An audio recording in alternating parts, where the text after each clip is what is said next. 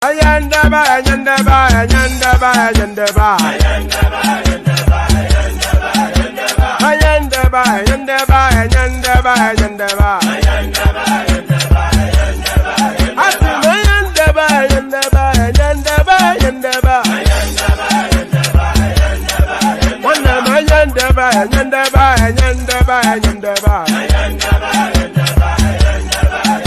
Susu, baby, subramia. Baby, subramia. Suku, sunu, baby, subramia. Suku, sunu, baby, subramia. Suku, sunu, baby, subramia. Ejemo, ejemo, anamana. Ejemeje, ejemo, anamana. Wana mejemo, ejemo, anamu. Para tuba jodiri chukuma, tuku tuba jodiri ndemawu, egu mawego. Para tuba jodiri chukuma, tuku tuba jodiri ndemawu, egu mawego. Obodo jisike nubo serona. Oyibo. It is everyone. Befere. Ayandaba, ayandaba, ayandaba, ayandaba. Ayandaba, ayandaba, ayandaba, ayandaba. Asima ayandaba, ayandaba, ayandaba, ayandaba. Wanama ayandaba, ayandaba, ayandaba, ayandaba. Susu, baby, subramia. Suku, sunu, baby, subramia. Suku, sunu, baby, subramia. Suku, sunu, baby, subramia. Ladies and gentlemen, sometimes you just have to act like you are drunk, like you are crazy. Confuse your enemies. Confuse them. Oboda say yeah, we mo. Yeah, we mo. Oboda say yeah, we mo. No basa he ga ponto mo. Iye de gugana. Okwitara kara mi nguru ma mi ga kwuru mu gwo ya baby mo. Abe Maria. Boy feeling. Ayandaba, ayandaba, ayandaba, ayandaba. Ayandaba, ayandaba, ayandaba, ayandaba. Asima ayandaba, ayandaba, ayandaba, ayandaba. Wanama ayandaba, ayandaba, ayandaba, ayandaba. Susu, baby, subramia. Suku, sunu, baby, subramia. Suku, sunu, baby, subramia. Suku, sunu, baby, subramia. Since I was born, but now I am getting youth.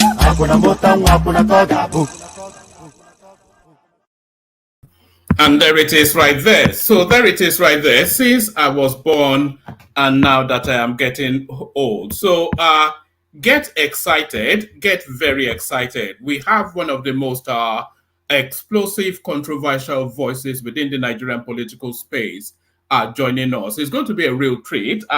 It doesn't need any introduction to anybody, of course. If you have spent more than 2 minutes within the Nigerian space, then you've heard the voice of Ijele speaks.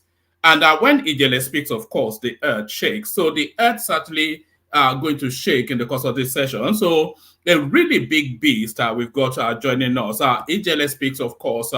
It pulls no punches. It gives no quarters. It delivers it just exactly as it should be. So there's no preambles. There's no silliness. We're going to launch straight into it. But before, in case you have been living under a rock and you don't know who our guest is, well, here he is right there. Let me just give you a little flavor of who Ijele Speak is. I see the room is already populating. It can stay there because this is going to be explosive. Anybody that wants to join now, because we don't know how long we have him for. It's 11 p.m. where he is. So he's making a special effort to join us. But before he joins us, let me just give you a little flavor of what is about to come. Yeah, my people, we are live. I don't know what stopped it. But the mission must go on. We are at the National Assembly to remind these ones inside here that say they are representing themselves. That the Northern Elders Forum say made them demand for their Biafra. Say now we never hear anything. And people go there social media, they make noise. As if now for social media then they find a new country. Meanwhile, we dey here to remind them, especially in Baribe, where they wear dot nation. Where they show them where they cry. Where they wear dot nation. See, I mean, wear dot nation. 17 years in the Senate. Pure political failure. 17 years in the Senate, we don't see anything for Yando. Now, Biafra, don't want to use the confuse us. Like, oh yeah, see their Pekin, Nnamdi Kanu, see them. See private. All right, so that's a little flavor of what is about to come. I don't want to keep him waiting for too much longer. He's waiting in the back studio. Wait in the back studio no more. Meet your guest, Ijele speak. My brother, how far? How you there? Good evening. I'm fine, my brother. Great. I'm happy to be here with you this wonderful evening. Brilliant. A real delight. You know, I've been following you for a long time. So this has nothing to do with politics. I've been following you for a long time. I follow your streaming on Facebook all the time. And I'll post the link, by the way, so people can go follow you. And anytime you stream, you always have that Fela Kuti thing at your back. Is it a painting or a print? I've always wanted to know. It's a painting. It's a nice painting. It's an oil on canvas. Yes. You have to tell me how to get one. So I've always really, it always catches my eye anytime I see you stream. So good to have you here, my brother. So, and apologies, you know, Ijele has been wanting to come and we've invited him, but the time chasm between Nigeria and where I am. So he's made a special effort today. So just for the benefit of the one or two people who may not know who you are, can you just give us about 2-3 minutes, just a backdrop of your politics and your take on the Nigerian space? Ijele speaks. Okay, thank you, my brother. My name is Chukwuka Chizoromofebu. I am a native of Umudu, Amanduba. I'm an investigative journalist. I'm an investigative blogger. I'm a policy expert. I'm a security analyst and I'm a public affairs analyst also. I don't like calling myself an activist because that word has been bastardized in Nigeria. I found out it's one giant political industry filled with all manner of scrupulous elements whose meal ticket is just to foment trouble, create chaos, you know, make a mountain out of a round hill, and use the emotion, generate the emotion with it to rinse the people at the end of the day. Then we'll continue the same cycle. Many of you may have come across my video, and when it comes to politics, I'm someone who is ideological in everything I do. So I don't know what you mean by my political leanings. Hopefully, sorry, bro, I took something and it's something. Hopefully, we are going to run through it, and as time goes on, we may understand each other better. Thank you, my brother. All right, brilliant. So that's Ijele speaks, of course. I doubt if anybody watching does not know you. You loom all over the space like a colossus. So that's Ijele speaks. You know, they say 24 hours is a long time in politics. When you were originally meant to come on, I was going to start you off with Yemsen Wike versus Fubara, just to build up the conversation. But in between the time that you were meant to come on and you arriving now, of course, a bigger story, the Supreme Court verdict around Nnamdi Kanu. So do you want us to start from there, or do you want to start from a gentler space? Let's kick it off from there. So let's kick it off from there. So on this platform, we discuss Nnamdi Kanu, of course, a lot. Who doesn't discuss him within the Nigerian political space? But on this platform, we had the anticipation that Nnamdi Kanu will be released sometime this year, just to ease the tension in the southeast, and then to remove the noise from the central politics, to a more regionalized politics. We thought the federal government would politic Nnamdi Kanu into the southeast to localize the noise there. But alas, it did not play out like that. What did you make of the Supreme Court verdict and then the little window for bail that they opened for him? I reject the premise that he should be released for peace or whatever, because there is nothing that his ESN boys are doing now that they weren't doing when he was outside. And I'm a strong believer in justice, especially when it has to do with human life. Now, why would a country, a sovereign country, apply a political solution to a criminal problem? Many people think they are being good people, nice people, people that want peace, without knowing that their actions may be counterproductive. If you release that guy, saying that it's because of peace in the southeast, what stops someone from the north, maybe the way they arrest all these Boko Haram commanders, what stops their people from demanding their release on political grounds? We found out that we've been deceiving ourselves, especially those of us that think he will be freed this year. That is practically impossible. And I want them to snap out of it and exist within the bounds of reality. You cannot commit the type of atrocities Nnamdi Kanu committed. I'm not talking about the initial one they were doing, just the ones he committed after he was granted bail in the first instance. They are overwhelming. And anybody who wants to be honest with you will tell you that there is no way someone will commit such a heinous crime or multiple heinous crimes against a government, and the responsible government will free him. That is the figment of other people's imagination. And when you say localize it to a region, the Southeast doesn't have a political purpose. In the South, in Nigeria, it states on their own, and it's evident in the way the states are run. There is no cohesion amongst the states, so there is no guarantee. For instance, Simon Ekpa has started. Does Simon Ekpa strike you as someone who will hand this power he has now amongst Umubingo to Nnamdi Kanu? He can't. Ijele, hold that space. I want to open that space. That's a space by its own. Because there's a lot going on. But let me hold you steady still to where we are in the conversation.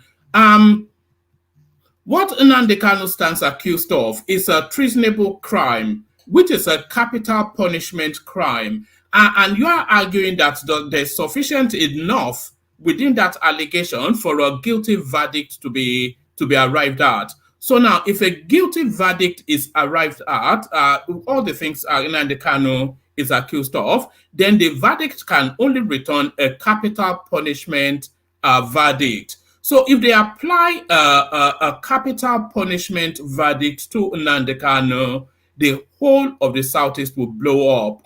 So it's balancing, isn't it? Do you want law and order to follow through and everything be damned? Or do you want to exercise presidential fiat and say, I grant this guy a pardon, which will give you political cachet within the Southeast, and it will also douse what the alternative may have been?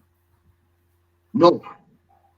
Like I said, if you do the crime, you do the time. There is no reasonable person who doesn't know what this guy did. He wasn't hiding any of them. And if anybody is telling you that the Southeast would erupt, if Nnamdi Kanu is either hanged or given the rope option, anybody telling you that the Southeast will erupt is a liar. And if anything happens, why do we have the military and the police? So because a group of people will make some chaos that, within a space of less than how many square miles.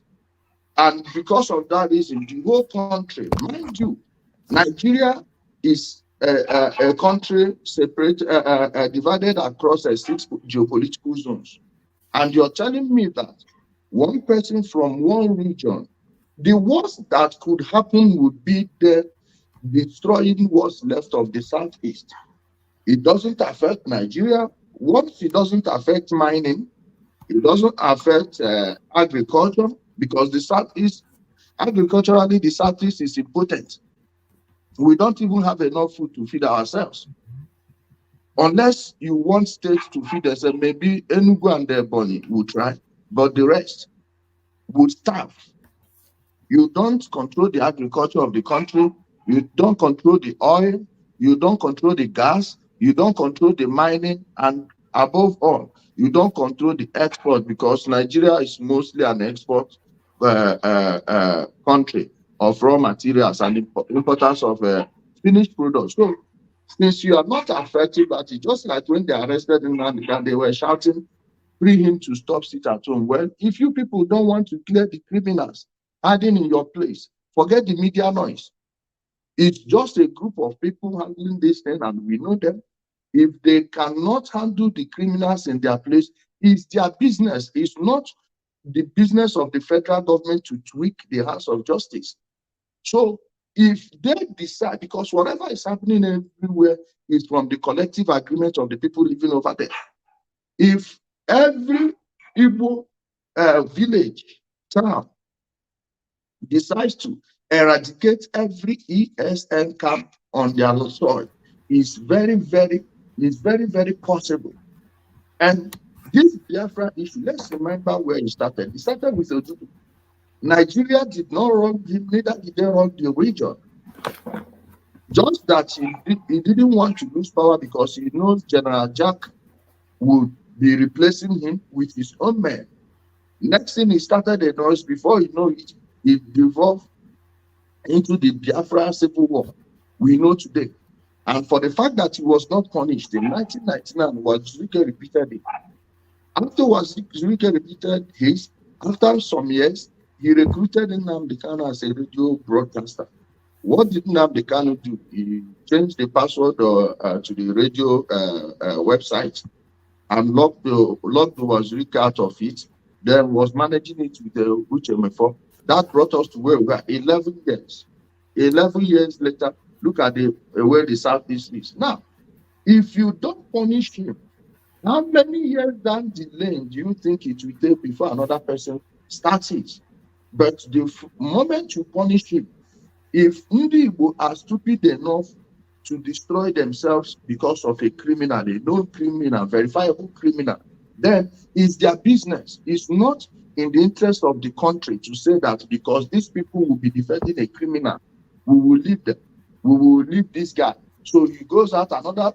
How many Ndi Igbo do you think have perished ever since the word Biafra was mentioned in our place? How many families have been totally wiped out ever since this name Biafra came into the consciousness of Ndi? We are ready to lose half of the current Igbo population to make sure the next generation does not suffer what the generations from the post-1967 generation till date has suffered. The moment you make people understand that you are solid, that you are resolute in your decisions, and if the court returns the guilty verdict, of course, of which that's the only possible aspect, they probably let him rot in jail for 35, 40 years if he's lucky to live that long, or they keep him when he's just too tired to do anything. 25 years, I don't know how many years I have, not to let alone knowing how many years someone else has. So if the highest thing they will gain is for any president to not sign the death warrant and probably commit it into life imprisonment, that's the best they can get out of it. And anyone who doesn't like it is free to go do what they feel like, of which is just going to ruin whatever is left of the region. So please, let's leave all these needless speeches aside. But there seems to be an appetite, especially from the younger generation as Southeasterner. There seems to be an appetite for the narrative that Nnamdi Kanu is presenting, and it's now being picked up. It's there because you are online like we all are. It's all over the place. They consume it fanatically. They throw money at it endlessly, and it seems to be growing in number just on a daily basis. There's a strong appetite for it, and the appetite seems to have there's a violent undercurrent to that appetite as well. So it's a space that has to be managed delicately. Nnamdi Kanu cannot be treated like any other criminal because as Why? well as his because Why there's do you a think so? Why do you think so? there's a political dimension to and it has a mass following as well. There's a political No, let me explain dimension. it to you. Let me explain it to you. To the southeast, to some parts, it's a Mandela figure. To some parts, to It's some not. younger, My gullible. brother, your questions are becoming longer than my answer. Let me address the ones you said first. All right, carry on. Sorry. Majority of the people following him are not the youth. They are what I call the stupid generation. Those born between 1970 and the year 2000. The youth are more malleable to common sense. If Nnamdi disappears today, the people that set him up, the people that are backing him, let's address who Nnamdi Kanu is, by the way.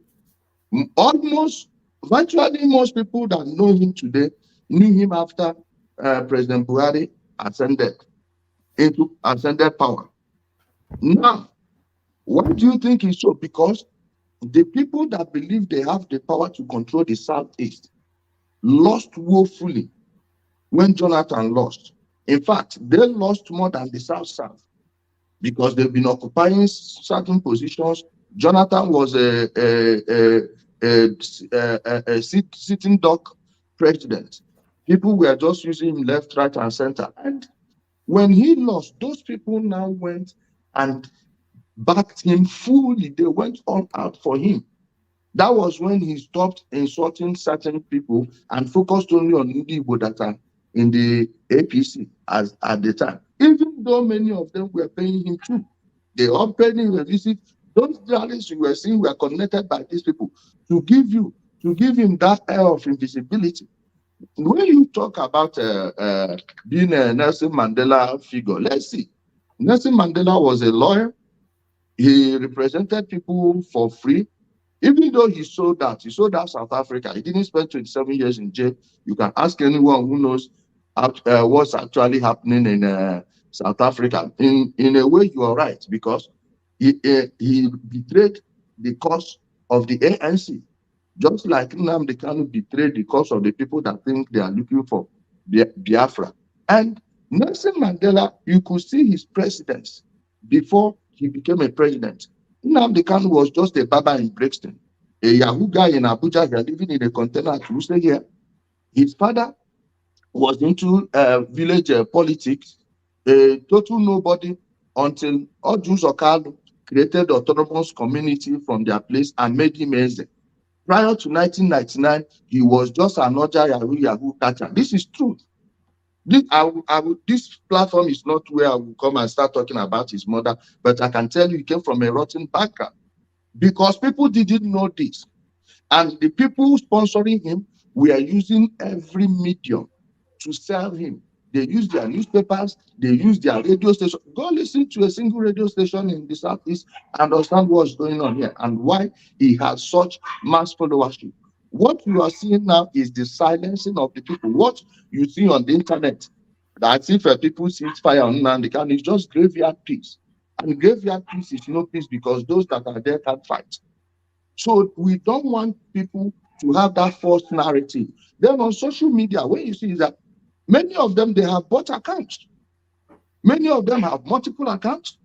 Many of them are into Yahoo, especially most of them in the Asian continent.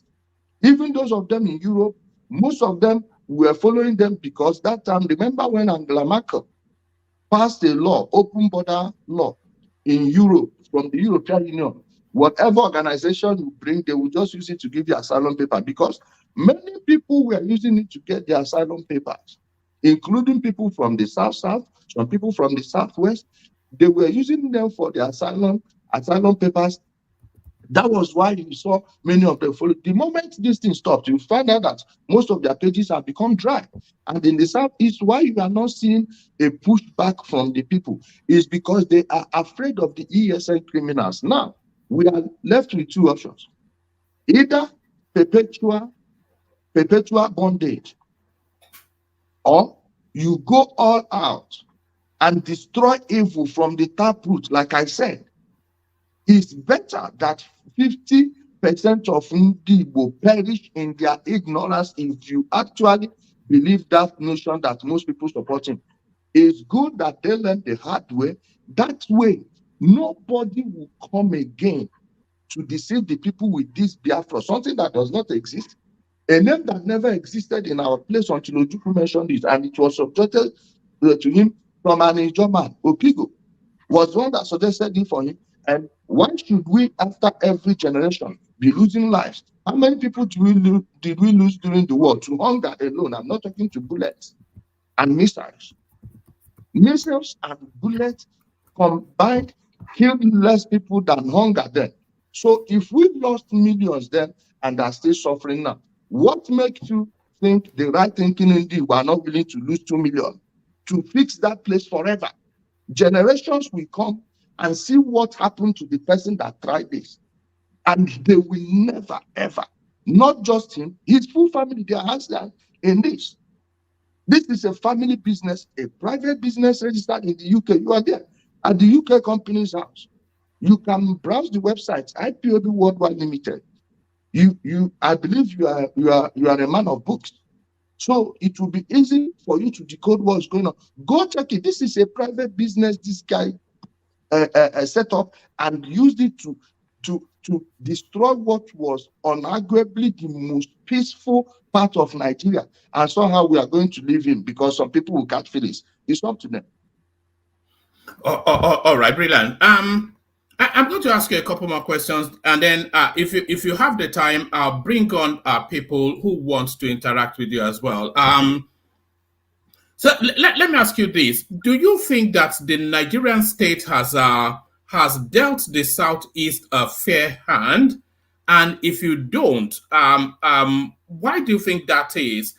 Because a lot of people, especially after the Biafran War, a lot of people felt, and still do feel, a lot of people feel that the Nigerian state treats the Southeast as second-tier sort of citizens, and that is the underbelly of the sort of unrest that we're seeing in that space. So do you somewhat have some sympathy with that narrative?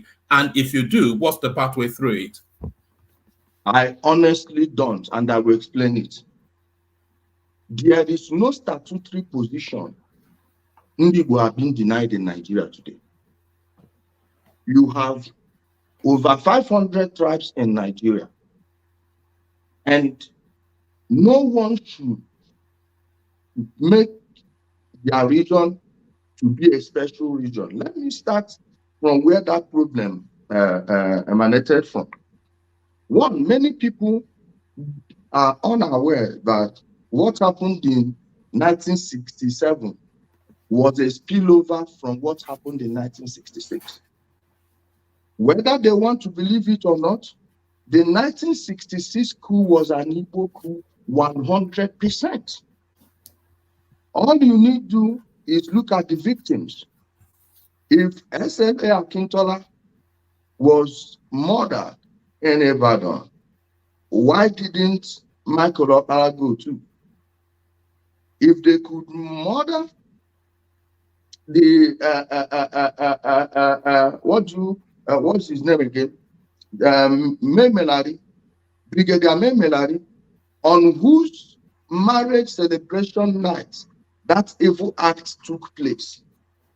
Murdered so many top officers, decapitated the military and the civilian leadership of the North, which up to them was our biggest political ally.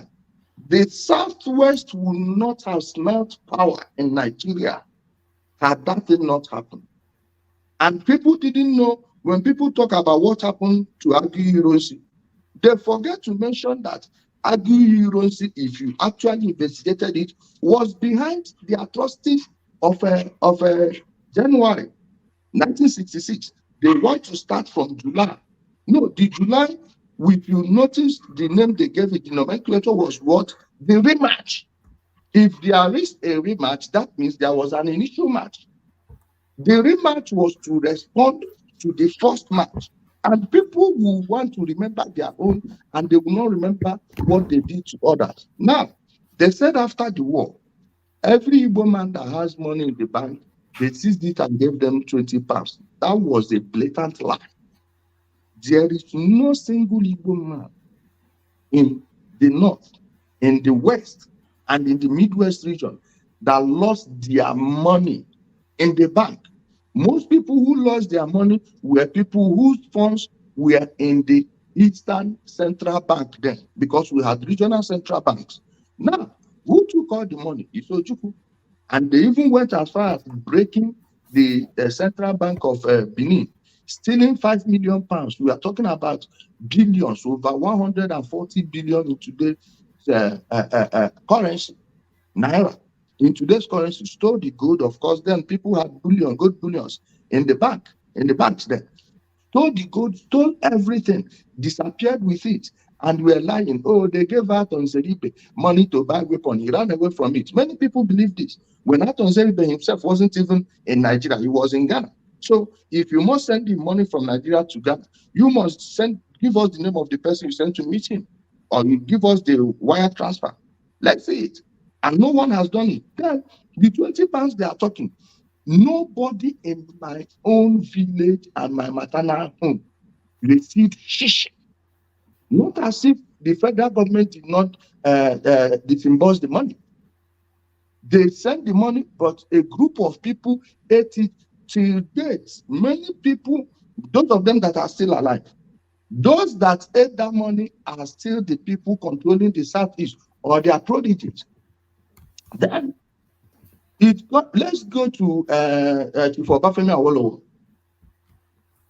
Chief Obafemi Awolowo, after the war, as the finance minister, without due approval from the Federal Executive Council, released 980,000 pounds. If you check it, it's about 25 billion today. 980,000 pounds. In whose bank was it paid to? It was in a bank owned by Nnamdi Kanu. It was through his bank that the money was supposed to reach the people. And what was it for? To revive industries. Because as at that moment, the Southeast was the hub of small and medium scale industries. We were fabricating things, sending them to Lagos to sell. It was Ndiwo that removed the Lebanese from Lagos, Idumota. From Idumota, because with the import we manufacture here, it's cheaper to manufacture at home that time, because we didn't have this epileptic power supply like we do in many places in Nigeria today. That was how people were supposed to rebuild their lives after Ojukwu's disastrous adventure.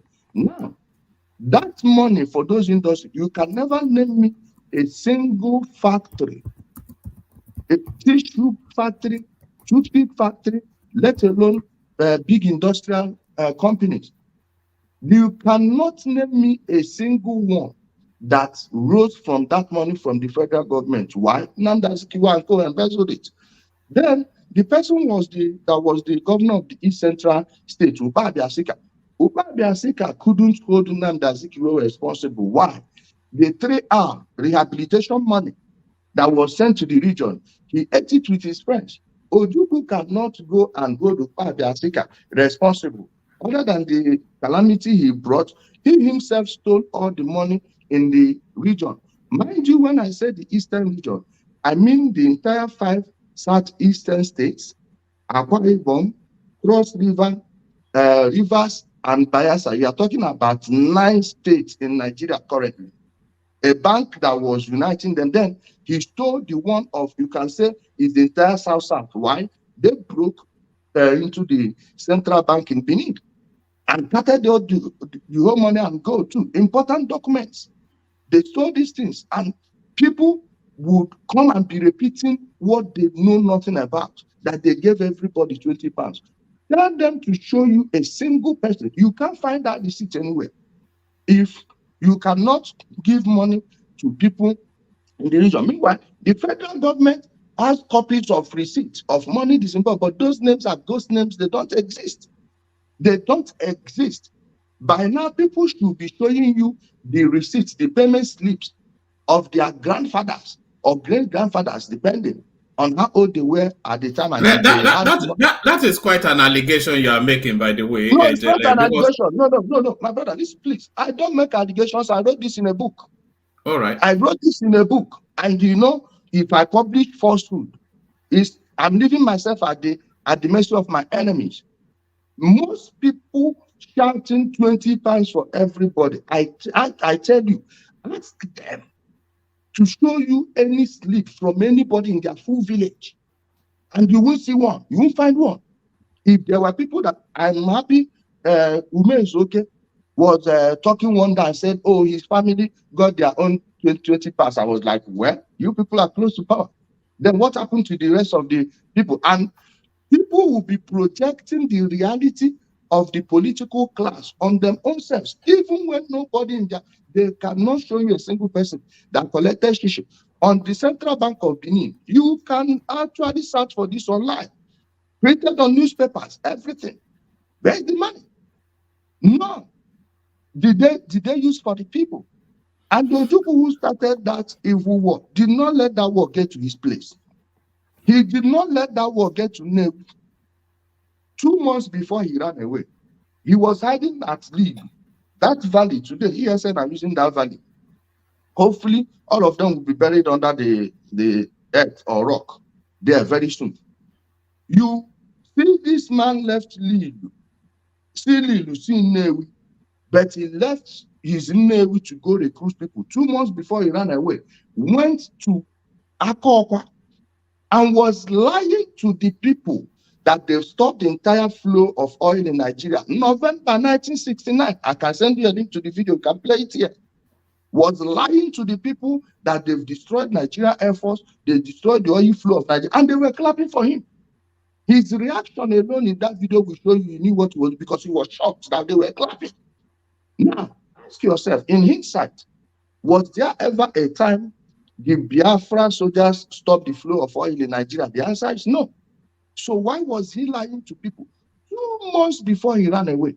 And most people don't want to look at this history from this angle. They are wallowing in their ignorance. That's why I said, you let them be destroyed by their ignorance. If they don't want to learn, it's their business. You can't say because many people are brainwashed, are ignorant, then you will tweak the hand of justice to keep extending this nonsense. No, if they don't want to learn, it's up to them. Most people from Osuitokwa, Osumogu, Lilu, Uli, Asia, you can never put it to a vote whether they want this ESN in their place or not, and they'll tell you they want them.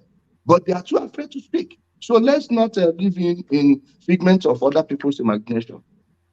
So is it your contention then that the Southeast has no, because the underpin of what is going on is a language of marginalization. So is it your argument that the Southeast has no reason to feel marginalized? There is marginalization in the South, is just like everywhere in Nigeria. But the people marginalizing the Southeasterners are the Southeasterners. Let me give you an example. They will tell you since 1999 there is no federal presence, this and that. But you go to the Southeast, apart from Ebonyi State, every mega project you see here belongs to the federal government. From 1999 to 2007, President Olusegun Obasanjo put so many Igbo people in key important issues. What did they do with it? Nothing. Under President Muhammadu Buhari, we experienced the biggest economic, the biggest infrastructural progress in the Southeast. One, the region of the River Niger. They've been promising us since how many years? Till now, we've not seen it.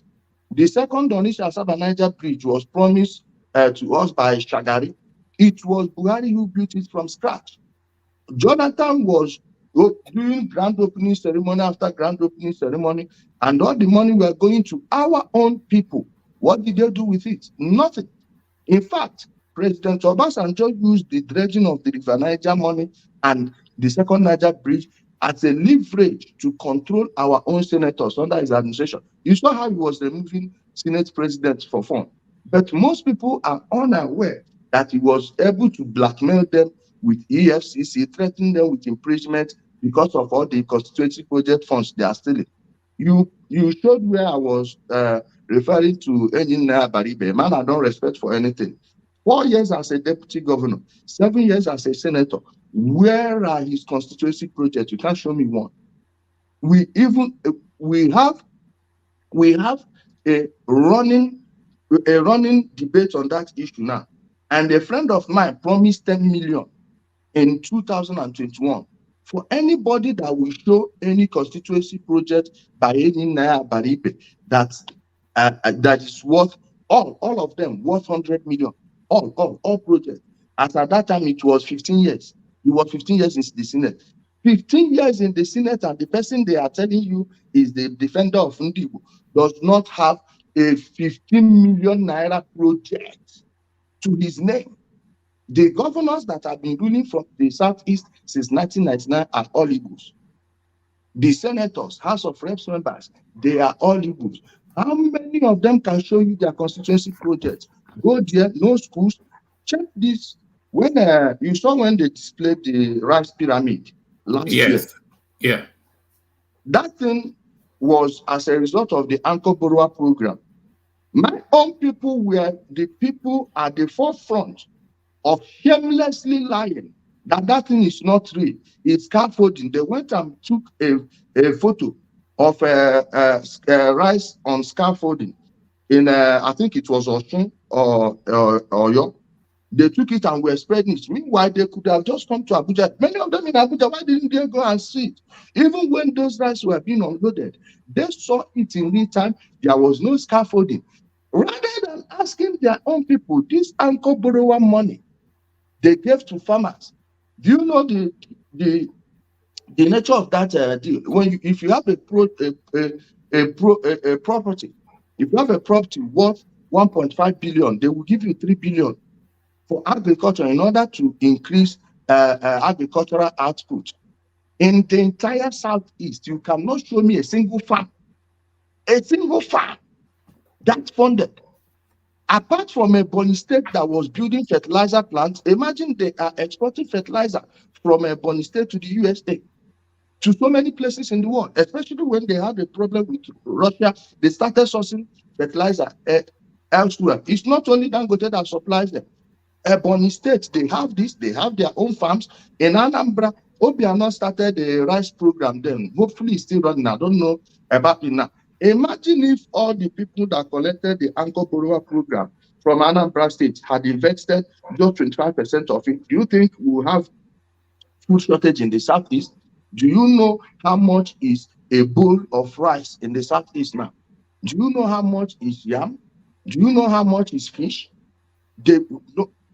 Let them show you a single waterway they've maintained in the Southeast from 1999 to date. It doesn't exist. Most communities don't have streams anymore.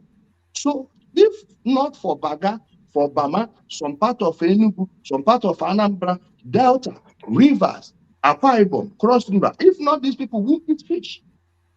To as far as Bama and Baga, imagine there was a disaster that you can't exceed your region. You can't move past your region. What do you think will be the lot of the people? And that anchor borrower program money, till date, no one is talking about it. Right now, President Tinubu has given every state 9 billion infrastructural emergency fund. Grant, not loan. You don't pay it back. You take. Do you think that thing will extend to the people? How about the increments? The federal government added 35,000 naira each on every civil servant. So many states added 20, 25, or Imo State, we added, I think, 10, 15 to it. What about the other people? Meanwhile, the president tripled their allocations. They said no, that they should double it and give them the other one for other programs. Okay, they doubled it. Till date, so many people are still paying the old salary in the Southeast. You will not go there and see good roads.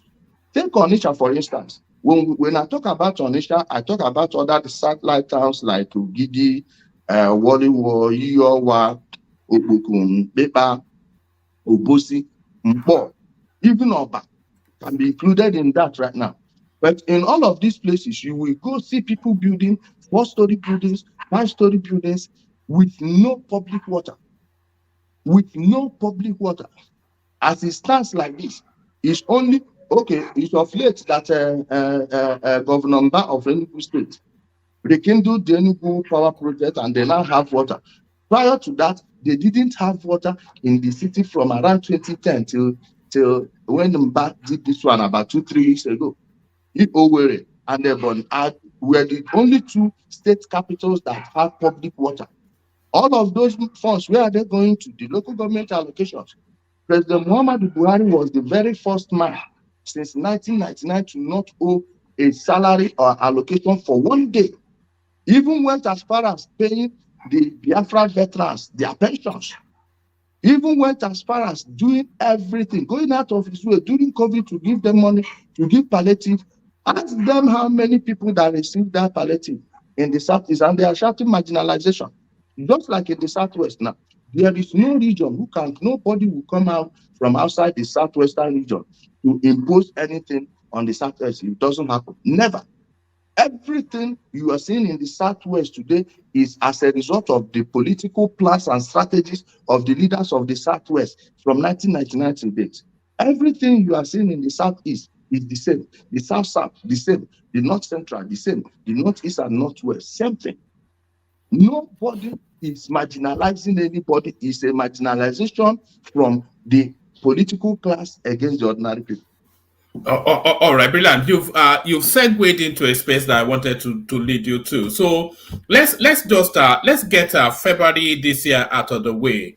So and of course, Tinubu won that presidency, but I will say the star performer of this electoral cycle was Peter Obi, because he came through in a manner that nobody anticipated. So I want to take you to the Peter Obi space.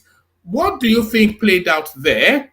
Were you surprised by how successful it was? And do you think February 2023 is a one-shot deal for Peter Obi, never to repeat for him again? And then what do you then make of his movement going forward? So Peter Obi, February 2023, as he is now and the future. The people from the Southeast were the vuvuzela of the PDP. So they thought the party will soon their presidents to be served as they agreed in Asaba. So when they didn't do that, with what they did to Wike, many people pulled out. Then he played one of the most dangerous form of politics, which is a religious politics in a country that was already divided by tribe. What you saw then was the anger of the people against the power they believe ought not to be. On the movement, you don't build something around a man. If you are going to build it around a man, okay, I will understand it if an ordinary talk wants to say that, oh, we are Atatürk. We are children of Atatürk, Mustafa Kemal Atatürk. Because you can actually see things Kemal Atatürk did. Is that your Turkish background coming in, Atatürk? Of course. Carry on. Then you see, you go to Hungary, you see them worshiping Zizka. Then you remember what Zizka did centuries ago for them. It's built around him. Someone like Xi Jinping, look at the Chinese economy, look at the political clout they've gathered through economic trade with people. If you hear Chinese talking about Chairman Mao, you know that President Xi is copying after Chairman Mao, built around people that actually have legacy. Then when they are shouting obedience, you ask them what is built around. Is it infrastructure? They will tell you that, oh, had Obi been president, he will have done this, he will have done that. Look at Anambra State. He governed Anambra State for 8 years, no local government election. He governed Anambra State for 8 years, no water. All their housing projects, they will just map out a piece of land, maybe just grade the road. Not all of them were cut. Then individuals would buy and build. Unlike what's obtainable in Kano, what's obtainable in Kaduna, a local government chairman just did his own. It's not Koshofe, but he Ketu and something. I forgot what they call the LCDA. LCDA build housing for the people. But the person that are building it around, you can't even compare him with Chimaroke Nnaman of Enugu State. This is just the truth. But because of these emotional feelings and emotional blackmail, that everything is centered around, most of the things you saw there was the anger of NSAS. It was anger that was born from NSAS. And you know, from 2020 to the end of to the starting of what's happening in Ukraine now, it was COVID. This one, they were forcing people, and that anger, shutting down business, leading people into deeper misery, depression, could make someone make a rash decision. And most of the people that were following them are no longer with them, especially people from Edo State and some parts of Delta. So whether he will pull that thing again, I doubt. I seriously doubt it, and to date, I still believe that he didn't get those 6 million votes because the Southeast was already empty during the election. So how come those votes popped up when people did not even go back to the East to vote? In Amuwodofe alone, they changed 27,000 voting units from Anambra alone to Amuwodofe. Yet somehow Anambra got more votes than Imo State, which is larger in mass and bigger in population. So how do you square that? So my brother, so many things went through there. Nobody got a full deal in that election. Okay? Because I can show you some results from the Southeast, how many people do you think Tinubu won that election? Absolutely. Why? With all the shortcomings, please. I am not going to say I'm giving it a clean bill of health. But that election, check how many seats that changed hands. Check how many people that didn't return. You find out that election, you can give it 75. You can give it 75. Apart from President Muhammadu Buhari's re-election, that was the cleanest. I didn't say the clean. I said the cleanest by our own standard we have. We saw what happened in 1999. We saw what happened in 2003. We saw what happened in 2007. 2011, it was pretty much, settle yourselves, let's move. It was the anger from the north that, with what they were doing to the people of the Southwest then, that brought Ashwaju and General Buhari together. So while I'm not giving it a clean bill of health, I don't believe it's the worst election we've had in Nigeria. Let's tell ourselves the truth.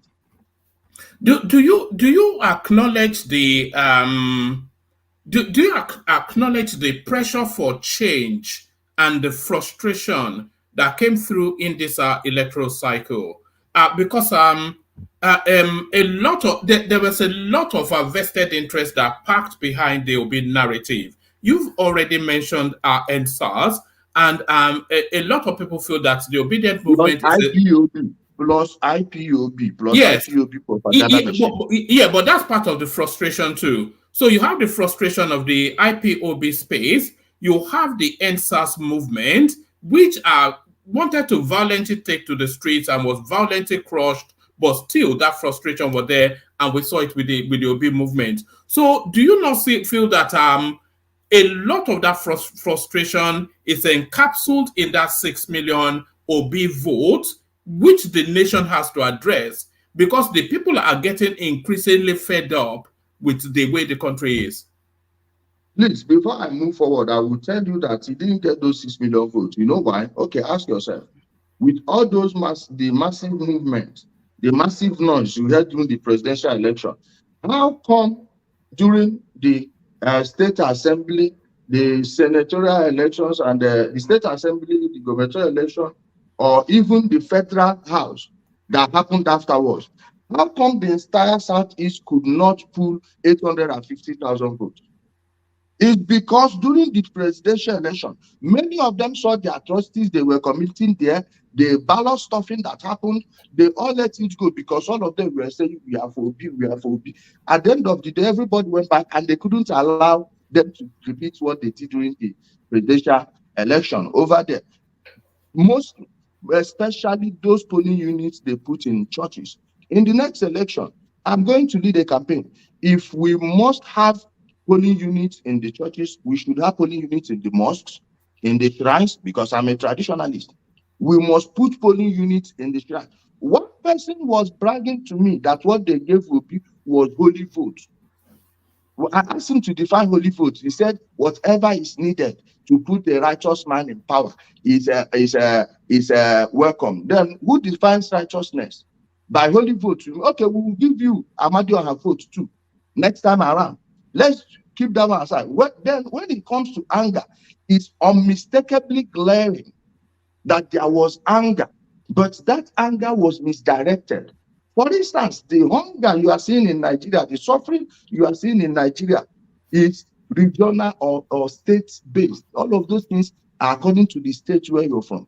It will be very easy to find a patriotic person from the Southeast, but it's not that difficult to find a patriotic person in the Southwest, and much more better in the Northeast and the Northwest. Why? Because why their own representatives are not innocent, entirely innocent, they are actually doing things for their own people.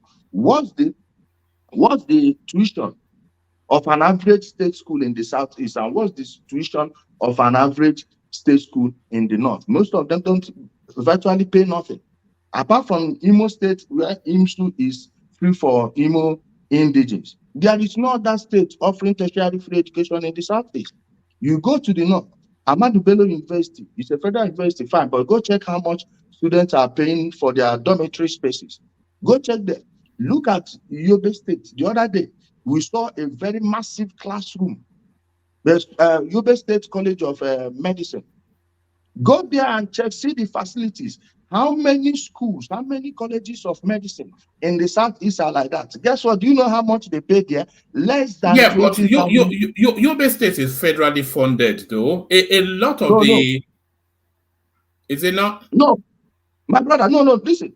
Yobe State is not federally funded. They are getting their allocations as every other state. Give me the name of that scheme that is giving them special money. The places other outside agencies were invested were in Borno, Sokoto State, Zamfara, Kebbi, not Yobe. Not Yobe. You look at all this, we keep making excuses for failed leaders in our place. Okezie Bazu ruled Abia State for 8 years, and many courses were accredited from Abia State University. Mind you, the Abia State University you are seeing was Imo State University. But when they were trying to create Abia State, Ike Nwachukwu being somebody from Abia, rather than take certain places, then leave entire Okigwe in Imo State, or take the full Okigwe, then they divided Okigwe in half, took the part where the school is to Abia State. They took, if they had taken the full Okigwe, they should have left Aba, because they had the market, Imo State market in Ariada. Imo State built Ariada market Aba. Imo State built Abia State University.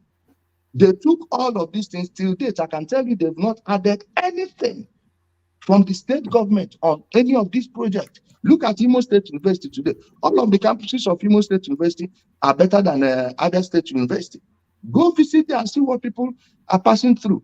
Yet their own son, Nnamdi Kanu, was there shouting marginalization. Not one day did he tell these people, you go after Okezie Bazu for what he's doing to Aba. You could not move like 100 meters in 2 minutes.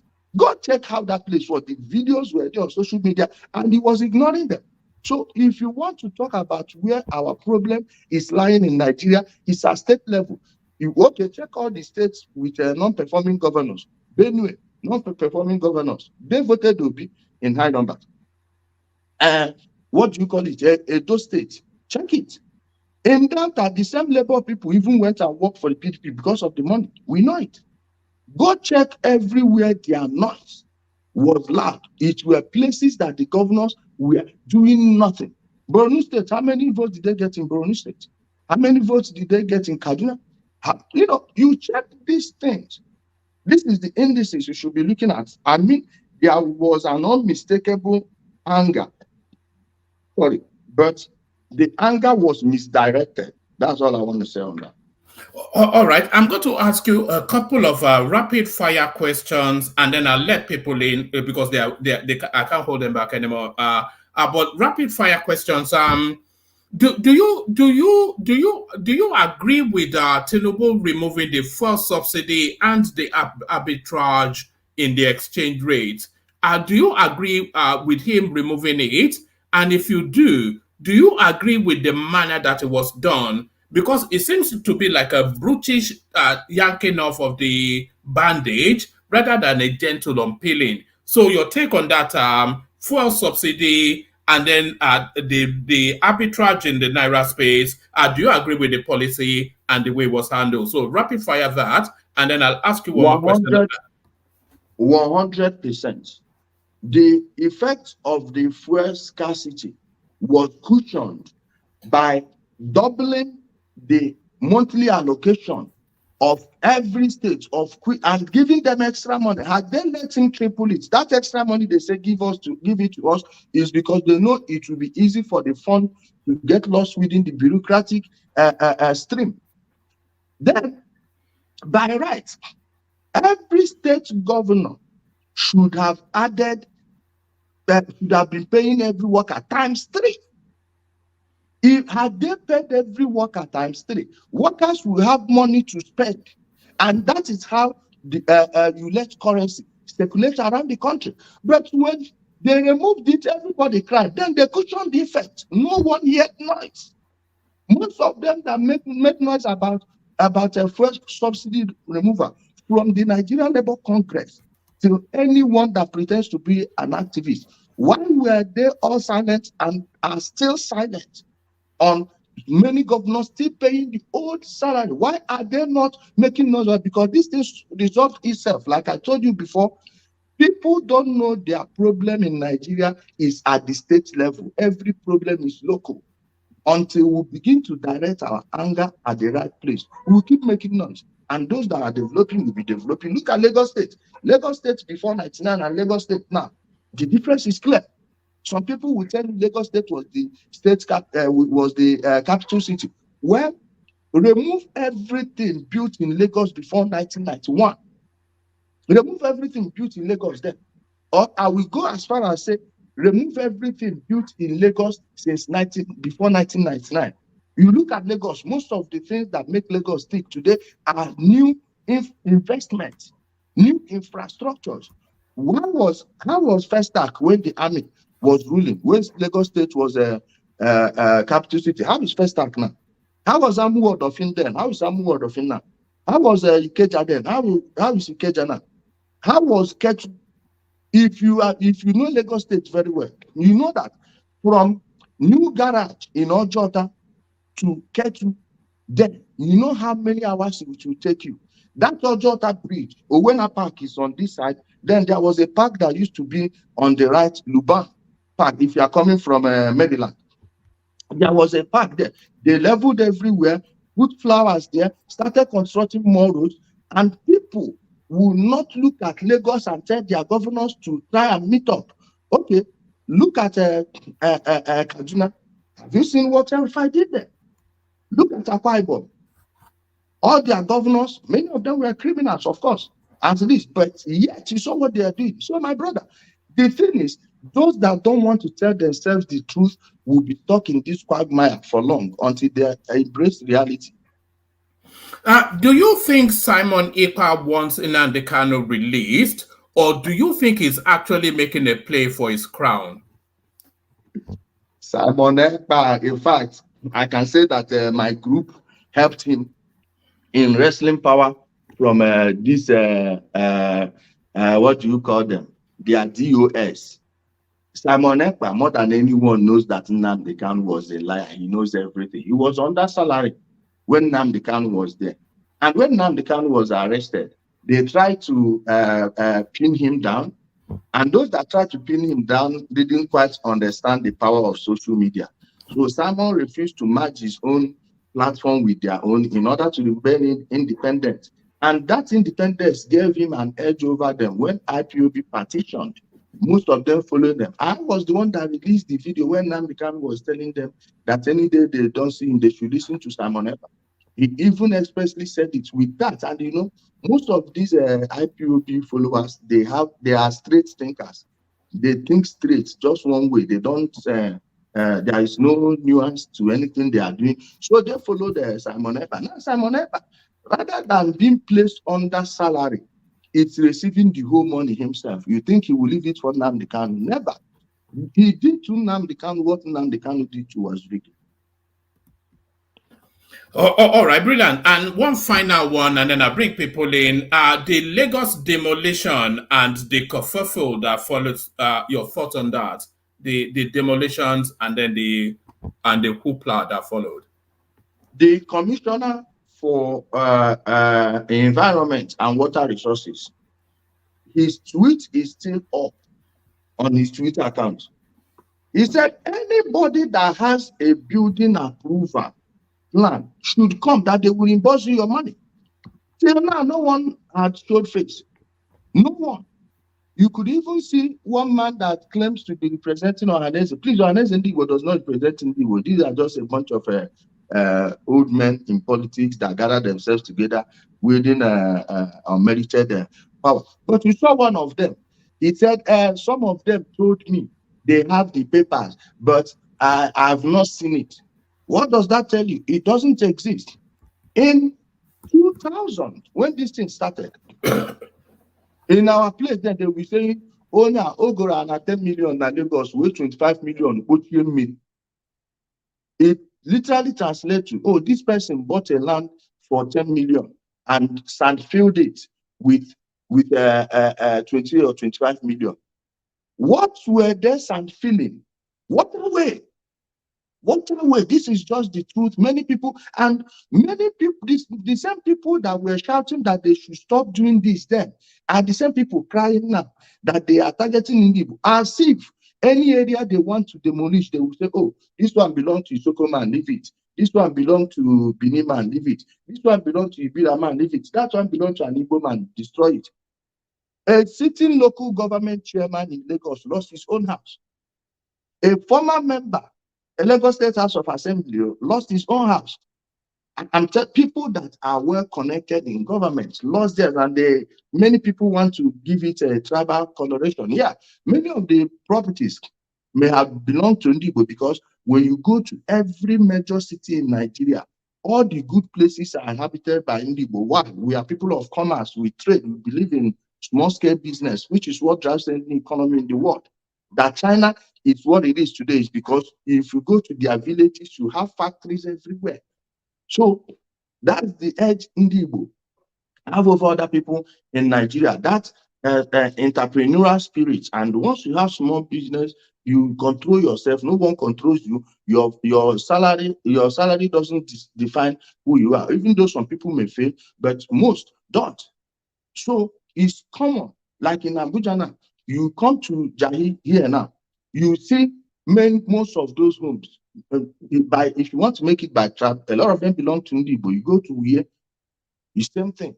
Maitama and Asokoro, many people, you have politicians from everywhere, so many of them, that one can be mixed. But we are talking about where people are using individual money made. Most of them are Ndigbo.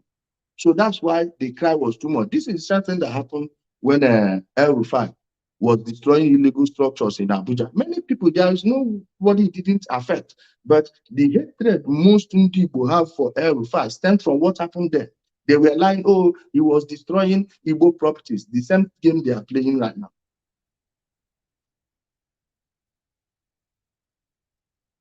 Sorry, I was muted. Yeah, I've got a question on El Rufai for you, but I'm going to hold it.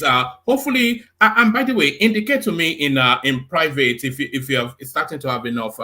But hopefully we'll have you for as long as we can. Can I ask that as many people have their cameras on as they comfortably can?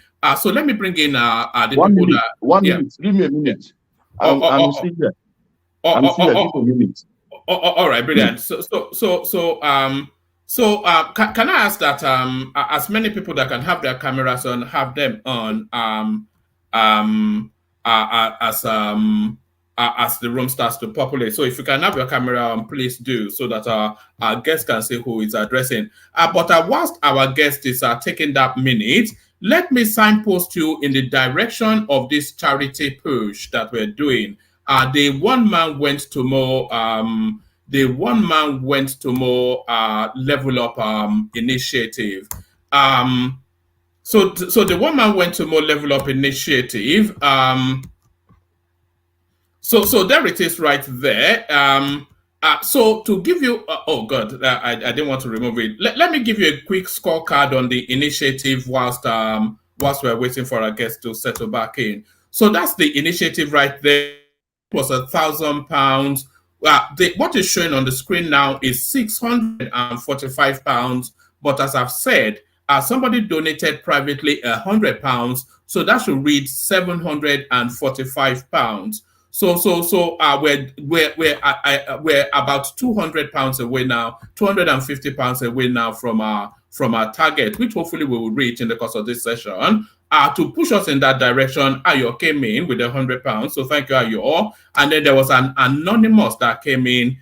So there's no name attached to that anonymous with £50. So thank you to that person. There's this anonymous as well, but this anonymous is Ijele Koko with £100. So thank you, Ijele Koko. And then this now from Thomas, £50 right there. So thank you, Thomas. Prince Daddy came in with £50. Thank you, Prince Daddy. And then £100 from Ayodele Ogunlowo. So thank you, Ayodele. This £150 anonymous, that's collateral right there. And then Adeyinka Adetunji kicked the initiative off with £50. I think that was £45. So thank you to that person. Ijele, we're somewhat in the cusp of we're trying to raise money to send to Nigeria to help people that are less that are going through difficult times. But it's not a charity giveaway though. It's we call it a level up initiative. So whoever is running some sort of small business, anything like that, so we've got people to identify them. So we canvass for the money and then we parachute that money into their business so that whatever improvements there is not just go and eat, but take this, put in your business to grow it. So I'll come back to you in a moment, but let me play an example of the sort of people we're looking to help. Okay,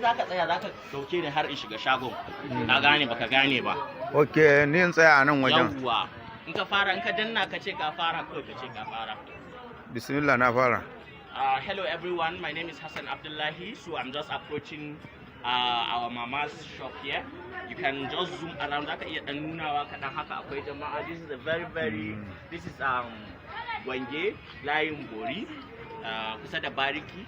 So we have an old woman that we are trying to help today. We have an old woman that we are trying to help today. Mama has been somebody, who has been resilient. She has gone through several things from displacement, to abject poverty, and then she still had the wherewithal to sell things like this, and she sells some food too. So Mama is somebody we are trying to meet. However, my Kanuri is not that good, so we'll be switching between me and my friend here who will help interpret what we are going to discuss with Mama. Please, Mama ina wuni? Ina gajiya? Ba ni kameran kai yanzu. Bari in dauki Mama. Mama ya kokari? Ya kasuwa? Ta isannu Mama da kokari. To na zo ne daga mutanen one man platform, kuma kowane ƙarshen shekara ana yin taimako ma mutanen da suke kokarin taimakon kansu. Na ga shagonki yadda babu abubuwa da yawa a ciki, kuma muna son ya zamto a samu dalilin da za a taimaka miki. Yanzu dai kuma na ji kokarin da kika yi da mutanen da ke karkashinki da duk abubuwan da dai ya shafe ki. To dai ina miki albishi na cewa insha Allahu za mu kai kukanki gurin su, kuma abinda Allah ya rabonki ne insha Allahu za mu dawo mu zo mu baki insha Allahu. To yanzu me zaki ce game da mutanen nan? taimakon da za a yi mun kaya na da gashi na yin da sai a yi mun a taimaka mu. Na'am. Sama rayuwa hannu ga karfi na kada. Na'am. Ba mu ji Na'am. Ki faɗa da Kanuri saboda su tabbatar a garin Maiduguri kike. Na'am. Kwani ba gunyayen gaji kasun yin ga zani rigana. Yo. A de bana shi da mai. Yo. A de. Yo. To insha Allah me tace ne a yi gullum? Tace tana da marayu a karkashinta kuma ga jarinta yayi kaɗan kuma ba ta da miji mijinta ma ya rasu ga marayu nan tana so a taimaka mata da jari a taimaka mata ta dan bunƙasa wayanda suke karkashinta ma su dinga cin abinci. Na'am, to mama za ki iya kiran sunan su ki ce kin gode da Kanuri, sunan su one man platform. Ka gaya mata. Sun zabo ne sai ro askirne.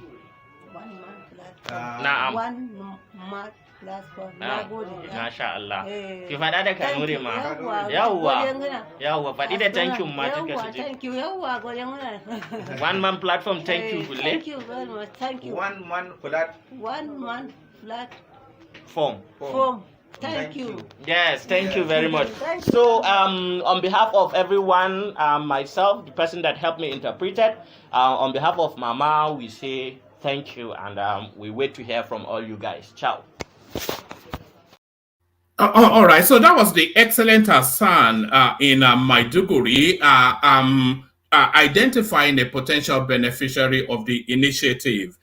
So the person that Hassan was introducing to us there is 69-year-old Mama Hadiza. She's a grandmother to 7 children who she's looking after now because her son and his wife were lost to the insurgency going on there. So that's what's going on with that. So I'll drop the link in the comment section. Anybody that wants to take us to that £1,000 quickly, we do that.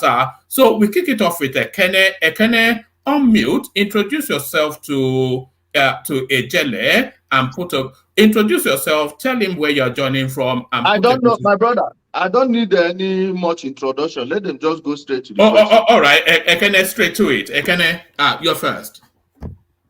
Oh, one man, thank you. Alpha. I did fine. Yeah, but I'm a connect from Ojo, Lagos, precisely from Anambra State. So, thank you, my brother, for coming on the one-man platform to share most of the problem we are having in the Southeast.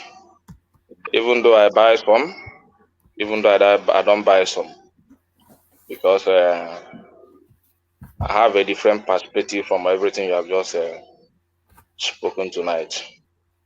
So, but on the side of the governors, I buy some of your narrative that most of them, the problem we have in the Southeast are the governors. They are not doing much to secure the region.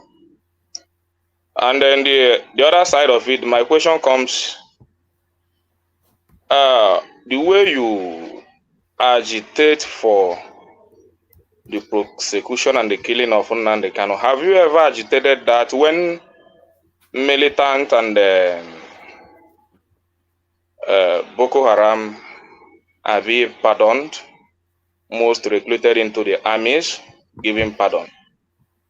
And if you have not done that, why are you agitating that Nnamdi Kanu should be killed instead of also giving the same pardon that other militant and the Can you give me names of just three terrorists that were recruited into Nigeria Army? Just give me 3. Well, let me finish. Even if I don't know any name of them, but I know that even during the time of even if I don't know any name, I know that during the time of Yaradua, that he intervened in the issue of militants, and that region came. He didn't go for war. He didn't go for prosecution. He gave them government intervention. Let me respond, please. The Niger Delta issue was built around marginalization. The 13% derivation that your state, Anambra, is enjoying, the credit should go to that struggle, one. Then I personally should take the next credit. Let me explain to you how.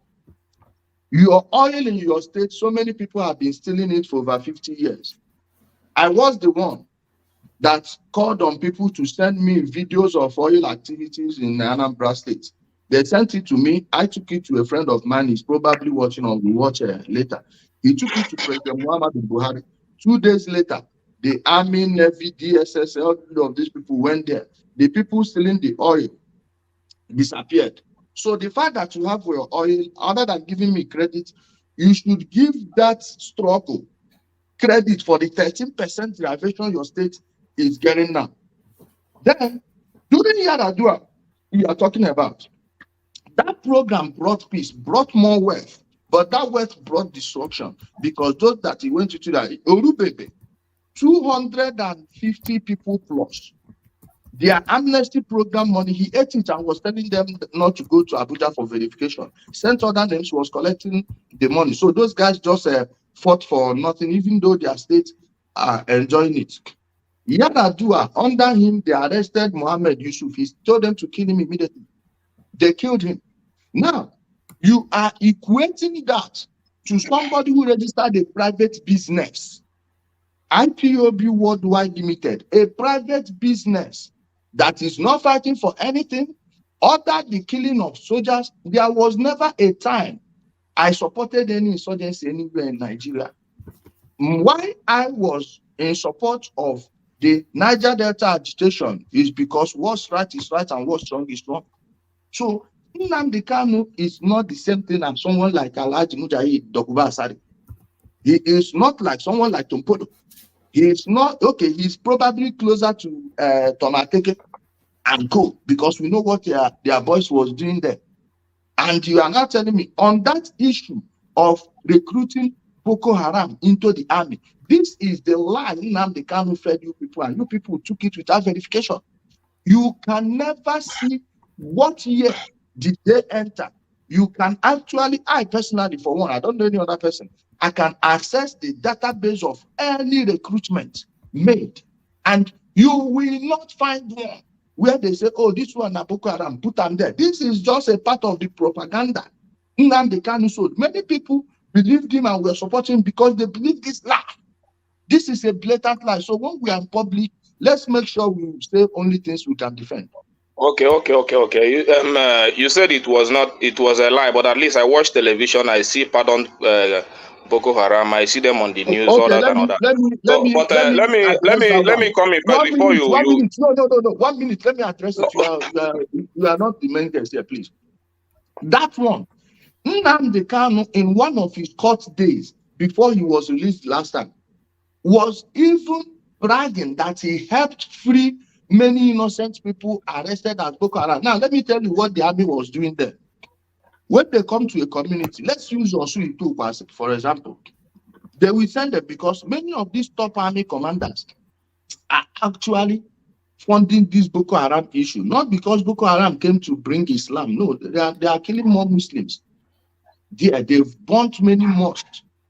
When the army will be sent there, one, Dasuki embezzled the money, not just Dasuki, all the people that came before Dasuki. But in order to say that they are working, they will go to a region. Well, by the time they get there, the Boko Haram would have left. They will now gather everybody they see there, people selling things there that those people are buying, all of these things. They brought them to Abuja. Most of them were released by the court. Now, they were telling you, top Boko Haram commanders, if there is any top Boko Haram commander, of course, the names will be known. You see why they will never show you a single person that was recruited from Boko Haram. Do you know what it means to get into the army? What do you think the army is? Okay. I have no problem. You have, but at least it's not what Nnamdi Kanu told me. It's what I used to see on the news. But another issue is you bringing Sale Dokubo saying he's nowhere close to Nnamdi Kanu. The same as Sale Dokubo that said that if it was still in the time of the slave trade, that he would still be selling the Igbos to the whites. What necessitated? Let me finish. No, let me finish. And you are exonerating that kind of person or you say that is far different from Nnamdi Kanu. and you are exonerating, you are promoting Simon Ekpa when you are demoting Nnamdi. No, you said in your welcome speech, you said something what your group helped Simon Ekpa to do so and so on and all that. So when you are doing when you are condemning, let me finish. I want to finish. Like meeting, please. Can I hold on for the guest?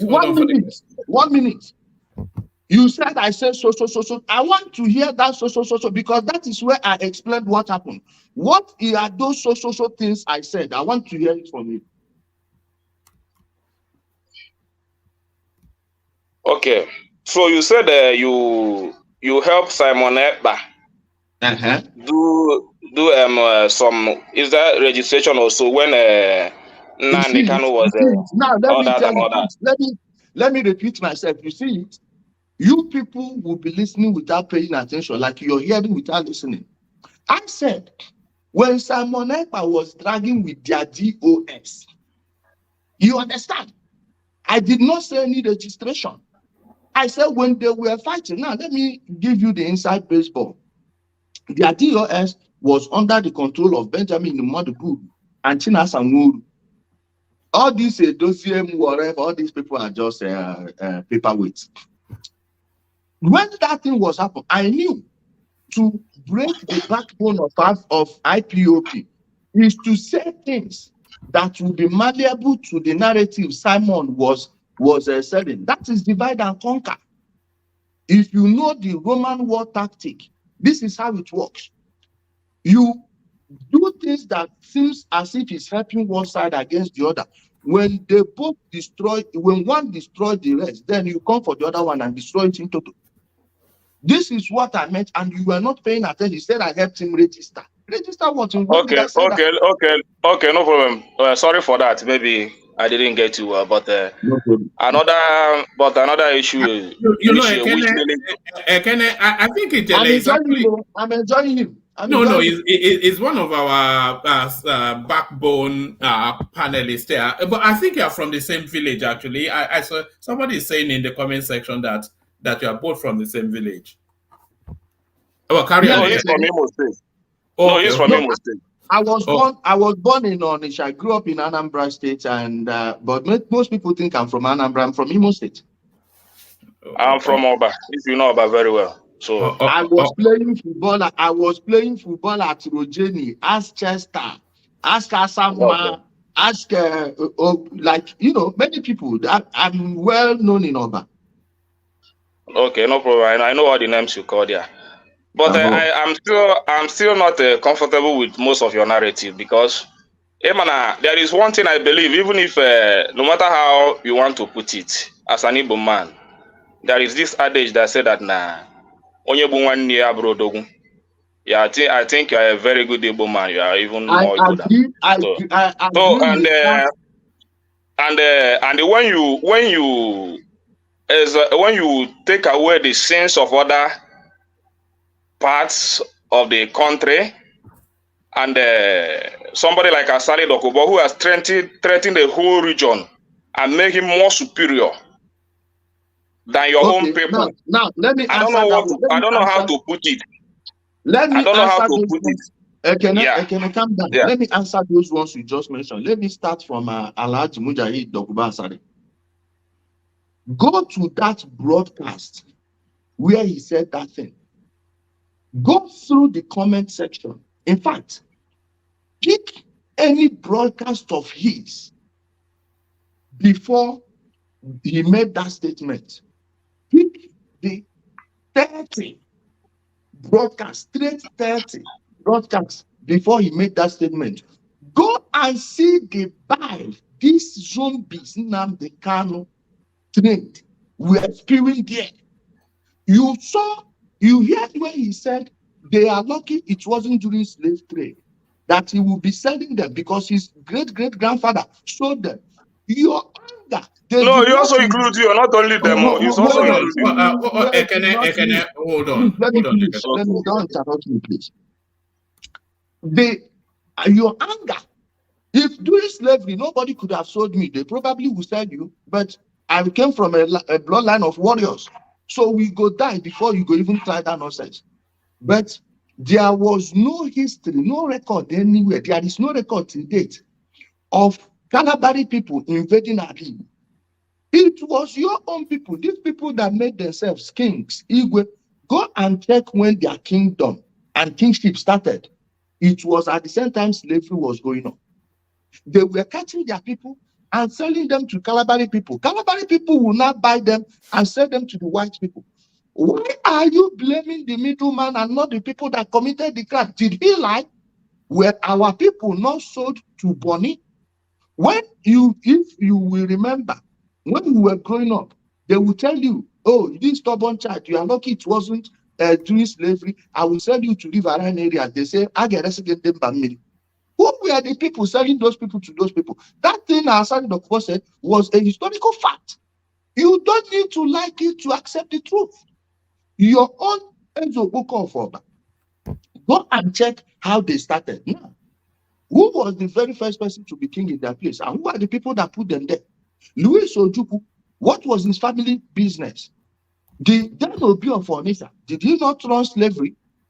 The immediate past foreign minister, Onyama, his father, his great-great-grandfather was the Onyama Neke, the biggest slave trader in the entire Enugu state of today. Was taking people from Benue State and all those. Why is it that you people fail to be angry at those people that were selling your ancestors to Asari Dokpo and not the people? The Asari Dokpo that was selling onwards to the Europeans and not the people that were selling it to them. They did not invade your place. The entire Arab people traded in slaves. Arab people, why did you think Arab people scattered everywhere in Aligo? Why? You go and study history. Approach everything with common sense and not feelings. I've forgotten the second one you said, and of which I would have loved. Okay, you said one day had to. Let's address that. A mean person went by his brother, no be warrior. Okay. Nnamdi Kanu died at Wara. Nnamdi Kanu sent Ikonso to bury Akpambo, Cosmos George, and the other George alive. Nnamdi Kanu sent Benjamin Umadipu, they kidnapped Madam Social, nearly killed her because they know that it will raise noise. The news went on to the internet, then they suspect that. Ikonso was almost burying Akpambo alive before a Panwan Tapa, who we call the village CCTV, saw them and raised an alarm. Your ESN, most of the victims are Igbo. So you don't see that one. You want to defend atrocity because your brother is committing it. Are you serious? Huh? How many people? No, can I hold your thoughts? Yeah. Please, hold on, please. How many people do you think it takes for an ESN hole to get filled? In Osu in Tukwa, every village there, they have at least 4 to 5 wells that have been closed. Human beings. Do you know the number of missing people in Alibo? This mass transit was ambushed by IPOB ESM people at Nsukka. How many people have they been killing? The girl the army took to the burial site where they were burying people, the shallow graves, the Lafanta killings. Go and check that Al Jazeera video. Every photo of killings shown there came from Okigwe, but they said it was not Panta. I have those videos. I have them here. I share them in my Telegram channel. I share them in my WhatsApp groups. I can show you now. All those people they were killing. So me being against the person that instituted that killing means I'm against my brother. Who need to be ready for a change. Can I hold your thought? Hold your thought for a moment. We'll loop it around, see if we can still get back to you. But up next, Zita. Zita, a brief introduction, and then put a position to Ijele. Kai, Ijele, welcome. Welcome. And welcome. Thank you for coming. I appreciate you. I really appreciate you. You don't need to tell me that you are from Imo State for me to know you are from Imo State. Well, my name is Zita. I live in Tromsø, Norway. I really appreciate you. I don't really know what to say because almost everything you said here, I have said it on this platform on several occasions. The headless mob, they don't like me anyway. They call me all manner of names, but that's not important. But what I want to say is, I would like you to draw a line, even though they will never understand. I want you to explain to our listeners, more especially the young ones that didn't know what went on in Nigeria, the difference between IPOB, secession, violent one, asking for and being marginalized. This is my land. You are doing something in it. Let me benefit from it. And the up north Boko Haram, who came up with something very ridiculous. And then in your explanation, I would want you to explain to them again that the head of Boko Haram was not pardoned. He's dead now. Explain to them that Asari Dokubo went to prison and he ran away from Nigeria. Explain to them again that Tompolo ran away from Nigeria. All right. That is what I want you to go further to explain to them, because I could find out that you are well informed. Most of the things you are saying here, I have said it before. You are well informed more than I do. So please help them explain. As they ask you questions, go into detail to explain to them. I know they will never believe you. Thank you. All right. So Ijele, as Zita said, yes.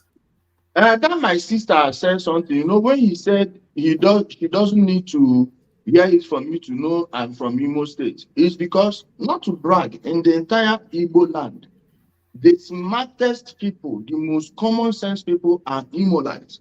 In fact, it was an Imo man that stood against Ojukwu after he killed Ifajuna. The name of the man was Njoku, Major Njoku, or was he a captain? Njoku. When Ifajuna told Ojukwu that we don't have the capacity to fight this war, that he should surrender, he is willing to surrender the flag himself. He's the person that personally shot our prime minister dead. He knew he was putting his life in the hands of his enemies, but he was willing to put Ojukwu in a plane, take him outside of Nigeria and surrender the flag himself. What did Ojukwu do? He killed him, killed his own family. Then Njoku rose up. They wanted to do that. The Imo soldiers here all drew their weapons, say laye, never. That was when they gave themselves the name Oriental Brothers. Dr. Sawore was not the first person that coined the name Oriental Brothers. Oriental Brothers came from the people from Imo State who joined the secessionist movement of Ojukwu. And later, when they saw that this guy is just a raving man, they opposed him. He wanted to kill. They drew their weapon and said, let's finish here. And everybody backed down. They themselves left the nonsense and moved. So we in Imo State, we know these things for long. Forget all these people from also that they deceived. Most of those people just because of politics. Of course, Nnamdi is not fighting for anything. My sister, I am not in the business of explaining anything to anybody again. My own is to air the truth. It's up to you to go and investigate, then check whether what you are holding is solid or not. Whether that truth you think you have is gold or plastic. My job is to, I have many children. and will likely have more. Will likely marry more because we don't get many people in the Southeast again. All these ones where they buy. Who go replace them? So my job is to make sure I conserve as many strength as possible. All these things they are seeing me on social media. 5 years from now, they may never see me on social media again because by then I would have moved on into full family mode, and they wouldn't be hearing. So, my sister, it's not in my place to convince stupid people. If they want to learn, if they come across the information, fine. If they don't, let them consume whatever they are consuming. At the end of the day, if it's evil, it will consume them. If it's righteousness, it will elevate them. So it's their business. I'm not here to convince anybody. If they don't want to hear, let them go ahead. Let me ask you this. As Zita, you still get a follow-on question, but let me ask you this. Have you ever considered a future in politics? Do you look to take a political position at some point in time? 2043. I will not get into politics until all of my children are grown, until they are all standing on their. You won't see me. If you dash me any political post today, I will reject it. If you dash me any political appointment today, I will reject it like immediately. I won't even give it a second thought. I can see you as the Imo State governor. You certainly do better than Opposodema. I may do the Senate. Then. All right, brilliant. Do you want to push back a little bit, Zita? Zita? One man. I'm not pushing back. Oh, you've made me very happy today. Oh, I just want to be hearing Ijele speak. All right. That's all I want to hear him speak. Yes. Let me send a link to his page as Akin takes the floor to put a position to him. So Akin, unmute, introduce yourself to Ijele, and then you can push him hard. It's not a shrinking violent. So you can push him hard, and I'm sure he will respond. Akin, you're up next. Yeah, hi, one man. Glad to be here. Ijele, Kedu Kodi, and my other brothers on the platform, sisters. I want to say good evening, or good morning, good afternoon, wherever you are. And I'm calling from United States. And one man. Let me just apologize. I cannot, show my face because I'm driving at the moment. So you will excuse me for now. Next time I'll be able to do that. But all well said, Ijele, I think I was listening to you patiently earlier on, and you made very good points with regards to the issues on ground. So I must commend you for your boldness all this time. And of course, not mincing word, by giving it the way it is, by saying it the way it is, wholeheartedly. And I really appreciate it. Of course, one man, thanks for this opportunity. And I look forward to, being part of this platform moving forward. And of course, to the other members, thank you so much again for always being a very wonderful participant on this platform. I've always been listening to you guys, and it's been wonderful so far.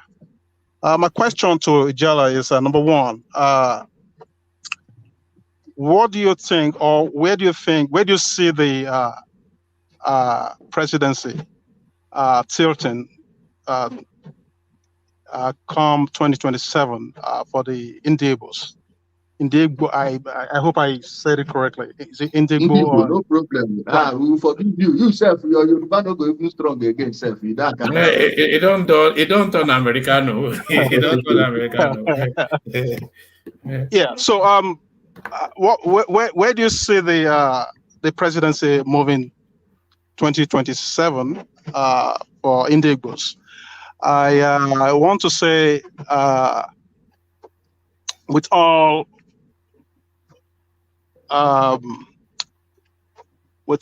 sense of responsibility that I was actually tinted towards Obi, right, in the mid election or electioneering period, but as time goes by during the election, was kind of. It's all right, Aki. You can say you're obedient. Nobody is going to bite your head. There's a lot of obedience, so nothing wrong with being an obedient. Now, don't apologize for it. Yeah, but I mean, sometimes it's okay to say it this way because I don't want to, I've been looked at as someone who is, tribal bigot, right? All right. Just for the benefit of others waiting as well, I think Ijele gets the broad strokes of your question. Right. 2027, is the Southeast going to come out to play? And the Southeast coming out to play essentially Peter Obi? And how do you think it will play out? If Peter Obi rolls out in 2027, is that broadly what you're asking, Aki? Exactly, one man. All right. So to you, Ijele. Even if President Umaru Musa Yar'Adua wakes up today, he will lose to Ashwaju in 2027. The political setting of Nigeria, in fact, if I was the PDP, in 2027, I will give an Igbo man the ticket. So the Igbos that have been voting PDP since 1999, unequivocally, they will have that sense of belonging in their party, to placate them. But I will go back a little bit. Just give me 2 minutes. In 2013, I remember it was one Wednesday afternoon. I was at Satellite Town bus stop. If you know Lagos very well, at least my brother Kene said he lives in Ojo. That gate to that Navy side, there was a newspaper vendor sitting there. Then there is this Yoruba woman that cooks nice food. Her is very sweet, and the stew she cooks it well. Well, if you read paper, you can go there. It's a book about she cooks a very good food. I remember telling people that this party they are forming, that was when the formative years of the APC. I told them to look, 7 PDP governors from their 7 major states are moving into this party.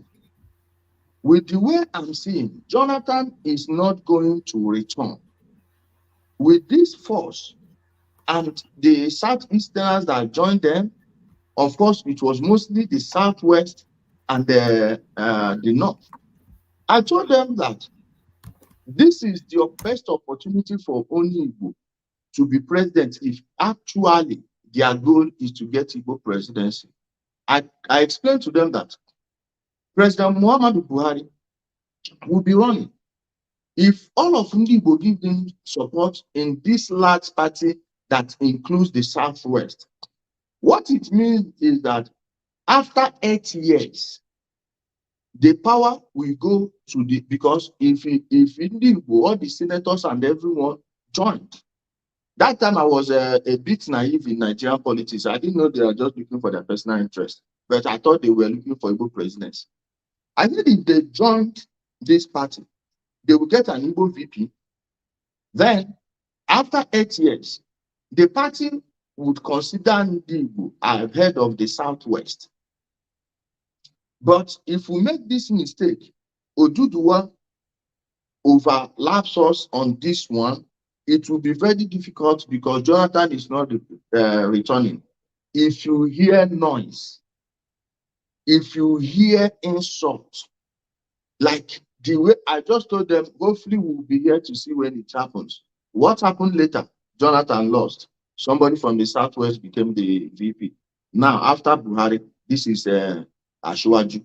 You are seeing. And does Ashwaju look like a man? Has he ever failed in politics before? So what makes you think he didn't fail in Lagos when Obasanjo, Bode George and co were trying to push him out, make Lagosians suffer? One of the reasons I didn't know about Ashwaju, for those of you who don't know, I'm not a product of formal education. I'm a product of research, self-research. I started fighting for myself for a long time. I was a conductor in Lagos. Till date, I still know all the bus stops from Ikorodu to Oyinbo. So I witnessed Ashwaju's government in real time. And being someone who came from a civil servant background, my father was in NEPA then. I was more aware of what was happening politically, because to me, my constituency is always the downtrodden. Although you don't hear me say it, but if you check everything I'm doing, it's geared towards helping the ordinary man. I was like, if this man doesn't give Lagos State their allocations, how are they going to pay these poor people? So they are willing to let these poor people suffer. But then the ingenious political juggernaut we know as President Asiwaju Bola Ahmed Tinubu showed them that he can actually generate money and build a state. Under Obasanjo, no states developed more than Lagos, even when they were not giving them the money. So this man has always fought from a minority position and always conquered. Somehow, you think in 2027, someone is not going to happen. Now the case should be 2031. Then in that 2031, APC will send their ticket back to the north. So it's going, and as it stands, there is no opposition party in Nigeria. There is no opposition. I want a solid opposition. At least it will make some of these appointees, because when you see that an administration is not moving fine, it's usually from the ministries, departments, and parastatals. So it will force the leadership of the party and the presidency to be proactive, more proactive on how they carry themselves, and they will put more surveillance on all of these people. But as it stands, since this APC is going back to the north. Now, imagine if where APC provides gives someone like Zulu the ticket. Who in Nigeria today would you compare Zulu with? It doesn't exist. The entire Southeast, the only person that comes close is Dave Umali, but he's in the same party. But the power will have to go back to the north. The South has gotten their own. So the political miscalculation of Ndigbo from 90, I wrote my book, I titled it Grievances, 60 days. I don't want to sell it. I will sell it when I think the time is right. But I have them stop everywhere in Europe, in this place. The political miscalculation of the Southeast has made it impossible for anybody from the Southeast in the next 15 years to be president. So if they want it again, they need to start educating our own people on, like, political education is needed. Imagine the energy, the wealth wasted on a fraudulent business like IPOB, a private business, IPOB Worldwide Limited. Imagine if they had used that energy, the resources, everything, what have you, to build their place, strategize, and position themselves in a way where they will be indispensable. With their miscalculation, the last 3 political electioneering seasons, on a bounce, 3 on a bounce, we are won without any input, virtually no input, little to no input from the Southeast. So the truth is this: by the logic they are using, Asiwaju is not going to lose in 2027. The person that will take again will be from the north, and if they run Zulu, I doubt any reasonable human being will waste his money campaigning. So let's just face the fact: it's a very long haul. Thank you. All right, brilliant, excellent. Let me ask you a question, and then after that we go on to the progressives. 2027, do you not think that a northerner, a strong northerner, and I don't mean Atiku Abubakar or people of that ilk, do you not think a strong northerner can push Tinubu hard in 2027? Like Zulum, for instance, just as an academic exercise. I know they're the same party, yeah. No. I know, but somebody like that, I know it's of the APC, just as an academic exercise. If you had like a Zulum in PDP, is there not a chance that it could defeat Tinubu? In the entire north, the non-functional states in the north are all PDP states. And Zulum can never get into PDP now. He's a principled man. This is a man of honor. This is a man that unblemished. No human being is perfect, but I am going to work for Zulum for free.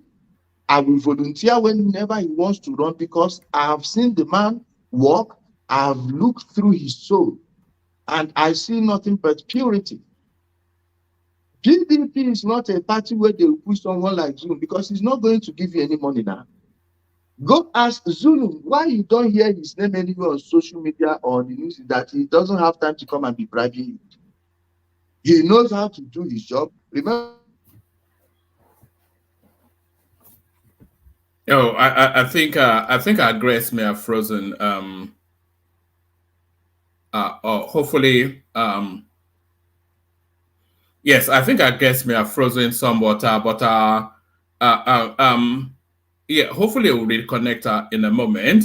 And then, whilst we wait for the guests to reconnect, I want us to be getting to the questions quicker. I don't know how long we'll have him for, but I want to make sure that everybody gets, now that the room is fully populated, I want to make sure that everybody gets to ask him at least one question. And then if he still, if he still feels in the spirit to carry on, then, if he still feels in the spirit to carry on, then we'll loop it around again. So hopefully he'll rejoin us momentarily. He is joining us from Nigeria. I think somewhere in Abuja. So nobody come in, so that we leave that window for him to come in. So hopefully he will. Yeah. I'm not satisfied though. I still have a lot to go. Yes, I know you want to. I know you want to. I know you want to face him, but so it's just I want everybody to ask a question, and then after everybody has asked a question, then we loop it. Then we just open it up and have it like a free for all. I'm sure he's trying to reconnect as we speak, because I get the sense that it's somewhat enjoying the conversation. So we wait for him to reconnect. He has the link. So a lot of things said actually. I was quite surprised because some of his thoughts, they align with thoughts of people like Zita, people like Emeka, some of the voices that we've heard consistently on this platform. So let me come to you, Akim. Akim, what are you making of our guest so far and what he has had to say, Akim? Hi, good evening, one man. Good evening to everybody on the platform. You are enjoying life in Spain. Look at this guy, the life of the billionaire. What can we do, one man? What can we do? My not be wood now. Yeah. So basically, I was listening to Oga Ijele, and I think it's an interesting one. You know the position he has taken. These are a lot of them are kind of documented facts, right? So it's not something that that you want to argue with. I understand that Ijele is not. He has come out to say he's not entirely happy with his positions on a lot of these issues.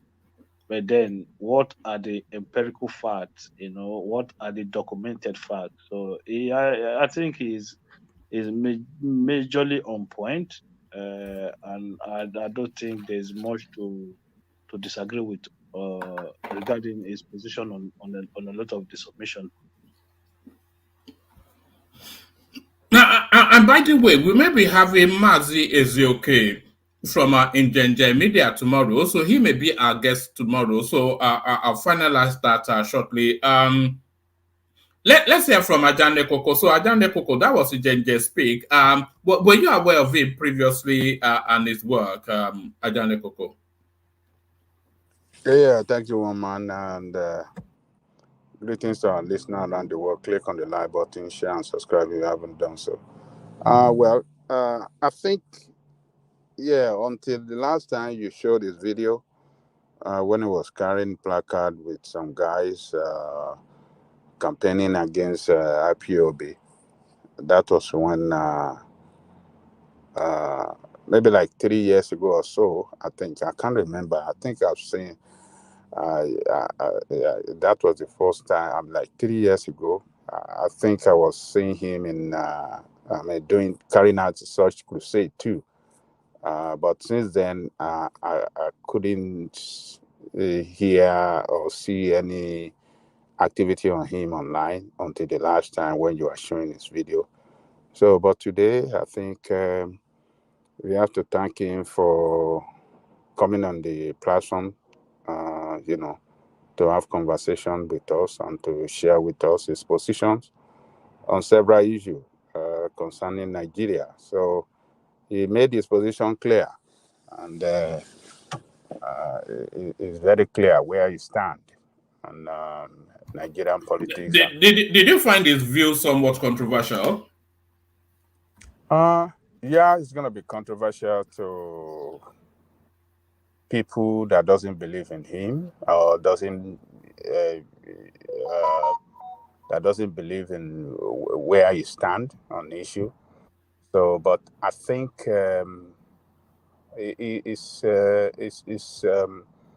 most of the thing he's saying is not saying it just. He's saying it is backing it with fact, historical fact, and the fact that are available, and it's not showing any sentiment. It's not. It's straight to the point, and it just want to say the truth, and not minding what his fellow Igbo people we think about him. He just want to put everything in the right perspective, and debunk all the misinformation that is going on in that part of the country, on several issues. So I think yes, what should matter to a lot of our Eastern brother is, they should,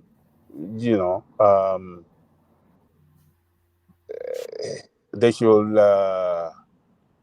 they should not look at him as an enemy. They should see him.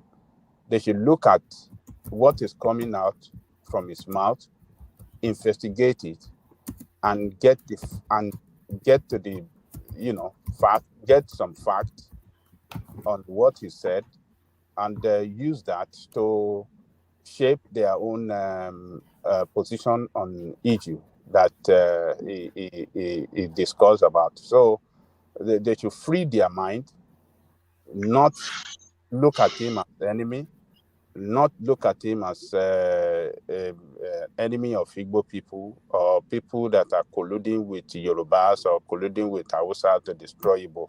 They should look at him as somebody. Hold on, Ekene. I want to hear from Chimeze after Ajanle Koko, just to document his voice. So carry on, Ajanle Koko.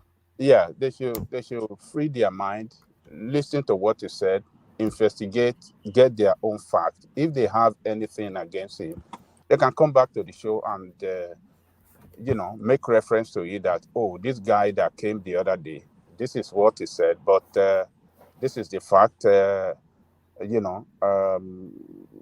against what he said. That is what they should do now. And but for me, I think what I would like to see him do is go to Igbo land, the mainland itself, if possible, and carry out his campaign to, how do I say, to sensitize the people and to enlighten them, on several issues. The way he's doing it in Abuja, carrying campaign and placard in Abuja, I don't think that that could do. I think he has a presence throughout the country. I don't think that was just an instance, but he has a presence throughout the country. Ajale Koko, let's hear from Chimeze, who I think is joining us for the first time. Chimeze, on mute. Good evening, all. Good evening, all. Can you hear me? Yeah, we can. Hello? Yes, we can hear you. Can you hear me? Yeah, I can hear you. Thank you so much. I came across your platform through Ijele. So I've been listening, and I think I just want to add. You see, the area I want to add is the brother that asked what are the chances of someone from the Southeast becoming the president come in 2027. First, politics, we need to understand there's power dynamics. Without wasting anyone's time, the only sure way it is if the political parties will all micromanage their zoning. Our brothers from the East, I'm from the East anyway, Abia State precisely, they need to understand the political parties, they only see one South, they don't see Southeast. South is there, Southwest is there, and Southeast is there. So the major political parties that can win elections, all they do, they say they're zoning it to the South or to the North. Sorry, Chimeze. I'm going to send this link to the comment section. Nobody click on it. Our guest is struggling to come back in, so I'm trying to get him back in. So please leave room on the studio. So I've sent him the link privately. So I'm posting the link on YouTube as well, so that either way he's able to click on one and get back in. The link doesn't seem to be working for him for whatever reason, but we're trying to get him back on. But nobody click on that link until we have our guest back. Sorry, back to you, Chimeze. One man, before you move on. Bright, good evening. You never sleep? Chimeze? Hello? You never sleep? Why would I sleep? I'm wide awake. Thanks for your that day. No worry, I'll call you after the show, more we'll talk. Okay. Yes? Okay. Yeah. All right. Yeah. So, we need to understand when the political parties want to zone, they just zone it to the South. And when they zone it to the South, it is there for the political or the politicians to contend with. And, the South, when it comes to the South, there's a brand of politics we play. So, politics in any part of the world is negotiated. Be it America, be it anywhere, people negotiate power. But this is something. Sorry, Chimeze, apologies. Nobody click on the link in the comment section until we have our guest back. We only have one seat left. So if you click on it, then the guest will not be able to come in. So nobody click on that link until we get our guest back. Sorry, carry on, Chimeze. So power is negotiated, but this is something. Most politicians do not want to convey to the people of the Southeast. And as a whole, our brand of politics is not the best. Sorry to say this, if I'm to go by the last election Nigeria just had, the presidential per se, we could see the negative energy coming from the Southeast. And we cannot allow a certain group of people to, over the years, to be pushing out the message that the APC is a certain tribal party, a party that belongs to certain people. No, and at the end of the day, if you ask me as a Nigerian, what we should be focused more on is to get a system in place that works for all, to get our institutions working so that whoever becomes the president, whichever tribe, will become less relevant. Even most people that are working with their shoulder high, their region produced the president. At the end of the year, at the end of the tenure, we all suffer the same fate. More or less, most Nigerians are never interested in the policies that this government are bringing to the table, or what is happening. How can we, come together as a people? When I mean as a people, as Nigerians, to demand for better governance. That is just my little contribution. And thank you for having me on your show. All right, brilliant. Make sure you subscribe and follow. We are having. I don't know if you know, in Gen Media, we may be having him tomorrow. So make sure you subscribe and follow. We'll be having guest after guest after guest. So make sure they are logged on and primed. Ogweni, you're up next. You and I could not have spoken with the same level of freedom that Ijele speaks. Because of course, we don't have the privilege. Well, what did you make of how he spoke and what he had to say? Thank you, Woma. Thank you, everyone, all the panelists. If you've not liked this page, please do quickly, and then try to subscribe. It's a global platform. Subscribe on time so that you are part of the trail, because in few months, few years time, this platform is going to go global, and you really be surprised. So at Woma, yes, this is the first time I'm seeing this man. I don't know him, and so when I saw your program, showcasing the man, I said, okay, I'll just, I won't join. I'll just try to listen to the person, because I don't really know him. And but immediately started particularly rolling out facts and figures, putting dates to it, putting times to it, putting events to it. I said, okay, it's like this man actually understand what he's talking about, and I don't see for any which is the usual phrase I always use here, except you are an emergency political analyst. That's people who just of recent or recently just took interest in Nigerian politics. Whatever this man has come here to say, it should not sound very new to you. It will sound new to people who probably were yet to be born then, or were born but didn't pay close attention to their political space. But if you are the kind that pays attention to political space, and you want to be very sincere to yourself, you will understand what this man is saying, and you will agree with what the man is saying. To my brothers in the southeast, yes, I've canvassed some arguments on this platform before, that when it comes to the issue of marginalization, which an average Southeasterners would always talk about, everybody in Nigeria, I don't think there's any part in Nigeria that is not being marginalized. And I keep saying it, I keep insisting on it. So if an average Southeasterner comes and say, oh, we'll be marginalized over the years, they are right, they are correct. The only area I find very funny, and I always counter them on this point, is that you are not the only part in Nigeria that is being marginalized. You are not. You are not. It's only that you are not in. Is either you are not in others' shoes, or you choose to look the other way, or you choose not to bother about other people.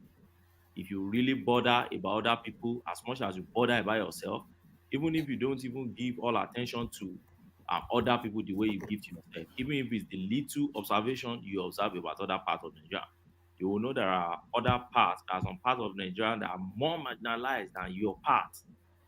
I was listening to, was it Arise TV, one of these channels recently, and then they brought the man, and he was talking of, he came to talk about Nnamdi Kanu that died, and then from there they jumped to Nnamdi Kanu matter and all that. And he was talking about how Southeasterners in Nigeria have been marginalized over years. And I remember the person anchoring the program was trying to draw the man's attention to the fact that there are not just 3 tribes in Nigeria.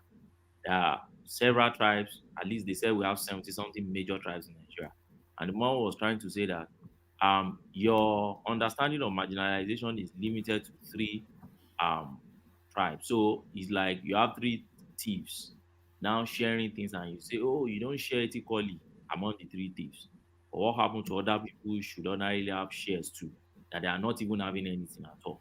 What happened to them? So the barometer that you're using to gauge is what will give you whatever result you want to get. And now, when the man talked about, Tinubu will win 2027, well, my answer is always that nobody knows tomorrow. Nobody knows what is going to happen tomorrow. But if you want to use today to judge tomorrow, for me, I will tell you that Tinubu will be himself will be the person to determine whether he's going to win in 2027. His performance is going to be a major parameter for Tinubu in 2027. Why? Because I was in Nigeria. Was it 2 weeks ago? Yeah, I was in Nigeria. I was in Abuja. I was in Abuja. I traveled to Enugu and I was in Ekiti. And I can see I can feel what people are feeling. The only difference I have is that from an average person or any person that talked about Tinubu was that Tinubu has only come to clean your mess. You messed the entire system up before Tinubu came. So stop blaming Tinubu for cleaning your mess for you. You better sit tight and let him clean your mess well. And that's why I told many of my friends that were complaining. At the point in time in our country, we're using how many billions to stop the gap for our exchange rate. The man has come and said, look, open this thing clearly and let us see what exactly is the strength of your naira. And now you are complaining that the man has destroyed your naira. He has only come to clean your mess. You have to sit tight and understand this. And if you don't understand it, get people around you who are more educated in that area to educate you. Don't be vain in ignorance and be arrogant in your ignorance. Keep telling people. So for me, I enjoy this man thesis. I enjoy when people come to talk and give facts and figures. I enjoyed it, and I hope that our Southeastern guys will learn from this. I hope the obedient guys will learn from what they have said, and I'm still looking forward for him to return to the platform to give us more insight into his what I can call political ideology. Thank you, Omar. All right, brilliant. Our guest is finding it somewhat of a struggle to log back in, and is going to be about 1:30 where he is now. He is still trying, but I'm not sure that he's succeeding. I'm speaking to him just as the session is carrying on now. But let's hear from a battle as we give him one more chance to see if he can make it back. Battle. So there it is. You heard Ijele. What says you? So Ijele spoke. Now you speak. Battle. Yeah, one man. How about I it? will. Yeah, good. Thanks. I think I would like to direct my question to Ijele. Number one, Ijele is a IPOB member. So I want to ask him why. IPOB. Are you sure about that? Yes. So I want to know Is one of Nnamdi Kanu's biggest critics. What do you mean No, IPOB? no. Ijele was there from the beginning of that. Whatever they call it. So Ijele was there.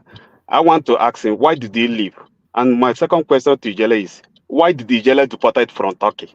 I would like to put this question to Ijele, but Why was he you can. deported from Turkey?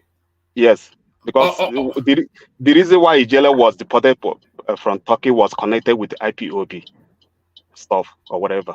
So I want to put this question to Ijele to answer it. And again, Ijele said that those guys, these Boko Haram guys, none of them was recruited in Nigeria Army. And he said it with fact that is true. No, but show me the name. Where is it? I want to ask, how can you trust Nigeria government? How are you sure? How Ijele sure that these guys, none of them, even a single one, was recruited in Nigeria Army? I want to put this question to Ijele to answer, but unfortunately, it's not here. But you can pass it on to another person. All right, brilliant. So that is Ijele right there in the comment section. Is telling you that he has tried several times. So I suspect that we might not be able to, because he is really struggling hard with the connection. Somebody pick it up. Let's hear from Prince Daddy. I'll put a call through to him so that he can make a decision on what we're doing. Prince Daddy, speak to us. Yeah, hello, woman. Hello, everyone. Thanks for having me. Your guest, I never heard about him before, so and I guess I missed the earlier part of the program when you introduced him, so not sure what to say about him. But he made a comment earlier about the challenges Tinubu faced when Obasanjo was in power. All right. Hold on. Hold on. Prince Daddy. So Ijele is not able to join us, but he's listening in the background, and he wants to respond to who was that? Was that Battle? He wants to respond to the comment Battle just made. So he's on the phone now. So tell me if you can hear. Tell me if you can hear him. Can you hear him? Can they hear me? Confirm if they can hear me. Can you hear him? Yes, I can hear him. Yes. Oh, okay, carry on. They can hear you. Okay, let me answer that bastard. You know one thing about them, they will never come. Look at what he's calling me. Look at what he's calling me. This guy is a criminal. He's a criminal. Bringing their useless attitudes. Number one, I was never an IPOB member. Anybody that says it should give you any proof. 2 times I attended their meeting in Istanbul. The first was 30th of May 2017. They invited me. Any IPOB member in Turkey knows this. When they invited me, then I spoke. I was the one that told them that they need to have a social media presence because I thought they were doing anything. They begged me to handle their social media account. I told them no because I knew anything Biafra is not my thing because my uncle died in that one. I knew Juku was a bastard and a useless idiot that just destroyed the state. That was why I've been distancing myself from anything there. The second day I ever went to their meeting was, let me tell you where my problem with Nnamdi Kanu started. When I was doing some program, I used to do geopolitical programs. Then these idiots, they would be telling me, oh, Nnamdi Kanu is live. Why are you live? Why are you live? Nnamdi Kanu is live. Shut down your, and then I would ask them, are you people okay? So Nnamdi Kanu is live, so I can't be live. What? Can't you go there if you want to go there? This happened many times. I still have the evidence. You can check my old videos and see. Then one day, one of them was saying, you people in Igbo, you don't work with one heart. You know, that is the emotional blackmail they used to put people. Then I told the person that Nnamdi Kanu cannot challenge me intellectually on any topic. Set up that debate. Then they will go. I said, I will beat him like a drum. He killed himself in March 2020 when he called for open debate that any Igbo traditionalist or Igbo doctor, then a priest or any religious leader that wants to debate him on any topic should indicate. One, he provided a Skype ID, knowing that most people can't use Skype. Why can't he use Vimeo or use direct call? He knows what he was playing. Then I remember I was making a program on the war in Afghanistan and how it was going to wind down that day. They came there, copied Nnamdi Kanu's post, and were pasting it on my platform. I was reading this. I said, what's this? They said Nnamdi Kanu is coming for a challenge. One of them came on live on my this. He said he remembered the day I said I will beat Nnamdi Kanu. Now he's calling for a challenge. Am I pretending that I don't see? I said because I don't watch his platform. I don't listen to him. I believe he's a clown. Then I didn't know he was running a scam. All the things he was saying doesn't make sense. You bring out that. Look at left here. All this rubbish they were blabbing. And he will be showing videos. You know, during lockdown, people were traveling from many places illegally, but he hasn't started then anyway. Then I told them, you people can take my Skype ID. Then my Skype ID was a dashboard, a car dashboard. I went and put my photo. I said, send you people, go and submit my own resume. Tell him I want to debate him and see if I don't beat him like a drum. After that, my program, I went to that his post. I saw over 200 entries on my behalf. They said, why don't you do it? I said, no, because if I do it, 2 people will lie that I do it. I want you to do it on my behalf. I see if you won't run away. By then, they didn't know that Nnamdi Kanu, through one IPOB leader they called Tony in Australia. After my program, he will be asking me support, and he told me openly that it was Nnamdi Kanu he was giving it to. Nnamdi Kanu didn't know I knew he was on loudspeaker with the guy on the other phone, and I'll be on the other phone. Whenever I finish a program, he will take those things and use it in the evening. So these ones, they probably haven't heard such information before. They believe that he's smart, and I knew I was telling them that I would beat him like a drum. He set the date for it. After that day, I entered that thing. 2 days later, that dude called me. He's from Imo State. He's from Oru. He begged me and said, please, Ijele, withdraw from that. I said, withdraw for who? This Mugu. I said, never. We must see. He was begging me, and I knew why he was begging me. I said, no, the only reason I will sit down, I will stand there is if Nnamdi Kanu said he has cancelled that debate. Because if I withdraw from that debate, they will say I ran away. The day of this debate, Nnamdi Kanu disappeared. 15 whole days, he disappeared from the internet. In fact, after the 15th day, the only reason he came out was that I went to the Turkish Naval Museum. I was showing them warships, cannons, modern guns, artillery pieces. Then I told them, if Nnamdi Kanu comes here, now, that was the time he used the photo he took in front of a tank to steal from them all those Mughals. They were contributing that he was buying weapons to come and destroy Nigeria. I told them this is what he's doing, like I'm talking now. And you see where I'm standing in front of an artillery piece. I was showing them both the ancient and the modern. It was that shame because that video went viral. I was mocking him and was telling people, meet your coordinator, contribute your own money.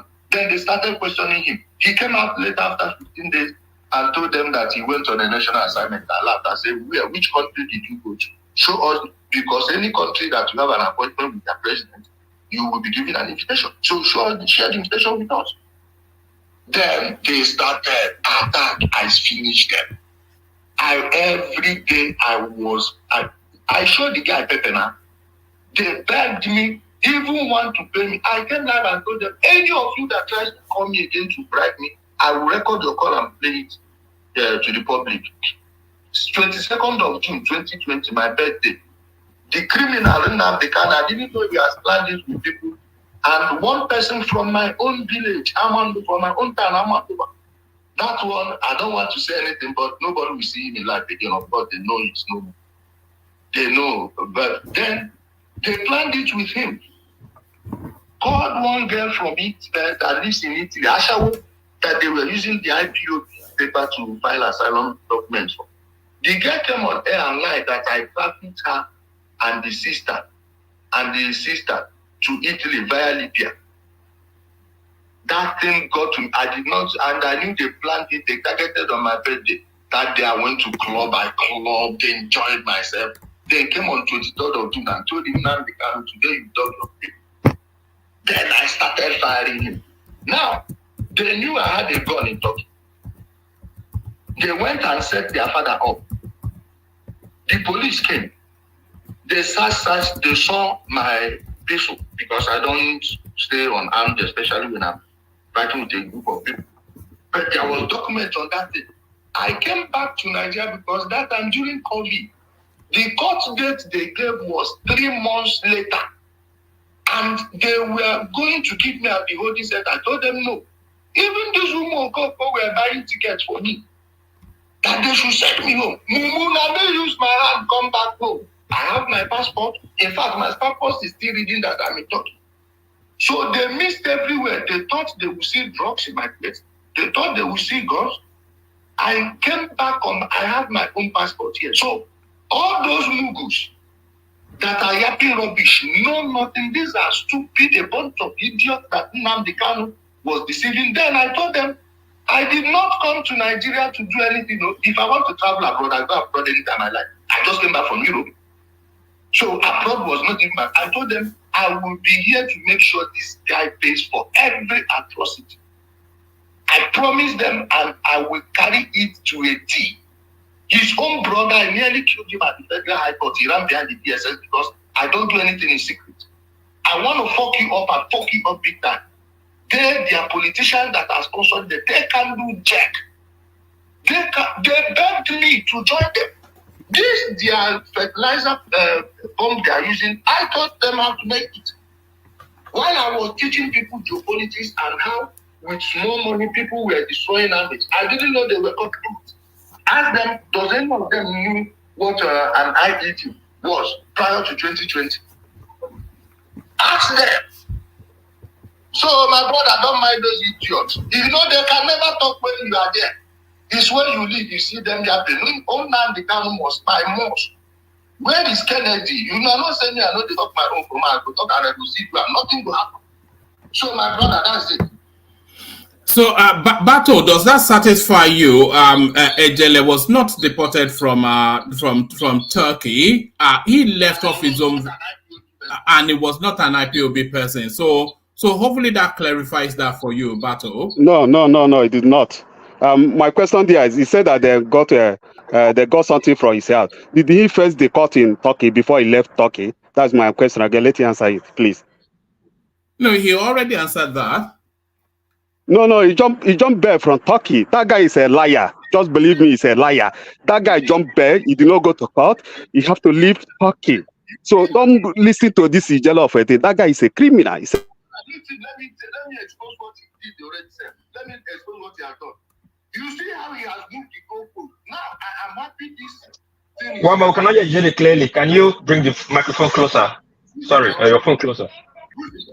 Sorry, carry on. Please let me finish. I am happy this program is being recorded and is safe. Everybody, I urge you to go back to this video when he first made the submission. And this lie is lying now, trying to. Do you think everybody is an idiot like you people? What you said to the hearing of everyone and you're denying it. Are you okay? Are you okay? So Bato, what you have to you cannot take rumors over somebody else's narrative. So Ijele is here and he's telling you a first-hand account of what happened.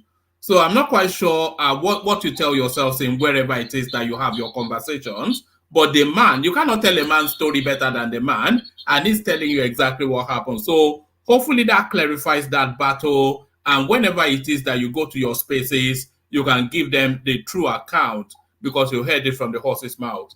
Bato. Okay, I think you satisfied that, Ijele. Are you happy to take one more? There's a particular guy here that was hoping. I can take as many questions as possible so long they are hearing me. All right.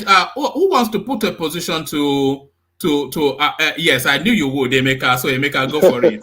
I knew you would. I'm so sorry. First, let me apologize. I was busy. I didn't, I just remembered and I came in quickly. And from the moment I came in and the few things I had blew my mind, you understand? What I wanted to ask him is he saying that Nnamdi Kanu is being sponsored by politicians in the country or politicians out of Nigeria to cause insecurities in the Southeast? I just wanted to be sure about that. Okay, let me answer you, my brother. Okay, see, the SUV, Lexus SUV, Nnamdi Kanu's brother Emmanuel Kanu is driving today was bought by Obiano as a sitting governor. That vehicle was bought at Globe Motors. I have every document pertaining to it. Obiano, not knowing that he was being recorded, somebody I respect very well, is a top politician in the Southeast, told him that I said something like this and asked him if he knew the implication. He said he bought it with his own private money and it's not state money. So he didn't deny buying the SUV. But the Bemon saw the same priest who said anybody who fails to vote, any woman who didn't vote for P2B will be bundled and sent to the Fulanis in the north. Ask him this one. You can easily reach him through his page. Tell him I said this. He told people, including Ezawo, my brother, he may think that Ezawo was the one that recorded him. It wasn't Ezawo. I know the person that recorded him. If he denies it, let him take me to court, then that thing will be played in court, in the courtroom. He told the person when Nnamdi Kanu started this violence at initial stage that he regrets taking him to Obiano. The very first day they took him to Obiano gave him $25,000. Every politician you know that is using this platform to deceive people that are pretending it's real, they all went to his house in their place. Doris Ogala was the one that took Ike Hakim, the former Imo State governor, to Nnamdi Kanu in their place at Faruku, and I know how much they gave him. Write all these things down. They are the ones paying, even most of your ministers.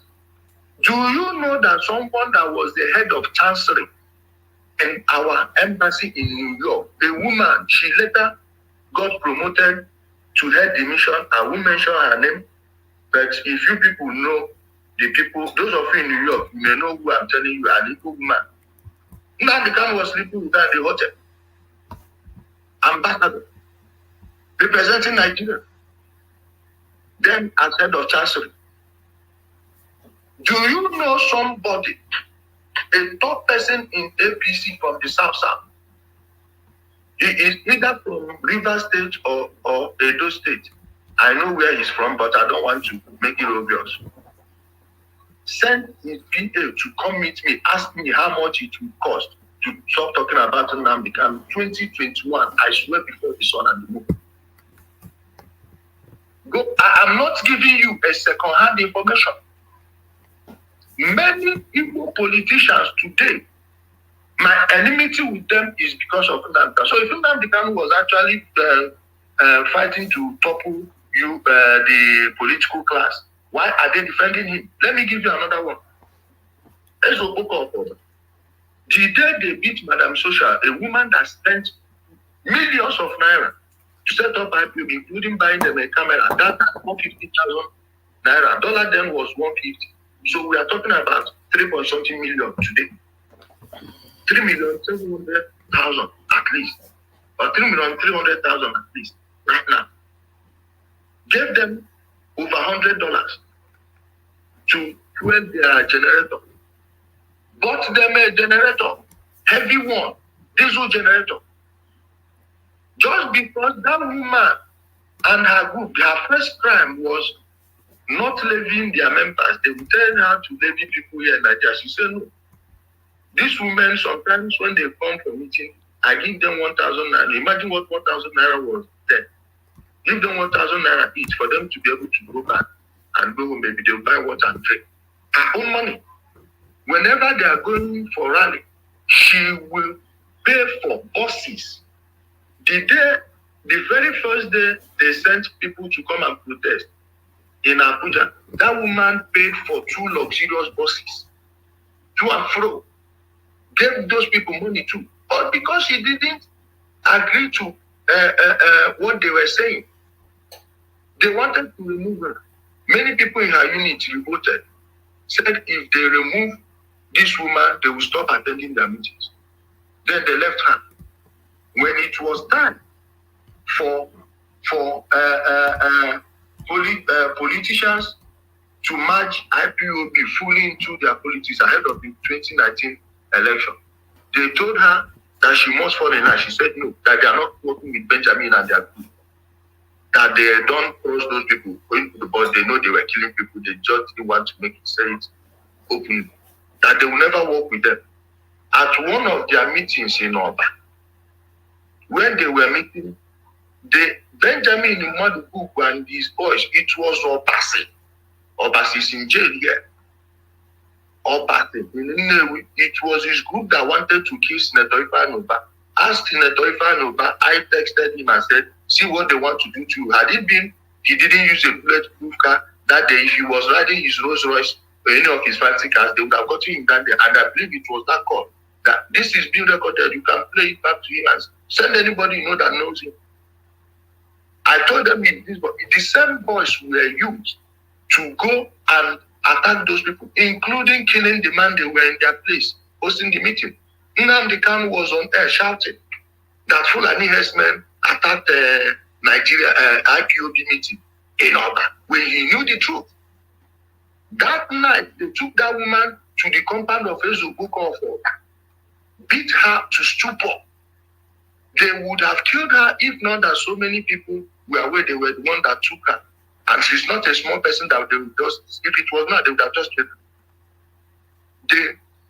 They left that woman at 2 a.m. A grandmother at 2 a.m. with all the beating. Clifford, you ran and bought that woman a wheelchair, an electric wheelchair from the US and said it to her. The beating those idiots gave that woman, she's still suffering the concussion till date. Till date. Now, Ezo Boko of Oba, when you are talking about dredging of the River Niger and Second Niger Bridge, who in Ali got more of that money than the people that own CCC, of which Ezo Boko of Oba, and I believe Emmanuel Iwada is also there.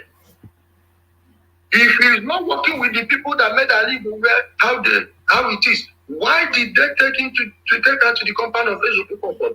Is there any policeman from Oba Police or Joto Police that will go to Ezo Boko of Oba and that make an arrest there? So if he wasn't working for them and with them, how about this? Now let me give you one more. Do you remember the man that was the original Biafran spiritual leader? Prophet Anthony Wood, that was beheaded in Enugu. Why did the man die? 2019, during the election, they collected money from the Atiku campaign. I heard it was $2 million. According to the report, it was paid through Osta Chidoka, and they said it took 500,000. When I'm not sure of anything, I will tell you I'm not sure of anything. I'm not sure about the amount, but I know they gave them money. Whether it was from Osta Chidoka, I don't know. But I think it will be for him, because I've said this in public. When he saw me at the Millennium Park, I saw his body language. I went straight and shook his hand. He knew I wasn't lying. He would have sued me if that was a lie. The man came and said that Nnamdi Kanu has sued Biafra. They called him to announce that they would be cancelling the election boycott. George Onibe was the very first person they told to announce it. He refused. They told that woman, she refused. The woman has spent 3 years in jail because of Biafra. Those people said they will never. They told Anthony Nwoko, the man came out in public and said that Nnamdi Kanu has sold this. They paid them $2 million, see who he came from, see how much got to Nnamdi Kanu. Then they started threatening him. The man came and made another video and said he knows that he will die, but he wants to promise Nnamdi Kanu that when he succeeds in killing him, that something greater will come and consume him. That video still on social media now. 3 days later, they went and beheaded him. Nnamdi Kanu was the very first person that announced on Facebook that Fulani herdsmen have beheaded the man. Then we went into investigations when I started exposing him. They told me the name of the boy that did it. Immediately I mentioned the boy's name. It wasn't up to 2 days. The guy left and ran away. Came back in 2021. After the ESM became strong, I made the video because I wanted that guy dead. I wanted him gone. I made a video and told people that this guy has come because people from their neighborhood always alert me. I mentioned his name and said he is back. Now we have gathered there. He will be apprehended. Please, they should not buy him. He must mention all those people that sent him to buy Prophet Nwoko. That evening, they buy the book. That very evening. And you are telling me what? Benjamin in Madubu, do you know that he called the Nigerian army on the Obasi boys that came to ask him for their money? Because when they realized that the election boycott cancellation was it happened because people got paid. They demanded their own money. Some people that were in Benjamin's house, the day they were bringing back, Ghana must go back billions of naira to that place. Most of those boys that carry those bags, where are they today? They buy them. If that guy didn't run away, he wouldn't have survived. Then Obasi boys went there to collect their own share. Benjamin called the army on them. Did you hear this story or not? So most of you have no idea what you're supporting. You have no idea who Nnamdi Kanu is. You just believe anything they tell you. Thank you. All right, brilliant. Take a couple more questions. I have a second question. This one man, Yeah, go on. this man is blowing my mind. the names he's calling. And by the way, Jesus sorry, hold on. Before you ask that question, I'm going to send a link to the comment section for Ijele Speaks. So he usually broadcasts on our Facebook. Just go and listen to him. Even this is a milder version of how if you go to his page, you will be wowed. So the link in the comment section, go bookmark it on Facebook. Emeka, carry on. I will go and listen. You know, I always knew that this IPOB was a racket, but I didn't know how deep the rabbit hole goes. Right. My second question is, Ijele, what is not the objective, the true objective of IPOB? I didn't get that. He's asking what the true objective, what you suspect the true objective of our IPOB is. What exactly are they looking to achieve? My brother, I'm never going to suspect anything because you can't preempt human beings and human nature. I'm telling you what I know for sure. Wazurike started this business in 1999. They were using it to pressure Obasanjo to get positions, get contracts and everything. Then those politicians will be using it for their clout. Then they will be promoting him, will be selling his newspaper. Nnamdi Kanu went digital with it. This is pure business. It was Mazur that they used to campaign for P2B in Anambra State when he won the election. Truly, he won that election hands down against Ngige. Even though Ngige was a good governor, P2B won that thing, and it was this Biafra sentiment. Mazur, that was when, that time they called me and wanted me to be their scribe, to be their secretary. I was supposed to be at their office at Lafiaji, Fegi. I know how all these things started. Even the militant wing, that time you were hearing that Obasanjo sent army to go and kill Ndibu in Onitsha and some places around Okigwe and Owen in 2006. It was not innocent people, though there were some excesses there. But they were going after this criminal. They barricaded the whole street. We are collecting money. Forced landlords on how much they will be collecting in rent. They will use this their Biafra paper and be buying things from people. You have no choice. You have no choice. I saw this thing start from day one. It is the politicians who will be promoting it in order to gather people under that one umbrella. Once they have complete hold on their leader, they know they have complete hold on those people. Then it went into churches, into town. This is how we started. There is nothing to it other than a scam, A to Z. Thank you. Wow. All right. I know you have more questions, and I know you want. I know, but I want to. Let me digest this one. Yes, and I know Ekene wants to push back at you as well, Ijele, but let me bring Akim in just to make sure everybody gets a chance. Akim, you're up next. So we have now, I did promise you an epic session, and I think really Ijele has fulfilled my promise. So Akim, you're up next. The progressives. All right, let's go to Ajanle Koko then. I think Akim may well not be with the system at the moment. Ajanle Koko. Are you there, Ajanle Koko? All right. Hey, one man, you can go to someone else and come back to me. All right, let's go to Prince Daddy to get a different inflection on the Prince Daddy. So I'm not sure how much you know about Ijele, but certainly you know a lot more now. He doesn't hold back in his views and is ready to take on any topic. So put a position to him and have him respond. Prince Daddy. Yeah, hello, one man. Yeah, actually driving right now. So, but yeah, you know, I've just learned a little bit about him, but I can't really. I don't think I have the capacity to ask him a question really. So if you don't mind, move on to the next person. Okay, let me go back to Ekene, who cannot hold it back any longer. So Ekene, you are not fully satisfied with some of the things that Ijele has been saying, Ekene?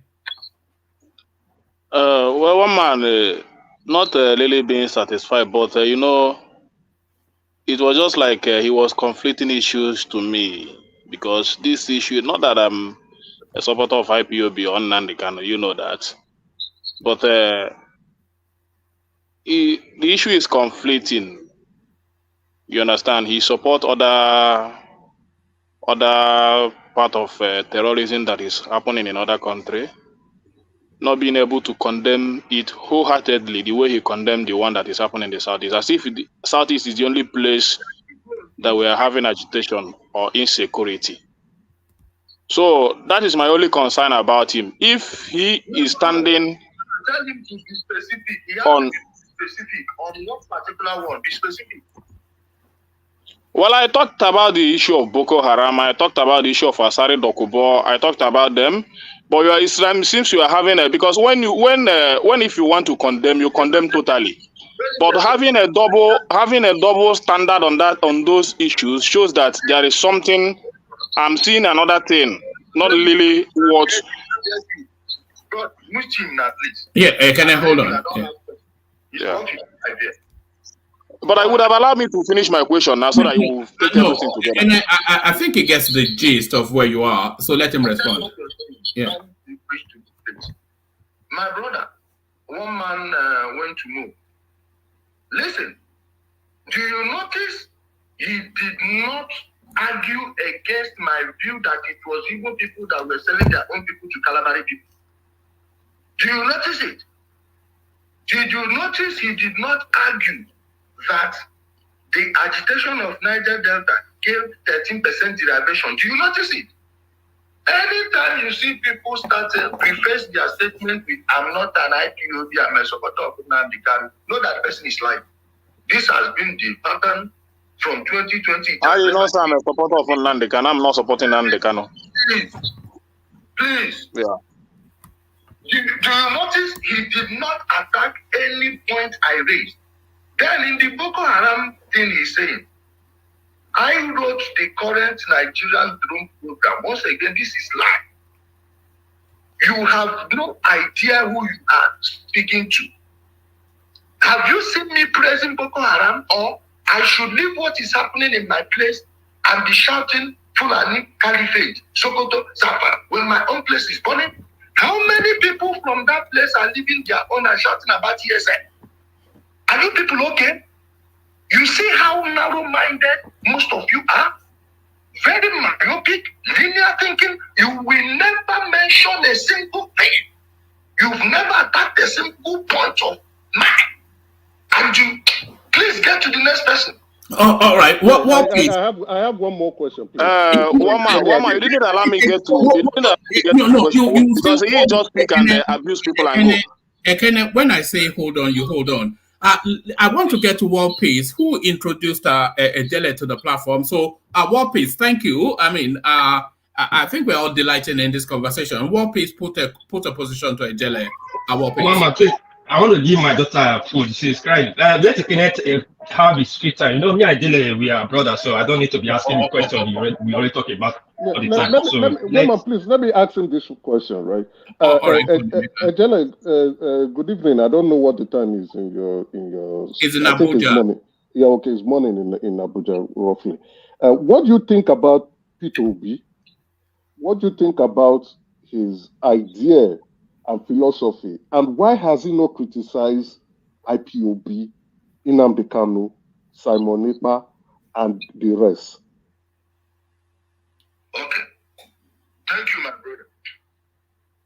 Peter Obi is one cunning man that most people don't know. Now, turn down your emotions if you are getting agitated and try to argue against any of my points I'm going to raise.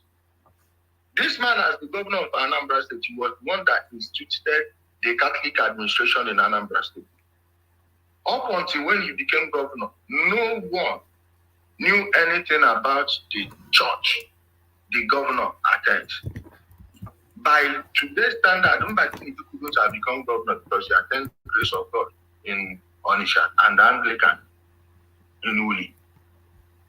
But it was through P2B. You will pass an exam. They will select only from Catholics down to teachers. This is a well-known thing. Don't take my word for it. When before Soludo was the flag bearer of Africa, you saw an Anglican priest complaining that they are marginalizing Anglicans and other people in the state. That thing started from him.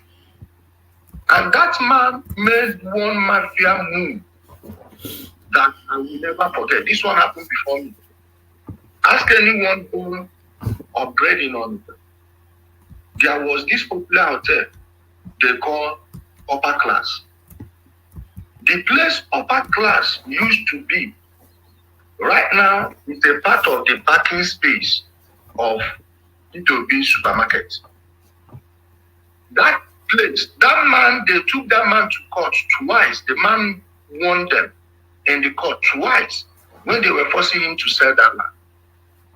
The man, later one day, a guest just left his hotel before he knew what was what. Policemen swooped in. No petition that they had an information, anonymous tip to search the hotel. They went there, that room that person just left. They saw a human head there. That was how they demolished Upper Class hotel. And right now, that place is a part of is a supermarket. Do people know that that place used to be the Onisha service station of APS? But they have no. When you see all these things arranged, nobody will debunk it. I've been saying it online every time. They're telling me that these people are not hearing it. So I just gave you the nature of the man that people don't know. When you say it, they say you are attacking your brother. Attacking your brother in what way? I defend them now with all my life because there are legacies to defend. There. Go and check all the schools. They say they gave computer. Which schools study with computer in the service? Which school? That they put in the offices? Which school? Where did it happen? Where did it happen? Should I name you schools where he came to campaign in the entire Oboko 1, Oboko 2, Oboko 3, Oboko boys, Oboko girls? Otumoye, Unity, that comprehensive. Did they build anything in the academy? Other boys? Sending money to DMGS and CKC to repaint their schools and refurbish certain things because most of the erudites in Anambra State are product of that school. Sending data is not like Anambra State University. How much was the school fees when P2B took power? 34,500. Under 3 months, it rose to 90,000, 85,000 for art students. Then law and sciences, 120. After that year, it rose to 200. When Igbo was given free education, how much were Enugu students paying in ESUT there? Even the ESUT is better than Anambra State University 1 million times. These things happen before we're very high. Some people either they don't remember or they pretend they don't know just because it's from the place. Why don't you people support people like Dave Umai? Chimaru Nnamdi has a better record than Peter do 1 million times. Let's measure. Law faculty ban. Which one did Peter do?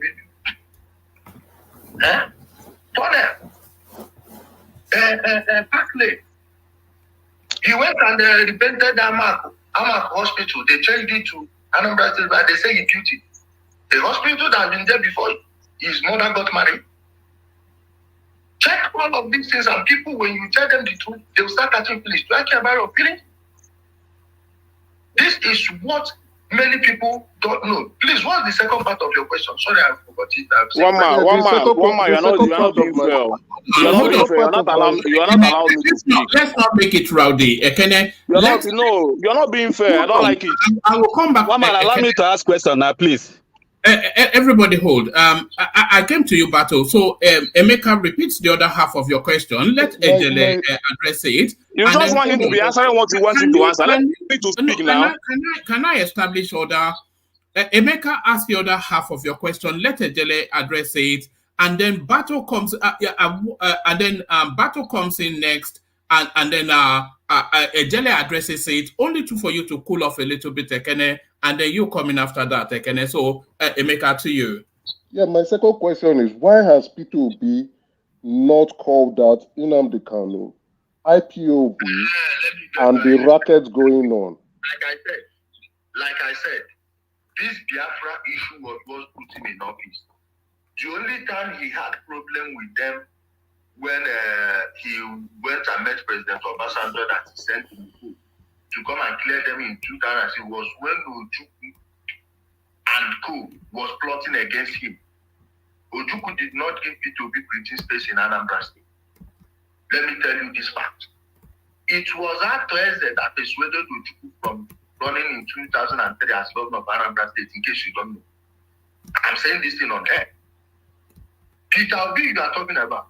One of the ESM videos, the launch videos, when Nnamdi Kanu was taking salute, was taken inside Harbour Forest. In his place, there is a place called Harbour Forest. It's very large. It's the ancestral forest there. These people staked that in there. One of their camps is not even far from his house. In Agro. You've heard how many times he will look at what happened at Oba. We know the people that did it.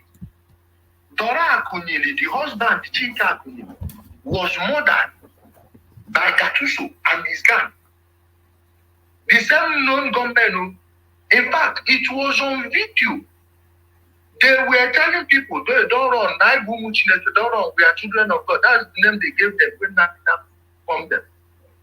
This thing is not deniable. The video is there. I saw this. That Gatuso was a boy that was supposed to have been hanged. It was Obiano that freed him. Before the 2017 election, he used him, Higanda, Obloko, and the rest. That time he had his quarrel with P2B. He had become irreconcilable. P2B was trying to undermine him from his second term. It was Obiano that freed Gatuso. I have said it many times. I've even tagged Obiano to a post that made about it. He knows. He knows. He can that the day they released him from jail, a kidnapper. What's the sentence for kidnapping? Death sentence. But the day he came back from prison, somebody, I don't want to mention his name, took him to the government house. On his way back, he came back with 2 Hilux trucks and many motorcycles.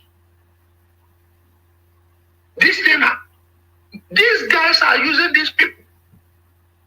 These guys, are we talking about one of the leaders of the Suka side? They call them Malaysian boys. Other than even the senior brother na confirm Omila.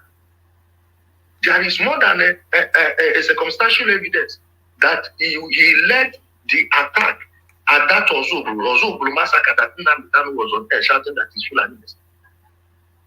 This guy was arrested in Anambra State. I have a video of him in handcuff inside Okozu's house. Do you know they transferred him to Enugu to go and answer one flimsy case, one bellyful offense? You see the style they used to manipulate the law. Someone has a civil case in Enugu. Whether that case exists, I don't know. But he has murdered many people, including one girl he called. They were chatting on Facebook. Sorry, Ijele, use words like pie just because of YouTube. Carry on. Okay. Sorry. I thought they are different from Facebook. Yeah. Now, that guy, that girl, he connected her through Facebook, chatting. He'll be telling them he came from abroad and he's lodging only from hotel to hotel. The father was chased out of Ugosi. He prepared this their nonsense juju for politicians. His son is supplying him with human parts. When he was arrested, who do you think made the cause for him to be taken to Enugu and And why did Ugwani leave? That guy, there was a time the police wanted to go apprehend him. When they got there, he left there 5 minutes before they came. Gatuso, the same thing in Enugu. And they are changing. I have a video of Gattuso at a fake checkpoint they set up, mounted with an army uniform. He was in the bush smoking weed. They are not hiding this because they know that the politicians are solidly behind them. And these are boys I know. If I want to be a billionaire tomorrow, believe me, I just need to offer my services to these people. And you'll be telling it to Mozu that don't know anything. Giving them facts, giving them names. Everything, and they are still there arguing. You see why I don't have time for them? Woman, can I ask this guy a question? His name is Ijele. Hold on, Ekene. Just hold on. I will get. I know you can hold it, but hold on, Ekene. Let's have new voices. Are you there, woman? Can I ask him a question? Sorry. Can everybody hold? What's going on? Everybody hold. My brother. I don't have respect for such people, and I don't have anything. And it is not this your platform that will make me exchange word with someone that will never meet me the rest of his miserable existence. So I'm not going to give him that opportunity to speak to me. It's either he stay here or I go. Let him go. Remove him. I don't want anything from him. He doesn't have manners. All right. Hear from Rational Mind, who I think is a bit more of a sedate voice. Rational Mind, come in. All right, so Mr. Ijele. His name is Ijele. Ijele speaks. Ijele. Okay. All right. Yes. As you speak here, and I think I've heard you speak on some other topics before. I was like wondering here. You don't have to be. I mean, it's up to you if you don't want to answer the question, but I'll ask you. Are you an informant? Are you working for the DSS or are you working for the Nigerian government? What sort of useless question? Like, no, it's a question, my friend. Hold on. Calm down, my friend. Calm down. If you cannot answer it, simply say it's not a question you want to answer. But it's a question I'm asking you. And you have the right to say yes or no. So don't characterize my question as an insolent or whatever question you are. It's a question I'm asking you. All right. Dude, if you are not here to answer questions, say you don't want to answer questions. You're not here to act like as if no, Ijele. All right, Ijele. Somebody's insolent. I mean, look at how you yourself. I'm a behavior rascal. All right, Ijele. Come on, just let it go. Let it go. One man. If you are not going to come here with respect and ask respectful question, then get out. That is not respectful that I'm asking you. One man. Asking questions. Is that what you're asking? You are saying? Please don't unmute yourself, Ekene. All right. All right. Thank you, Rational Mind. Ijele, let me bring in Ajanle Koko, see if he has a question. So Ajanle Koko, you can see it's a no holds barred sort of a session we're having. No quarters taken, no quarters given. Ask a question that hopefully our guests can take. Actually, let me ask you a question before we go on to Ajanle Koko, Ijele. Soludo, what are you making of Charles Soludo? Because a lot of people feel that the Southeast is on a two-strapline narrative. There is the narrative being propelled by the Peter Obi space, and the Obi space, it reaches beyond the Southeast, by the way, but just from the Southeast, a lot of people feel that there's a narrative being propelled by the Obi space, but there's a counter narrative being presented by Charles Soludo. And a lot of people feel that the sort of a narrative that Charles Soludo is bringing out of the Southeast is more palatable to the Nigerian space. So Nigerians will gravitate more to somebody like Charles Soludo than Peter Obi. So those two narratives are coming out. Do you identify that those two narratives are coming out? And which one would you like to say win through? Let me answer you now. Soludo, as a governor, he is not far off from, let's say, somebody like, who would I mention? Let's say he's better than Okeze, but less than Sullivan Chime. Let me put him there because so far go and check schools, man. Go and look at schools.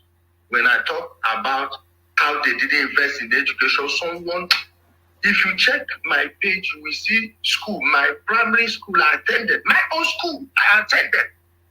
You can't leave your pigs there and somebody will come. It will never be well with all of you. See, Soludo as a governor is a snail. But what he's saying is true. He knows if he doesn't counter these people with the truth, they would remove him from power. He knows his political future is at stake. This is 100% right. I'm telling you the truth.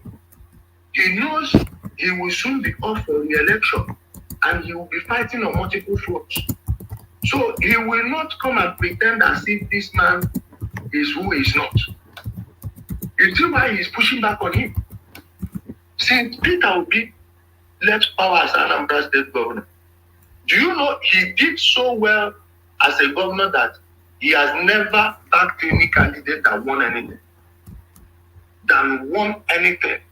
As he handed over to Obiano, he never backed any, including Dora Akunyili for Senate. By the way, Dora Akunyili is from his place. So the husband that was killed is from his place. I know I have the video of Gattuso murdering that man. Yes, he can't mention that guy's name on air. He can't even utter what happened to Dora Akunyili's husband, Chika. For you to know the type of people you are dealing with. When you say they have international followership, I told you they merged obedience with IPOB. On Twitter, even from my old accounts that were taken down, one, the other one is still active.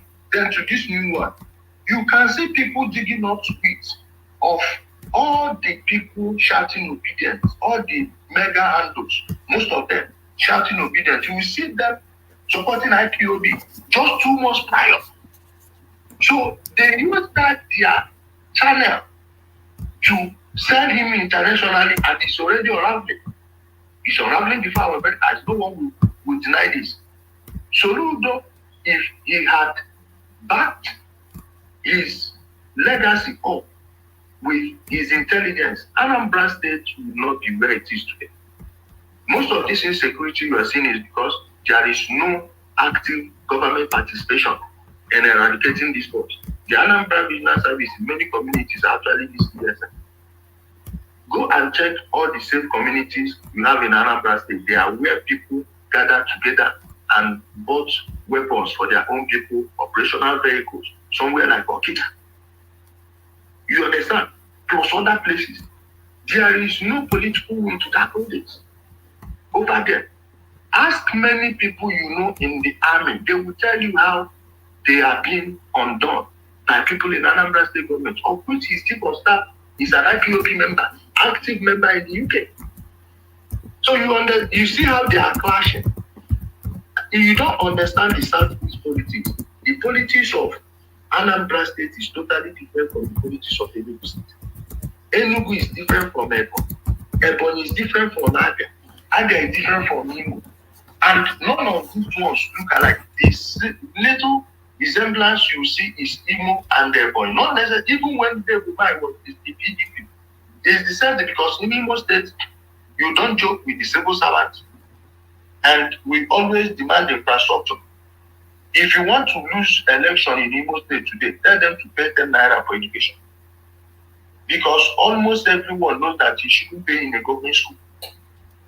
Whether you put facility or not, it's a different problem. But Imo Light, we know that you are not supposed to pay shishi to go to school. Because what they call Imo people in Onitsha those days in the newspaper people. We read news, we source things. We have a totally different culture from Anambra culture. Anambra culture is different from Enugu culture. Enugu is different from Ebonyi is different from us. Even in Abia, you have different cultures there. Just like in Imo State. Also people and Anambra people from Nnewi South will adore these places. They behave alike. Olu, Anu Igbo, same culture. Umuaka, Amanduba, Amuri, same culture. Owa, Orodo, Ugomiri, same culture. Owerri have their own. You see, and this thing transcends our politics. So it's not that black and white as we people think it is. All right, brilliant, excellent. But you know, when you said that if Zulum, if he wants to be president, you will go and campaign for him. Me personally, if Soludo wants to be president, I will campaign for him. I have a lot of respect and time for the man. But Ijele, take a question from Ajanle Koko. Ajanle Koko, you are up next. Yeah, thank you, woman. And let me thank Mr. Ijele for coming to spend some time with us on this platform today. So, my question, I know what it's doing is kind of, how do I describe it? It's like sensitization and a kind of a crusade to enlighten the people, particularly our people from the Southeast. And my question to him is that to enlighten them on the political, how to play the politics, and not to get carried away with propaganda and misinformation. So my question to him,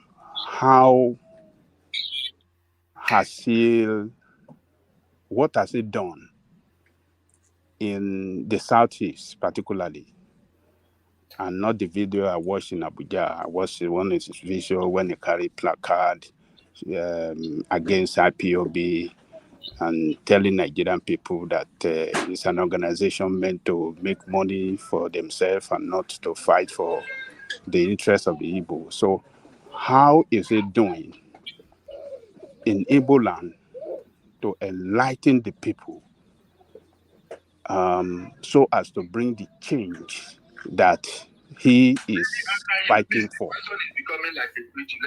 All right. All right. To it, Ajale Koko, I think he understands the broad strokes of it. So, just what presence do you have in the Southeast in terms of Let me answer. I feel offended by the second part of your speech. I don't think it's a question.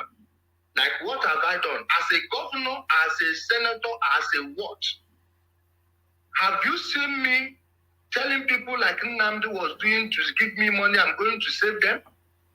Are you okay? Like, as what? As who?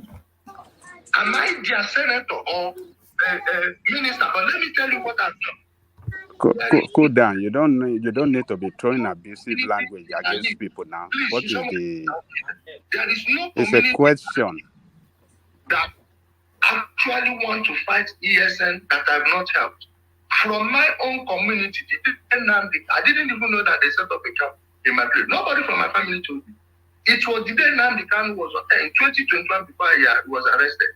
I said that the people shouting on social media that one of them, any day he goes to his village, that they have their own camp there. I said, I called somebody from Amuri and asked me, say yes, so that they have it in our place. Less than 48 hours, all of them, the ones that were arrested, were all killed. All of them, the ones that ran away, I didn't hide it. I told them, try it again. And I'm still saying it to her. If they burn your mama well, come try that. The one that was doing it in Mama home, Sky, where is he today? So this is what I'm doing on my personal capacity. You have no right to bring up that question. Like, what happened? Are you okay? Then on your first one, you said how to save the Southeast. There is no hope for this generation. The current one will die off. These younger ones, I have like my trust in them. Forget the youthful exuberance they are displaying. This is a backlash from what has been happening from the post-war Ali. That's why I see many of them are confused. Many of them that were supporting Nnamdi Kanu didn't know it was a scam, and they didn't even know the right story about the Biafra. You see where it's coming from? Telling you, oh, do this, do that. I am a realistic human being. I'm stoic to the core, but you see this one, You can't solve it. This generation will have to die up. They will have to learn the hard way, and there is no other way. You see, many of them have disappeared from their communities. Are they running for Fulani herdsmen? But there were people insulting me when I was telling them that Fulani herdsmen were not the worst buying people in Ali. You see where they are now. So what do you think I will do there? Am I a miracle worker? Yali is not what you people think. It's state by state. Forget this thing they are saying. We are different people. The only thing that unites us is the language. In character, you can imagine how the states, now they don't have their government house. The place they did now, rent they did now. Oh my, look at Umai. Olu is far better than Umai in infrastructure and otherwise. They don't even have public water there. Look at how dusty, how local everywhere. Without Umai Tower, go look at what they got tower. They can't even build a strong edifice. And you want to use them to compare, but that's advancing, moving forward. Or Imo, where everybody get I, get. Then Anambra politics, they play the deadliest politics in the Southeast. Political assassination is nothing for them. Character assassination is nothing for them. They don't care. They are ruining the lives of their own people. Anambra, there is no type of professional you want that you will not get in every town in Anambra. There is no place you go into work, you don't see them. But ask yourself, why is it that good people never get to position there? Just like in Abia. It's because of the culture they have there. They will oppress the person and the rest will not care. They will cover it up. Then you go to any, their own is totally different. They are the only people that still maintain their rotational governorship till date. This song we are playing, Enendeba. Enugu State has the politics of Enendeba. You give these people, you give these other people, give these people. Then go back to the first person. Can you name any other state in the Southeast? My own Imo State.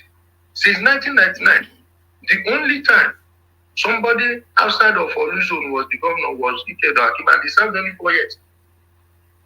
It was 8 Oluzon, 4 Okigwe zone, 8 Oluzon again, another 8 Oluzon.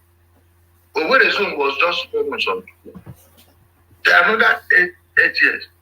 And somebody will be telling me, oh, it's a rotation, this and that. When I know how we are playing our own politics back. We are not even rotating our own governorship. I'm from Oluzon, but that doesn't stop me from telling the truth. Then you go to Anambra, there are people that they believe should be governor. Nobody from India, nobody from Abuja. You see it? So there is no one political ideology in Uganda. All these things you're seeing on social media is just pretext. Thank you. All right. That's one man. Yeah. One man. Let me say something I'm not before you go. Hold on, Adale Koko. Okay. Yes. Hold on. Hold on. Ijele, there's a question coming in from the comment section. It says, please ask Ijele how the Indigbos could bring their politics to the center in order to win the trust of Nigerians. So that is coming from Akinyemi Awodi Akinyemi. Let me just yes, Akinyemi. So the question essentially is that the Southeast politics seems somewhat too regionalized, and a lot of Nigerians see it somewhat as ethnic. So how do they then transmute from that ethnic sort of outlook to have a more Nigerian outlook in order then that they can then gain the Aso Rock seat? And it still wraps around the Soludo question that I was asking you, by the way. People want a champion from the Southeast, but that is not too ethnic so that they can gravitate towards them. Do you understand the question, and do you have a view on it? Yes, my brother. See, like I said, not this generation.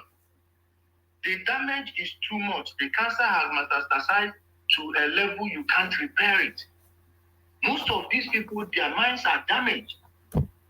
They spent years brainwashing them. And many people were raised with hate.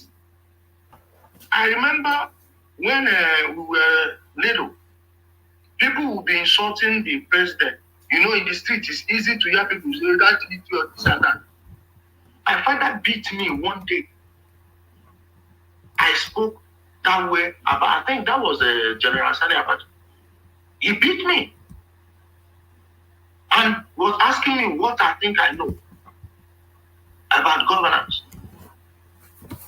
I thought he was wrong. Then I grew up and realized that he was actually expunging hate from us, for authority.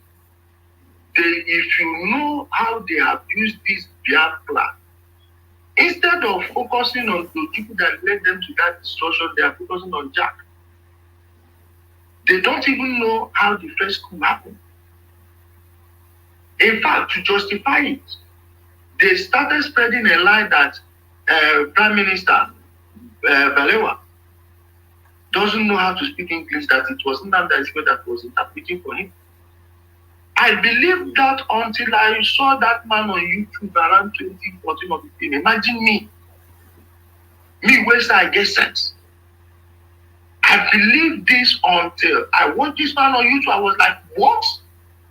So the lie has penetrated too much. These people can't help it. They can't. It's not this generation. The whole place must come down. And they are being destroyed by their ignorance. Knowledge is not what you force people to accept. You just lay down the truth and let the cast fall where they may.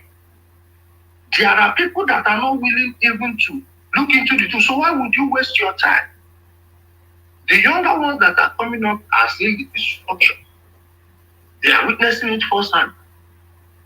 They can lie to the elderly people that is full and everything, but these ones know what's going on. Many of those boys doing these things are their mates. They see them with all those stolen cars.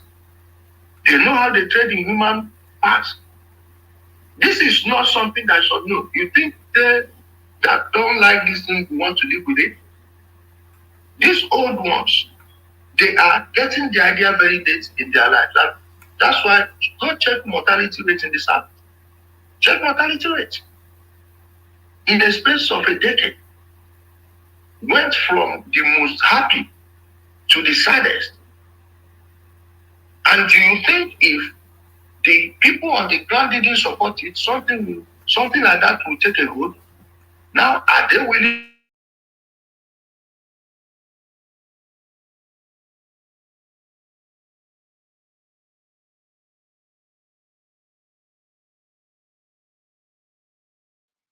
What happened? Oh man. Has it dropped? Is it not better he drop? One man. It's better he drop. I don't even know. Drop. That guy is just talking rubbish. He's just talking rubbish.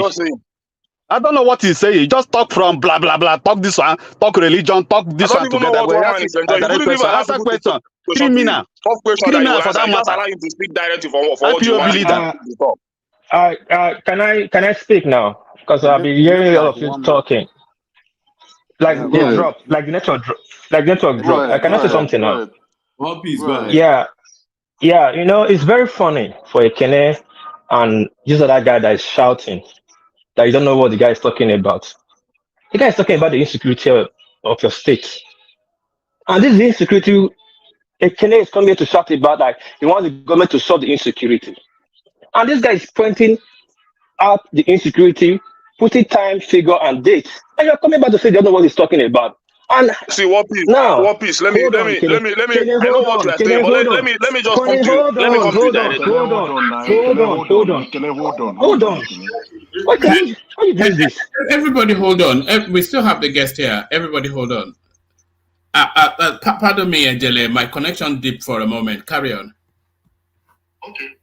If peradventure they decide to embrace the Sorry, Wama, why didn't you just join the StreamYard link? Who is that person interrupting me? Sorry, carry on. Yeah, carry on. Until they embrace the truth and stop this lies they are selling. Stop this character assassination. That is the order of the day. Let them educate their people that there is nothing like juju in politics. They will take good people that get into politics, corrupt them. Many of them, they will put them into their court. An average person in the Southeast knows that most politicians sacrifice people. But they actually believe in that thing. Unbeknownst to them, those sacrifices are for entrapment. You will never see any of their temples that's white. It will be either black or red velvet. Why do you think it's so? Those are the places they hide their cameras. Those statues you see at Oracle, check the eyes, check the nose. Many of them, they embed small cameras there. That place where you they do that sacrifice, they don't catch you for camera. Now it's their duty to use their money to rig the election for you. Make sure you get there. If you are a civil servant, they will get you into a ministry and they know how much that budget of the ministry.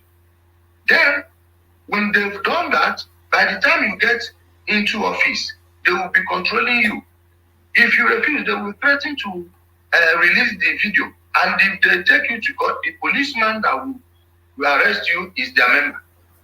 The judge or magistrate that will give you that sentence is their member, and they will confiscate all of the assets. You see why it seems you know some good people, when they start aligning with some people, they get to power, they start misbehaving. They have no choice. This thing is happening in the Southeast, in the South, and many places in the Southwest. If the military takes over power today, which I am not campaigning for, if the military takes over power today, you will see those disappearances will end. All these things about human sacrifice, human powers, organ trafficking. Why do you think it wasn't this rampant during the military days? Why do you think it's so? Many of them that became oil people, these people that are stealing the oil, selling them to American vessels and all this, people don't know this. At the Atlantic Ocean. How do you think many of them got there? They were brought in. They must have something on you. So when you see people spending this type of energy in their politics, do you think there is hope for that generation? When you have most generations that believe actually that did you, let me tell you, see these Southeast politicians, if sacrificing 1 million human heads will make them presidents, they will sacrifice 1 million Igbo heads. I'm telling you. They don't care. They don't give a hoot about you. Thank you. All right, brilliant. So, Ijele, I want to thank you, but I am not going to let you go. Let me say this before you go, Mama. Hold on, Ajanle Koko. Ijele, I want to thank you, but I'm not going to let you go until you promise to come and visit us again. You got that, bro. I will always come whenever I have time. Just fix. All right, brilliant. Before I do let you go, give us a final parting words, and then I know it's quite late where you are, so give us a final parting words, and then we can let you go. This is Ijele Speaks. I did promise you an explosive session, and I think we delivered. Ijele. Okay, bro. Thanks so much for having me, and I thank your audience, the ones that are respectful.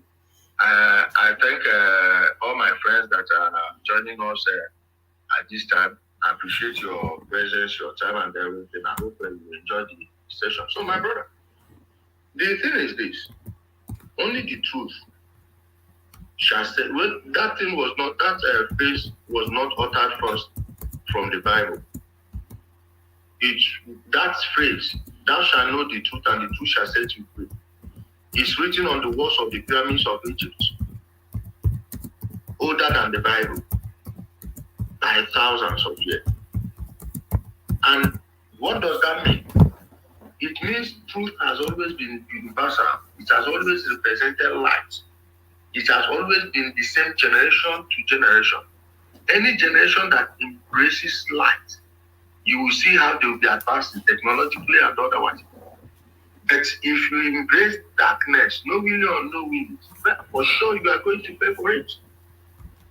You are going to pay for it. And until people start telling themselves the truth, and always approach every issue as if you know nothing.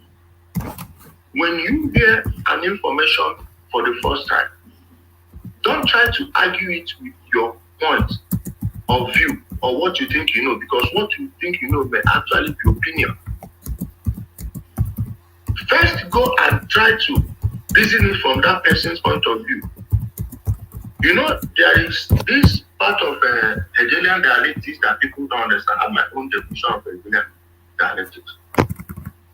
You see, when we say thesis, antithesis, when they clash, you get the synthesis. This is how people should be thinking. Your view, that person's view, then you check where you think your view is weak. Then compare it with the evidence before you. Outside of emotions. The moment you do this, you see you begin to change. You will not be suffering unnecessary anxiety. Ignorance is the fertile ground. Anxiety thrives on. If you actually know things you should know, you find out that you will live a very calm, cool, collected life. You see the way I am now. I don't know what GP medicine tastes like. It was last time I was ill, they gave me thing in the hospital. I told them I'm not gonna take it. They said my GP was 275. But I said yes because I'm ill. I have typhoid. They said it's high. 272 over I think 135. I told them I've clocked 280, 290 before, and it's because of my condition. Take care of this, and I'll be able to. They were shocked how it dropped in the next day. The one they gave me, I took it, and the thing was running through. They were shocked. That's because I have always seen myself as someone who doesn't know anything. I've always tried to reinvestigate, authenticate that thing I think is true. Try to argue from the point of the opposition. Sometimes you find out that you're actually wrong. But some people, because of ignorance, stupidity, there is acquired stupidity, and there is a natal stupidity, one way they carry from their womb. When you see so many people, their parents even know nothing. Most of my mates, when we were growing up, their parents couldn't even read or write. So what do you think they're impacting on those people? Those people are adults. They didn't have access to the education and upbringing, formal and informal. I had. So I understand some people when they behave a certain way, but you now have access to information to rebuild yourself. Now it's up to you to take it. I can't make that decision for you. If you want to grow, grow. If you don't want to grow, then stay there. Above all, I urge every Nigerian to always put the country first. Your place, don't say you love your place, but you hate Nigeria. No, your place is in Nigeria. You have no passport that bears your village name. And if you think you are going to, nobody is big enough, no region. They're not driving it now. You saw how Nigeria left them and was moving forward. So what makes you think they will care about your own place? Learn to love your country and you begin to see everything clearer. Thank you so much, my brother. I appreciate it. I will always answer you. All right. Thank you very much. And thank you very much for doing this, by the way. It's very, very late where Ijele is. So he's actually making an effort to be with us. It must be around 3 a.m. already. And I'm sure he would rather be in bed than be here. But thank you, Ijele. And certainly, I just from the response, I know that the audience will demand that you come and join us again. And publicly, you have said you will come. So we certainly look forward to you joining us again. So that is the majestic Ijele Speaks. Have a good night, my brother, and I'll call you during the day tomorrow. Thank you for doing this. Yeah. All right, thank you. Thank you, Ijele. One man. I have advice for him. Hold on, Ajale Koko. Check your WhatsApp, Ajale Koko. Check your WhatsApp. Okay. All right. We'll take a couple of clips, intermission, and then we'll come back and audit how the session went.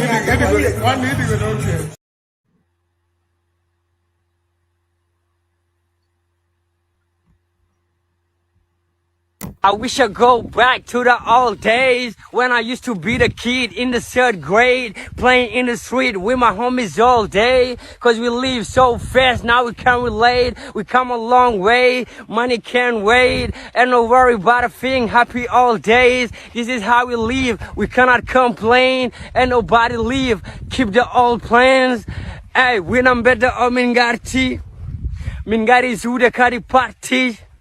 Ko ɗomin mawni ɗomin darti yow goto fone ɓorni boke as a party an winam bedda omin garti min gari zuude kadi party ko ɗomin mawni ɗomin darti yow goto fone ɓorni boke as a party ay cugagam ne weeli fof ko souvenir film hanki wona hande hanki jamma mbaale sim min ñalla fije nangue jamma lengi mbaɗa tin on saha courant ala wura men ko ƴaro finde sifti nammo ala cifti ala inde idi nawo wilde iwi.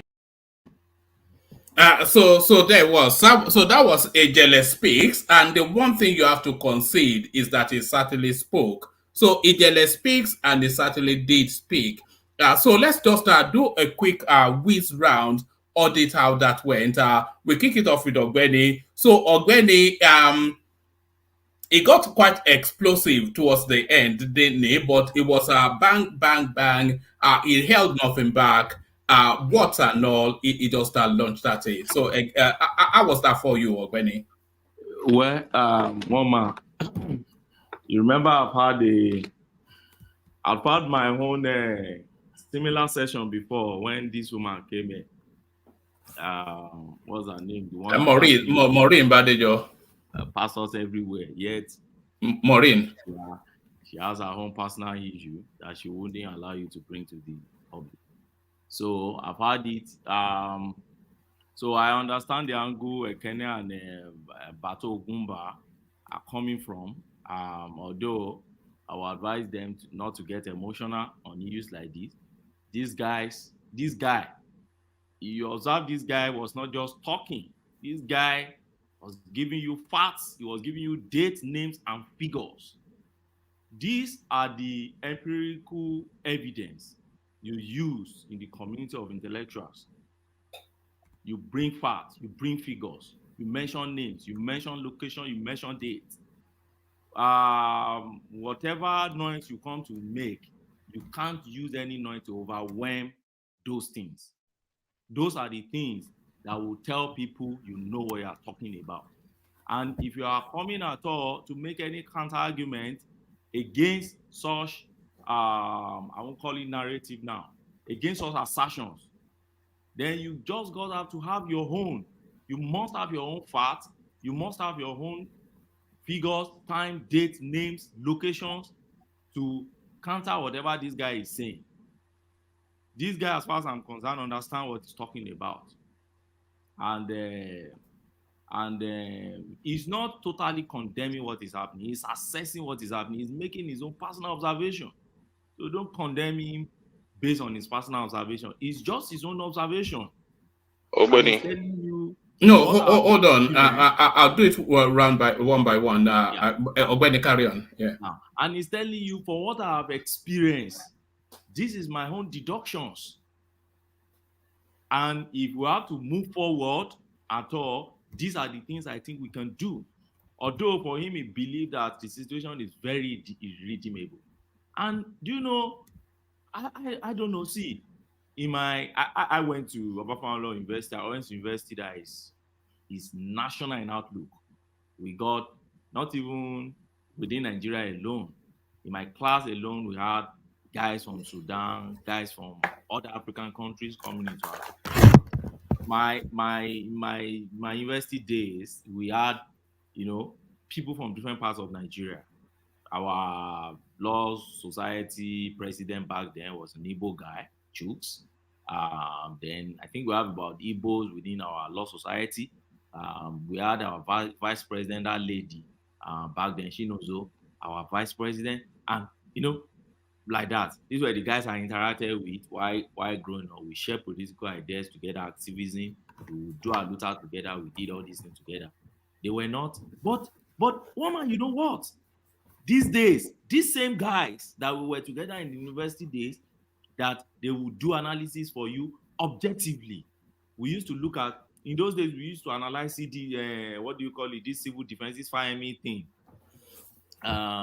Those civil society will go and bring up their executive summary, their documents. We'll be reading all these human rights things. We'll read Kamas together, Socrates, John, all these guys, Kremu Nkrumah, Nyerere, we'll read the ideologies and we'll be seeing the way it should be applicable in Nigeria. Because those were the early days of democracy, when we thought Obasanjo was the most madman in Nigeria. So before we started seeing more people who are madder, in quotes, than Obasanjo. But those days we thought Obasanjo was the monster. So we'll go and read all these things, all these guys, Stalin and others, and we'll be analyzing it. But do you know, those same guys today, the moment you try to talk Nigeria, there is this hatred, and that's what that guy is talking about. You may think, oh, the guy is just talking, he doesn't know what he's talking. Thank God he's not talking at all. The guy he's embedded in the Eastern politics. He understands that terrain. So he's not talking off point. He's not talking as an outsider. He's not talking like somebody like me or Kulata or maybe Wadani Koko talking. This guy is talking as an insider. He's telling you what is obtainable now. And I can testify to that. All those guys that we drank Gary together in room, and this guy recently, what's his name? You see Nnamdi, my friend now in Manchester. You see the kind of thing this guy talk about now. I say, when did you become like this? Any little thing you just talk, oh, Nigeria is rubbish, oh, the Fulanis are the one killing you. They are this thing. The Eastern region is the most marginalized. In fact, they want to go. They will kill everybody. What are you talking about? The you that we know, this is not you again. What's happening? So for me, if that could be happening at the level of people who say they are learning, lawyers who have been trained with acts of, good reasoning and arguments and, rationalizing things, then how much more the illiterate in the street of Aba, how much more the illiterate in Akugo, how much more the illiterate in Agwani, how much more illiterate in all those areas, those remote spaces. You could imagine what is in people's mind in those spaces, and that's what this guy is talking about. So, like it or hate him, if you like, go and come on social media and just blast the guy. The guy understands what he's talking about. And that is one of the things I've seen these days. People don't even listen. They just have their own point. You just make your own point. Whatever another person is saying, they don't care. They keep making their point. How do you want to learn in that space? So that's my home. The guy has come to do, he has done well. But one thing I think one man should try and do is, he shouldn't come here to insult us. He shouldn't. I don't know. Yes, you said if we go to his space, that's how he talks. No, the same you have with Maureen. Come here and come and insult us. We are panelists. We've been loyal to this platform. We've been on this platform for a while. We've been educating people for a while. So don't come. If you don't want to answer our question, like Rational Mind came in and asked question, if you don't want to answer that question, just say, well, this question is insultive. I don't think I'm going to answer it. You don't need to tell us why you think it's insultive. It's your prerogative. And decide not to answer any question. I do that a lot. I was still on TVC, was it last week? I asked question, I said no, answering this question, and we'll move further. So what's the issue there? So, but to now start saying, no, somebody is idiot, somebody is this and this, and I don't think his use of words, I don't think it's okay. And I also don't think when you correct him to say pie, all those things, they produce something they used to blast area and all those things. I think there are things that probably when you are publishing this clip, you try and either mute all those areas and try to, there's a way they scratch it in YouTube live now before you publish. Thank you, Woman. All right, brilliant, excellent. Hold on. Let's hear from Zeta. Zeta, feedback from that session. One man. You want me to forget my thought before you go? If he presents. Yeah, Zeta. I'll take it round. Yeah, Zeta. Feedback from the session. Yeah. Woman, can you hear me? Yes, carry on. Okay, let them speak. Then I can speak later, please. All right. Ekene, you're up next. One man. First of all, I'm not happy with you because you didn't give me. I don't know. The guy didn't want to take much of my question. I don't know why. So I think you spoke with him the most. I think you. I didn't speak with because because even the question I want to ask him, he didn't even want to cool down to understand what I want to say. Because the last point I want to lay to him is this issue of kill, do this. Doesn't he think that the political solution or releasing that guy will bring a lasting solution to that insecurity? But he didn't want to listen. He was just insulting people up and down.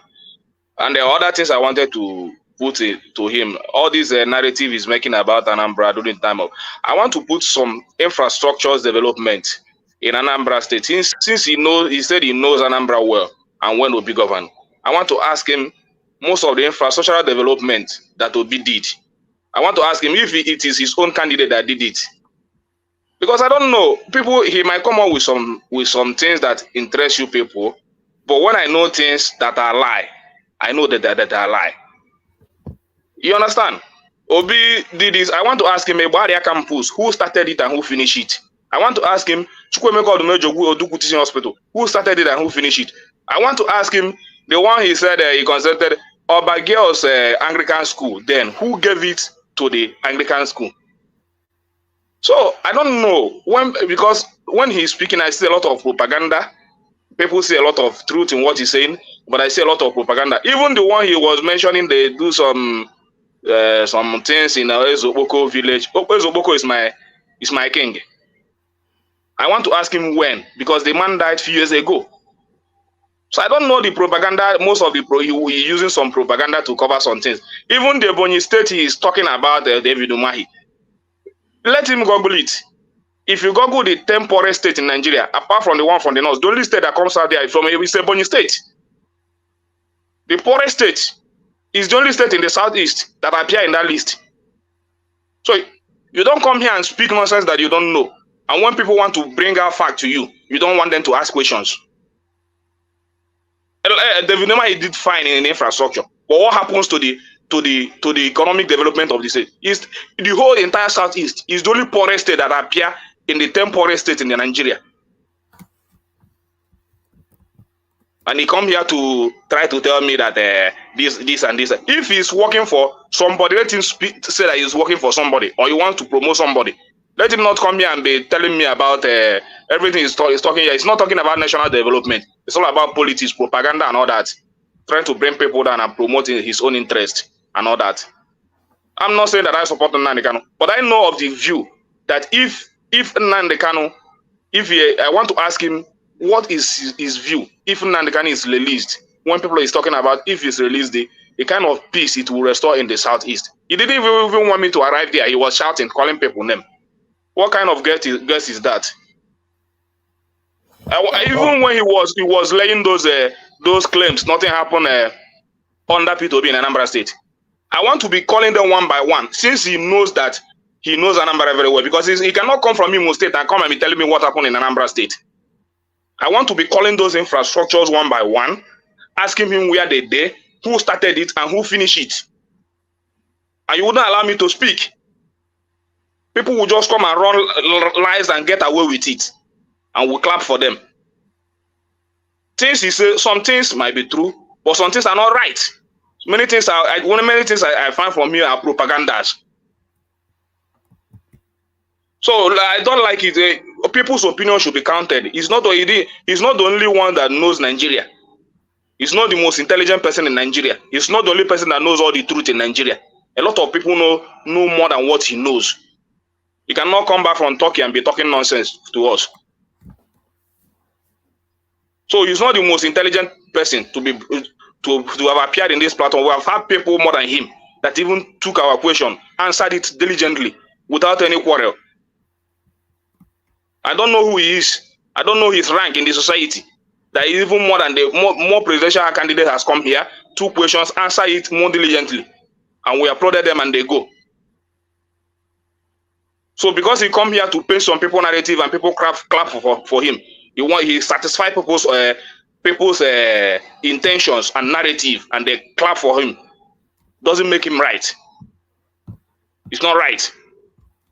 In fact, this is the most. I applaud your platform and the people. Even the day you bring in Daniel Boala, everything we applauded it. But today, this is the worst host, the worst guest you have had in your platform. Who sees himself as a god that knows everything about Nigeria. No other person knows more than him. And such people are the most illiterate people I see on earth. If you think that you know everything in Nigeria, you know nothing. And that is my view. Even if you know everything, you should come down to listen to people. If you are so intelligent as you say you are, come down, listen to people, take their questions the way they want to. Don't just put them out because you don't want to hear their narrative. You want only your. How can somebody come on a national platform and just run one narrative and get away with it? People buy only one narrative. People were clapping for him. Southeast did this, Southeast did that, Southeast was this. I know there is insecurity. I know it's caused by some hoodlums. I know there must be a stop to it. I wanted to put a question. If releasing that guy, wouldn't this have solved at least most of those problems we have in insecurity in the Southeast? He was just running his mouth. After running his mouth, you want me to come here and clap for him? This is the worst guest you have had in your platform. And I'm sorry to say it, one man. So you can bring him next time to come and run. In fact, he's not intelligent as people think he is. He's arrogant. He's not truthful. He uses propaganda. Even what he's accusing Southeast of, he even wear that clothes. He wear the image more than the people he's accusing. The arrogance he is accusing Southeast of. He wear the garment more than the people he's accusing. I'm sorry to say it, one man. Thank you. Oh, all right, brilliant. I wouldn't go as far as to call him the worst. It was an it's an all guns blazing personality. So it doesn't ask for any quarters and it doesn't give it either. So it's an all guns blazing sort of a personality. Let's go to Prince Daddy next. I'm not sure if he's still with us. Prince Daddy, that was quite an experience. Like I said, an all guns blazing our personality. Prince Daddy. Prince. Oh, have we lost Prince Daddy? Oh, okay. Let's go then to let's go to Ajanle Koko. Ajanle Koko. How was that for you? Oh, have we lost Ajanle Koko too? All right. Emekus, pick it up. Yeah. My first and foremost, let me apologize that I came in late, and it was very painful. I think I will have to go back to go listen to the session again from the beginning. I completely, lost the frame of timing that this session was going to hold, and I was engaged in some other activities. What I would say is, it was for the better half that I listened. It was very explosive. He was calling names, not just the middle players. He was also calling the high flyers and the politicians involved. He was also calling amounts being paid. Then what I wanted to ask more questions, but I just didn't want to make it a me question or a me session, right? Um, uh, I think at some point in the formation of IPOB, this is my opinion, I might be wrong. He was involved because I didn't join at the beginning. I don't know if he actually said something like that.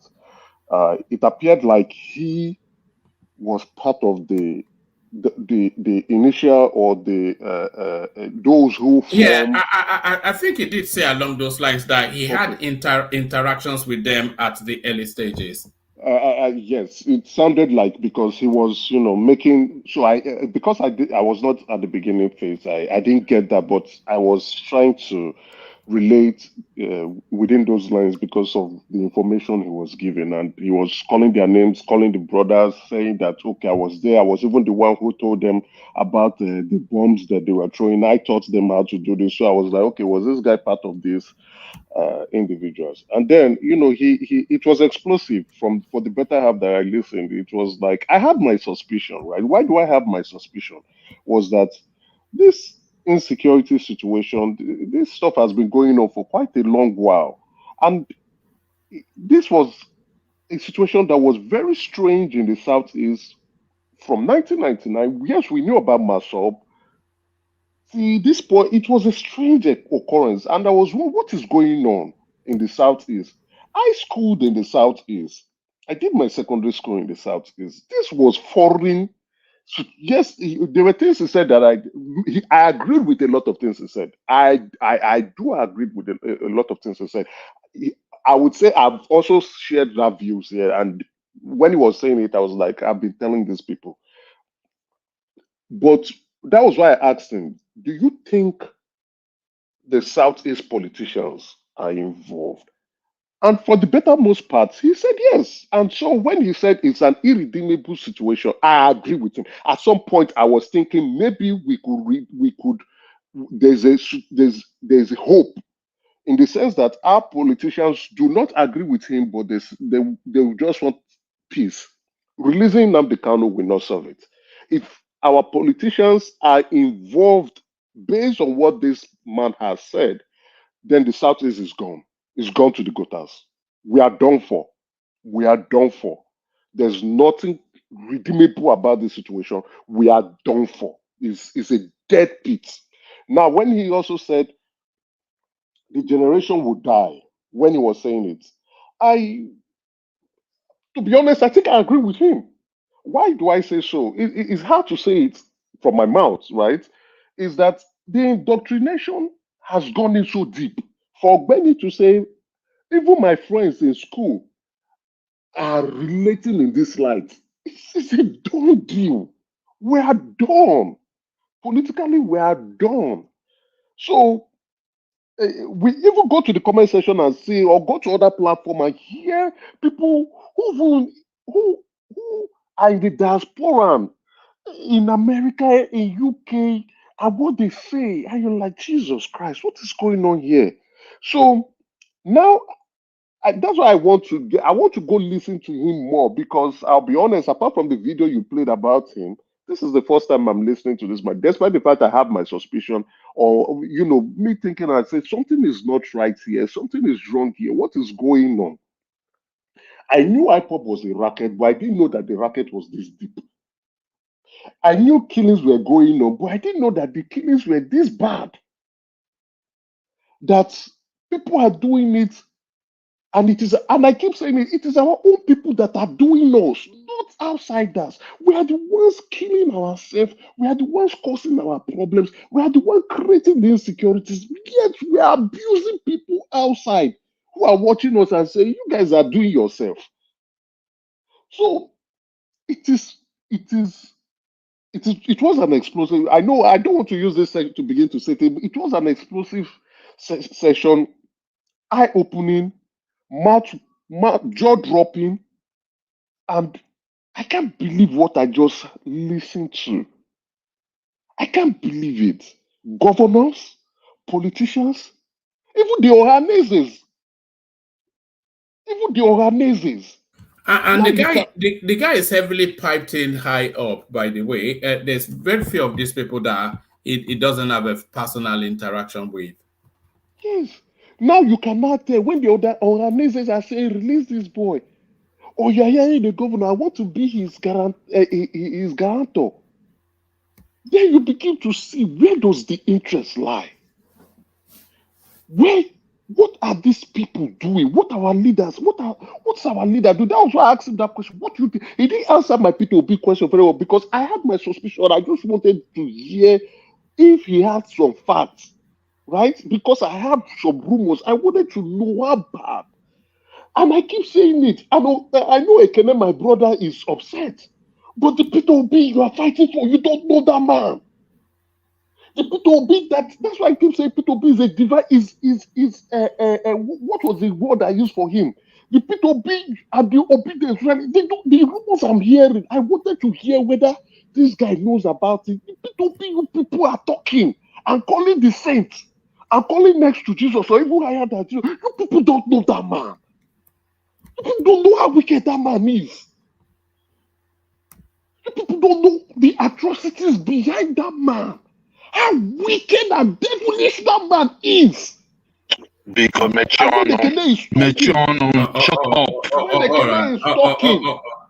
Ekene is talking, I can understand, because he's a man that polarizes the situation. You either love him to death or you hate him to death. That is who P2B is. But if you know who P2B is, and you're telling me to mature no because you don't want to hear the truth hurts you. You're just stupid. You're just empty. Just shut up. The only thing is that your guest cannot speak about him very well because he don't know him. So he couldn't speak about him. So when he cannot speak about him, that means he knows nothing about him. That is the conclusion I came to. Because I asked him so that you question cannot say for he's a reason. wicked when he has No, even mentioned most of your favorite, but you cannot speak about him. It means he doesn't know him. He doesn't know P2B very well.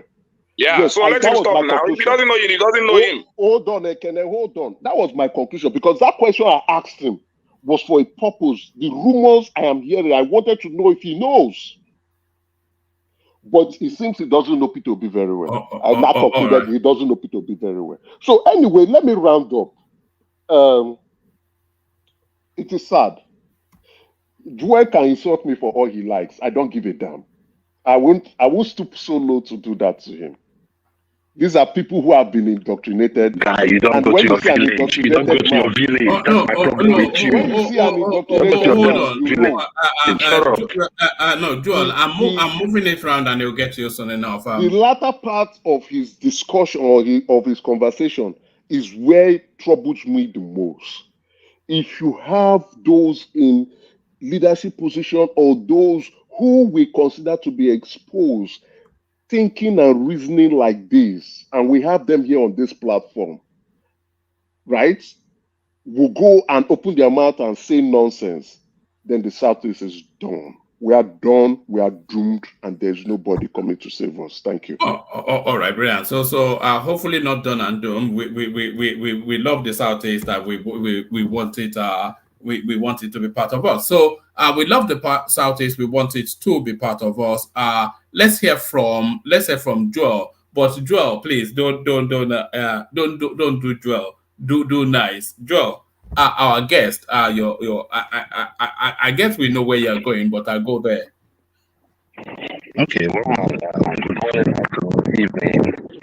No, can you move your device? Hold on. Can you move your device? It's very, very quaky.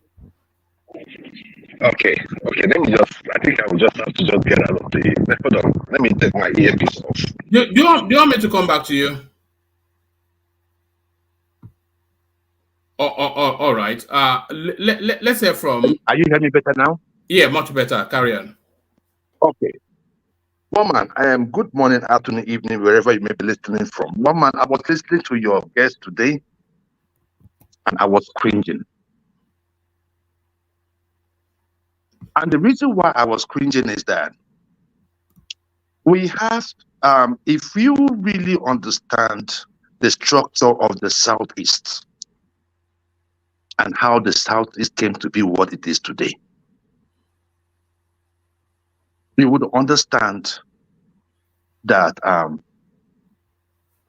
the people of Anambra State have done so well. I asked you, I said, let me ask that guy a question. I wanted to ask him one question. If you say Ojukwu is a bastard, what has changed? Like between then and now, the people that were the good guys, what have they done to make our country better? Because if you say Ojukwu is a bastard, then we can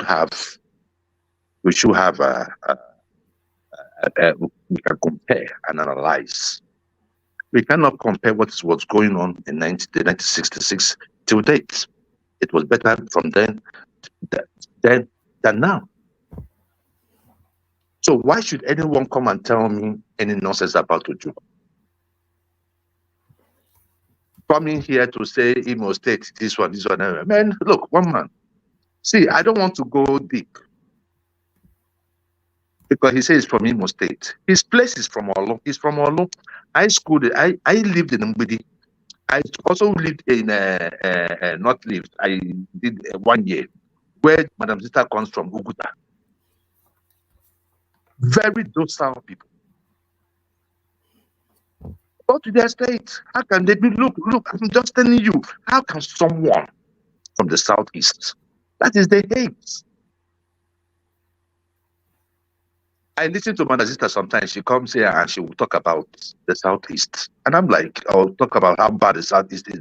Because where she's from, she's only within the geopolitical region of Southeast. They do not believe that they're Igbo. Ask her, she's here. I'm not talking in her back. If I from Anambra is drowning in their lake, they'll say, so what am I talking about? Why should I listen to people like this lecturing me about Southeast? Anambra, if not for Anambra, nobody will remember Southeast. Let's go by records. Let's go by record. If it's not for Anambra, nobody will remember Southeast. And let us not get it wrong. There are many members of other Southeastern states that make up this Anambra, especially in terms of businesses and all that. There are, especially people from Olu. His place, Are we going to talk about the session, or are we having a political? Right. Look, I'm just talking about myself, please. Can you just shut up, please? I don't care who you are. And I don't want to get personal on this. So what I'm just saying is this: one man. What that idiot was saying, the guy that came on your show, I don't care if he's a guest or not. If he can come to the show and start insulting people, you can't call guest names now. Why can't you? Why would he be insulting people? You wonder why we don't get. You know, a lot of them are listening and that we're looking to bring on. But if they know you are going to one man, we've had previous people come on this show. They weren't as arrogant and empty-headed as this guy. No, it's an all guns blazing sort of a person. It's a bit like you actually. No, hold on. You are an all guns blazing personality too. One man, it is not. You see, it is what you say. If I am making a statement, if I'm talking about Nigeria, I talk about Nigeria, about the things you and I know. Not an Agboro, someone that helped. Probably they did not settle him with the IPOB. Now he comes and took the other side, and he came here to speak nonsense. That is what we want. We want someone who knows the inside workings of the issue. Look, I am not going to respond to people that don't go to the villages. I don't care. Criminal you support. You cannot. You cannot. I was in my village. I cannot. You have not got to your own village. I have said it. I have never supported what's his name? I have never supported Nnamdi Kanu. I have told you this in one man, but I am in support of him being released. People that don't go home will say, let him stay there. People that go home, people that have sense, will say, release that man, so that we will know where our problem is from in the Southeast. Because this is foreign in the Southeast. It used to be a place where you go and you have fun. So all the tourist area, even where my sister comes from, those places should be down in terms of finances from tourists. Why? Because of its insecurity. And it is affecting their area. When you talk about Oluzone, you are talking about Madazista's place and this Ijele's place. They have been in governance. Yeah, when was the last time you went to your village? They have been in governance for over 16 years. Joel, when was the last time you went to your village? They have been in governance for over 16 years. Emeka, let him carry on. No, when was the last time you went to his village? He doesn't want to entertain, so because he has not been to his village, and they have been in governance. They have been in governance for over 16 years. And the issue there is this, right? For over 16 years, they've been in power for over 16 years. The Owerri zone have not gotten any. No, Owerri zone have not gotten anything. I think Okigwe or Hakim did about 4 years. All this while it has been from Hakim, from Udenwa to Rochas, and now this criminal there right now, right? Who masterminded all this insecurity? Because what happens with our political leaders, it does not matter where they come from. They set up all these people up. And when it comes to controlling them, they are not able to. It was Hope Uzodinma that, from Hope Uzodinma's time, that is when we started seeing insecurity in the Southeast. We never had this bad before. So when people that don't travel, make statements, they don't read the timeline. There were many that I was going to ask that fool, but thank God, because it would have been a mess. Let me ask you. Why did Bakassi come about? The issue I want to say last is this: War Peace. I thank God that you're here. War Peace, are you here? It's here. Okay. I'm here with you, I'm here with you, Joe. Please, War Peace. Whenever it comes to issues that have to do with the Southeast, calm down. Calm down. Why? Whatever you see, hold on, let me say something. Whatever you see or hear, if you have not lived there, there's no need for you to talk about it. Because if you are going by hearsay, let me talk now. If you're going by hearsay, you are going to make many mistakes. There was a video I was going to send to one man because of those people that said that Yoruba people don't work in the Southeast.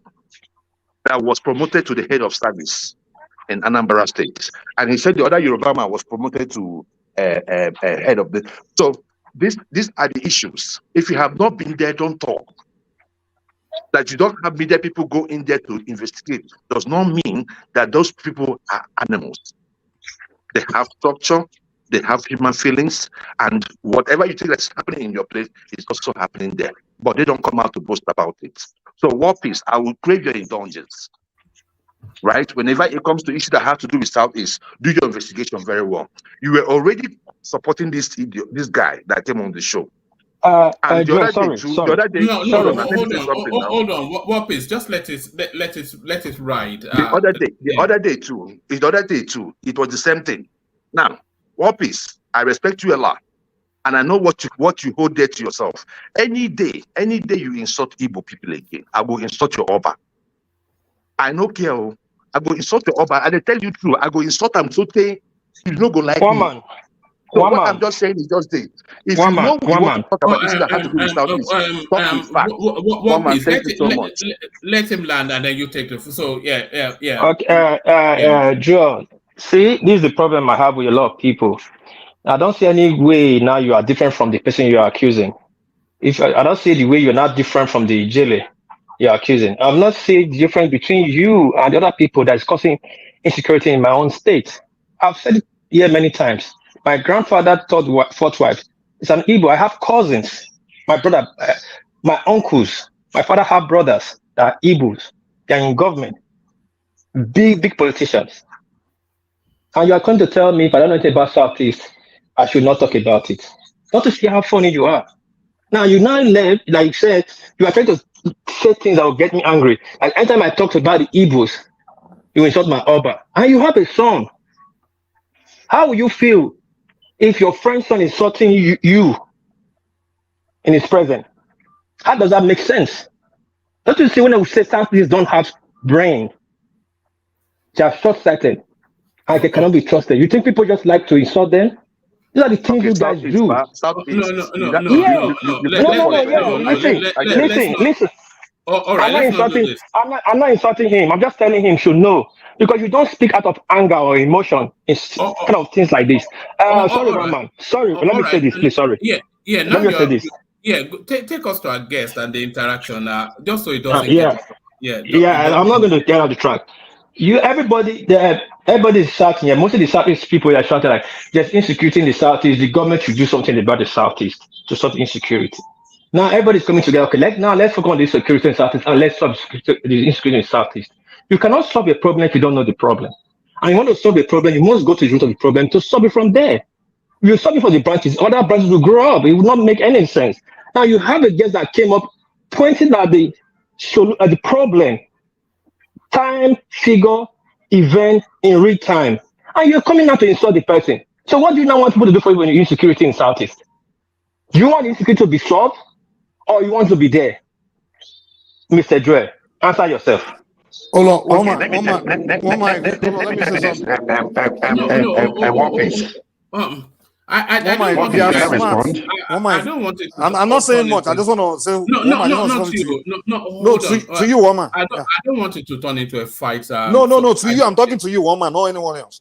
Woman, right. If you are smart and you want your guest to come back, you don't let people insult him behind his back. Joe should have called him and addressed the guy when the guy was here.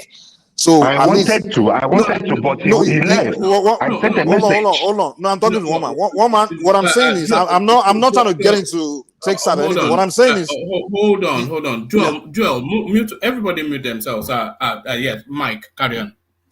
What I'm saying is, I'm not here to take side or anything. But what I'm saying is, the guy was here. If Joel has something to say to him, he should have called him and insulted him to his face. But you're saying you want the guy to come back. But he left. He's probably watching right now. And you're just allowing people to be insulting him, like calling him name when he's not here, when he has already left. At least defend your. I mean, you have to protect your. If you want him to come back next time, you have a rule on your platform saying no name calling. But it seems like you play double standard. You allow some people to do that. Some people not to do that.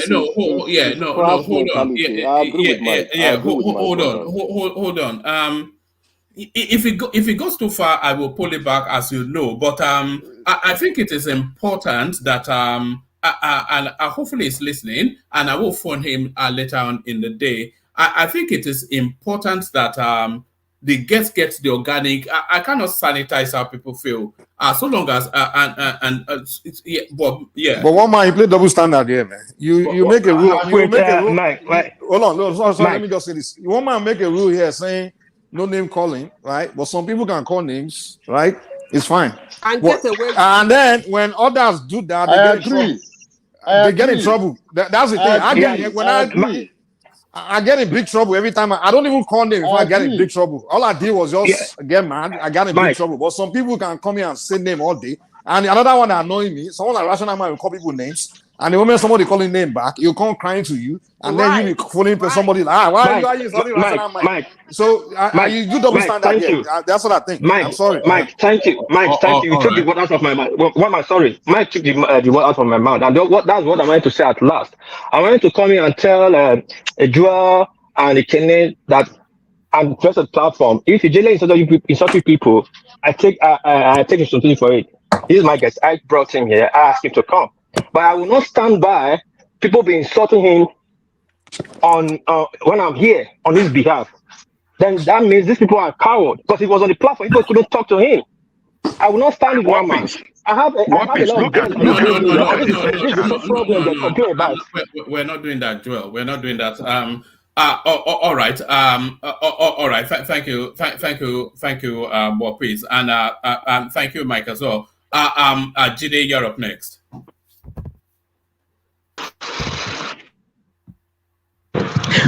One man. Yeah. Good evening. Good evening. Good morning from Nigeria. Good morning, everyone. It's been a while. It has been a while. No. I'm not even fighting. I had some situations. I got robbed by armed robbers. Oh God! Seriously. I'm just getting back on my foot. My laptops, everything gone. My phone gone. My wife's phone, her laptops, everything gone. Did they hurt anyone? No, they didn't. They just busted into my house, pointed the gun at my chest. They said they were going to kill me if I don't comply and things like that. But it's okay. It's one of those things. Now it's not okay. It's not acceptable. It has happened. It has happened. That's Nigeria. I filed a case with the police. It has been back and forth. I don't know, but we are getting over it. I just came home from Lagos and those guys just busted me like that. Where was it? That was November 30th. No. Where was it? Where? In my house. In Lagos. No, in Ogun State. I said I built my house in Ogun State, and I visited. They have armed robbers in Ogun State. I thought it was a sleepy, little restive something. No. Lagos is far more secure than Ogun State. If I had not built my house here while I was with cement, I would have moved my whole family. I'm still considering selling the whole place, though. I'm moving. No, that's just by the way. To the program of the day, woman, like I used to say, and like Madam Sita used to say, the truth. There's no truth than self-truth. Once you can't tell yourself the truth, nobody will tell you that you will listen to it. And that's just it. I think it is high time people from the Southeast start listening to some people, some very few people from that environment that understands the problem and are passionate about solving it. This man that I saw come on this program, the man was not ranting and the man was not abusing people because he wants to abuse. The man is passionate. The man is tired of what's happening over there. I know the guests. I've listened to him severally on some platforms. This is the way the man talks. And anybody that feels offended by this truth, it's just the truth. And this is what the rest of the country are saying to you. What do you want in particular? Do you want peace or you want Nnamdi Kanu? Do you want Nnamdi Kanu or you want Samuel Ekpa?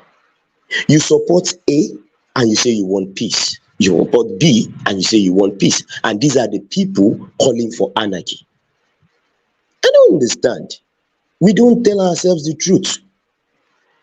And I don't know, when you are blinded by your own ego and arrogance and you feel you know everything, you find yourself in this kind of a problem. And now, you are hurting yourself and you think you are hurting the rest of. When this whole sit at home thing started, what was happening, what they were saying is that yes, it's going to affect the economy of Nigeria. Yes, when they sit at home, the government, bro, is affecting our people. We as Westerners, we as Northerners don't want this, because every time a life is lost, we know how painful it is. I'm just talking of my own experience, and I know what psychological trauma my wife went through and my children. So now we talk about somebody that has lost someone, somebody that has lost a family member that was shot in his presence, or kidnapped, or chopped into pieces, and somebody comes here to still protect that and still claim that is right. You have just, thank you, my brother. God bless you. It is annoying.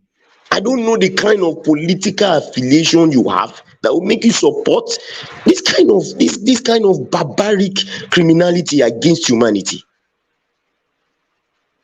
We are talking now. But Jide, I'm not sure that anybody is supporting the criminality. Dwell is supporting them. Woman, and even as long as not supporting them, but certainly not. Woman, as long as you don't stand bold, damn the consequence, and condemn whatever is happening there. If you want to sit on the fence, you want to play Obi, and you want to play Nnamdi Kanu at the same time. Hold on. There's a myriad of conversations going on within that space. Dual has always condemned the IPOB movement. He has no time for Nnamdi Kanu, and nor does Ekene. But they also feel that there's a sense of exclusion of the Southeast within the Nigerian space, and they also follow Obi as an there's a lot of nuance to it, and you can't just pack it into just one singular entity. All right, woman. If as a father you have a family and you have 5 children, and one of them decides to be a troublesome one that won't listen, that continues to trouble the family, you keep shouting and you keep shouting and you keep shouting, it doesn't change. The day you keep quiet and you say you're on your own, it means stylishly you're no longer interested. But for that not to happen to the Southeast, the rest of the nation is shouting now, calling, let's stop this thing, let's do this, that, let's do that. If the likes of Joel and the likes of Emeka will still support partially, for me, once you don't condemn what is happening, I don't want to care who is. Emeka doesn't support at all. It doesn't support at all, not even partially. From what Joel said tonight that I had, condemning what that man said when that man was giving figures, facts, names, telling you who are the causes of all these things, how it started. This man was part of it somehow, and he's telling you what is the problem. We should all come together and say, okay, what do we do? From this space, we can start talking to people. We can, the next Igbo man next to me, if I can talk to you and say, okay, brother, this is the problem, this. Once we start changing our mindset, we'll change the whole problem. It is just a matter of mindset. Jide, if a particular people have an issue and they have a popular opinion to solve that issue, won't government listen to it? This is my point. Emeka, so if there is insecurity in the Southeast, and you hear from the Southeast, even from their governors and the most of the people living there saying, release this man for peace today, won't you give them that benefit of doubt? Because this is coming from both governors, both Ohanes and Igbo, and the prominent people that even this guy mentioned here that is part of that insecurity.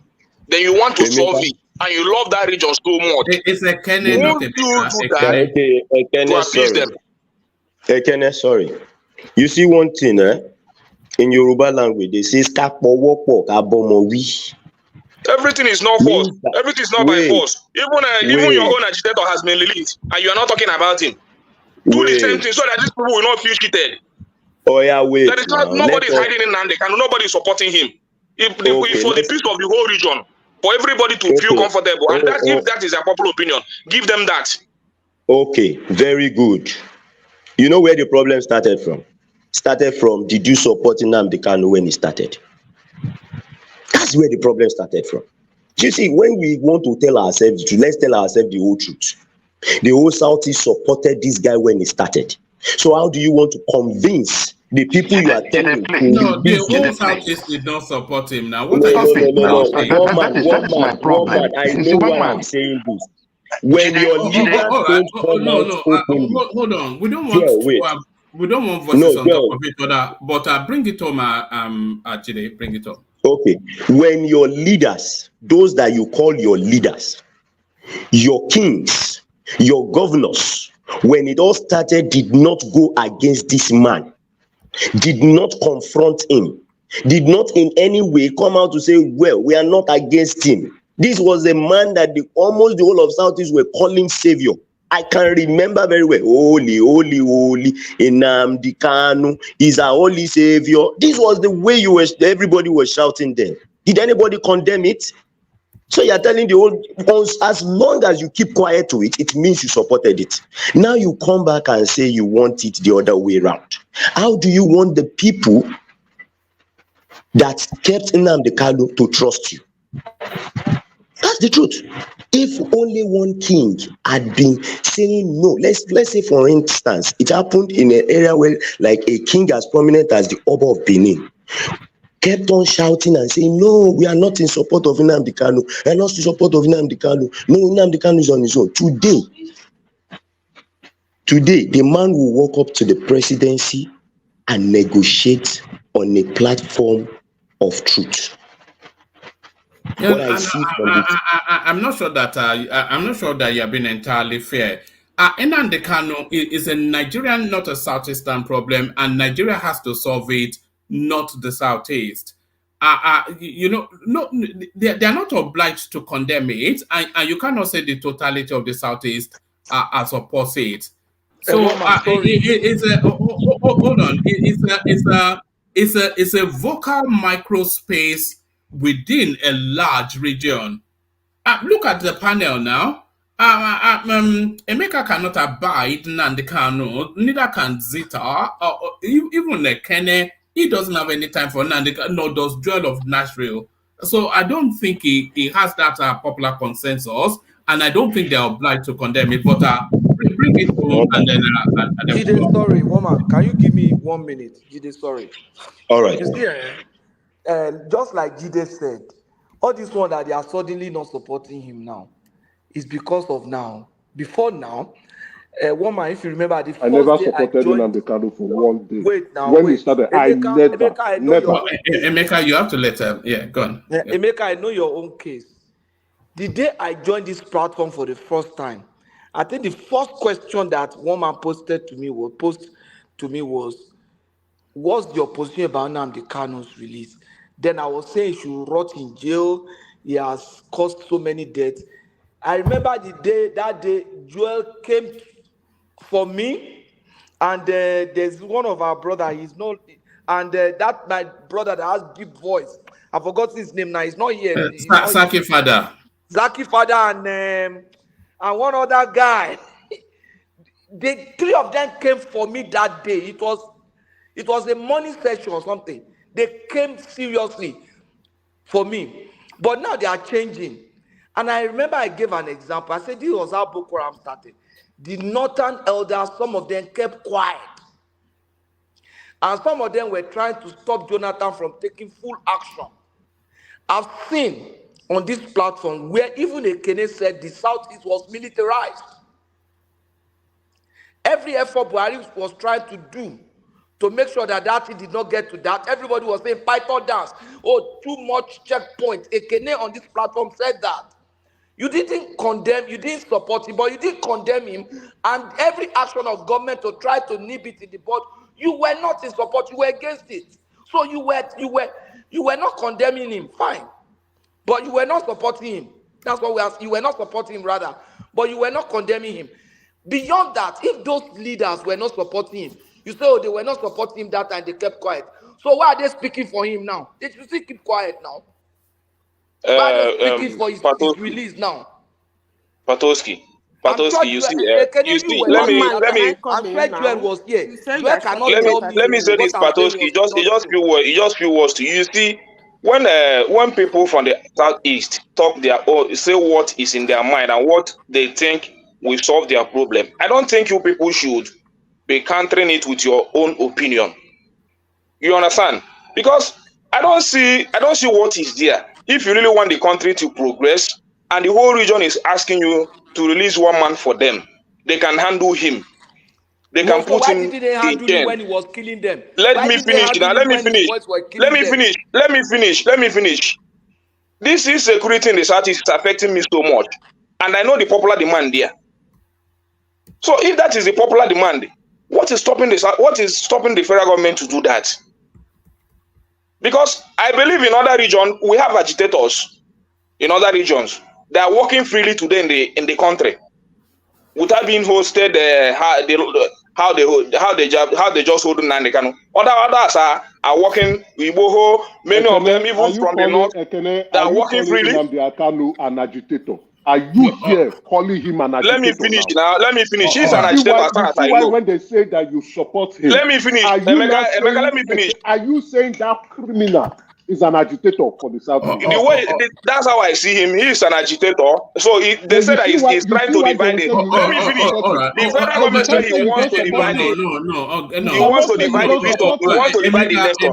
Emeka, hold on. Emeka, you are too important a voice on this platform for me to put in the back. There are certain people I don't have problem putting them in the back, but I wouldn't want to do.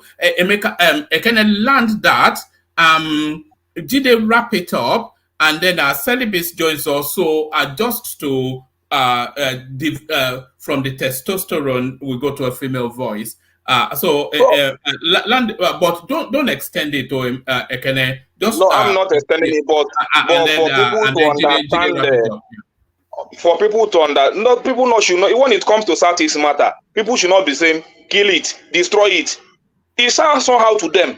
When it comes to their matter and other regions are saying kill them, destroy them, and the people from that region, most of them are also coming, kill them, destroy them. When it comes to other people's matter like Boko Haram, you can have negotiate with them, put them in the military, all that, release Igboho, all that and all that. But when it comes to Southeast, kill him, destroy him. How do you think that region will feel? They will feel cheated. So what they want to give to those people, give to these people, so that the whole thing will balance. So that the nation will move forward. So people, those people are, no matter how you want to put it, balance the equation. Stop coming here. Everything that comes to the Southeast, kill them, destroy them. Everything they bring Operation Python dance, all that and all that. It doesn't work like that. To put security in a state doesn't necessarily mean you use force. You don't use force in everything. Sometimes you use love. You care for them. You tell them, I understand your feelings. So that's my opinion. Not that I follow him. If you come everywhere, I can give you my phone. You can check it. I don't follow any IPOB stuff. I don't follow any of their. Even Nnamdi Kanu self, I don't follow him. I don't even all this speech that you see people said Nnamdi Kanu made. I learned it from this platform. I never followed him for one day. But this is my personal opinion, and that's how I see it. Because whenever things become a popular opinion in a region, why can't the federal government listen to that? All right. We might be having another guest tomorrow if we've not scared him off. Yeah, let me just leave it as let me not name names until I confirm it for tomorrow. So Ijele, bring it home, and then we hear from the Silky Tones. All right, woman. When we stylishly want to say the truth, from my own kind of person and where I came from in Ekiti State, you don't stylishly say the truth. You say it as blunt as it is, and if you don't say it the way it is, then it means you are lying. If you are not saying it, it is Abba Oko Abba. So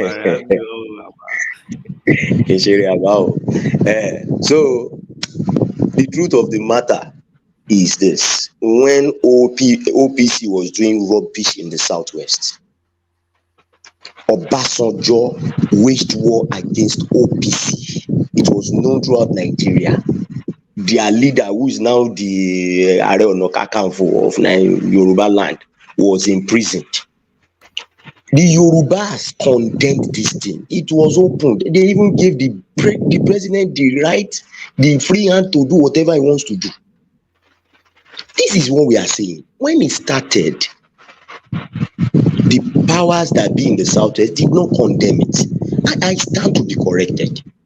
If one or two prominent leaders had condemned this thing, the only person that I know, that I've spoken of, that I've heard of, that spoke against this thing on this platform is Emeka. One. And I think Soludo. That's two. The rest from the southeast have always been either quiet or in support. Now the thing has backfired. All right. Bring it home, Jide. There's a lot of background noise from where you are. Oh, are you outside? No, it's the fan. I think okay. Yeah. Okay, yeah. All right. Yeah. Carry on. Bring it up. Yeah. So what I'm saying is, if we only had one leader that was, vehemently going against this thing, this person would have stood up now, meet the president or meet the government and say, okay, come, I want to do this guy. But who from the southeast can be trusted to undo Nnamdi Kanu? That is the question. That is the $1 million question. Who is going to undo him? That is my question. And I leave it at that. Let me ask the question. No. Sorry. Apologies, Joel. So, Celibate, you're up next. I'm not sure if you've come latterly into the session, but we had a no holds bar smoking barrel of a guest who has somewhat excited up the space. So, the silky tones of Celibate. It's been so long you don't know how it works anymore, Abi. You see, this is it. I'm telling you, that's one thing about all this tech. Alpha, why are you all dressed up? I'm not dressed up. I'm getting ready for bed. You look like you are peeling some makeup. So did you go out? You look made up? No, I've been actually indoors all day. Oh, all right. No church? I've been cleaning. Christmas now, when you're a mother, it's not easy. Yes. Then Christmas. Have you bought your turkey? I've not even gotten to that stage. I'm still trying to tidy up the house, fix up. Oh, all right. So to the conversation, did you see? Did you catch any of our interaction with our guest? What did you make of it? I think I kind of missed it because I heard this guy talking about some stuff and sounding really serious, but I didn't really unpick, what he was trying to say. But if you give me a brief, like. No, it was it's a big personality within the media space who has quite strong and fixed views about the political goings on within the Nigerian space. He has quite defined views about the Southeast, which is where he is from. Is an Imolite, and so he has no truck with the Nnamdi Kanu narrative. He feels that capital punishment should be applied there, and he sees through the Obi narrative just as a lot of people are just the confidence that guy is a con man. So all of that he brought to bear, and he seems to have rankled somewhat with people. Well, if that is the case, what I would like to say is that, you see, one thing we miss out is that we are all trying to trend towards a one-party state, and that is very, very unhealthy. So Nnamdi Kanu might have said whatever he's got to say, but he said a lot of good things. Some things maybe you might not want to take. It's just like Julius what's his name, Julius Malema, in South Africa. You look at the South African parliament, right? Everybody is saying what they like. Whether you are 20 years old, but you manage to enter. Whether you are 25 years old, you manage to enter. It's horizontal. Everybody's talking. Everybody's fighting. Whether you are white, you're black, you're whatever, everybody's talking. See, the thing that is killing us in that Nigeria, because I'm not there, is the fact that we don't have a voice. Whether we like it or not, we don't have a voice. Because, okay, now we're on your show, we can talk. But in the Nigerian parliament, look at all of them. It's a charade.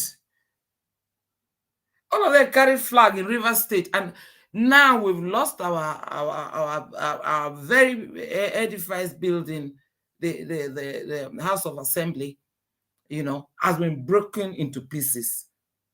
That's the kind of language they understand. And that's the language that's becoming our paradigm.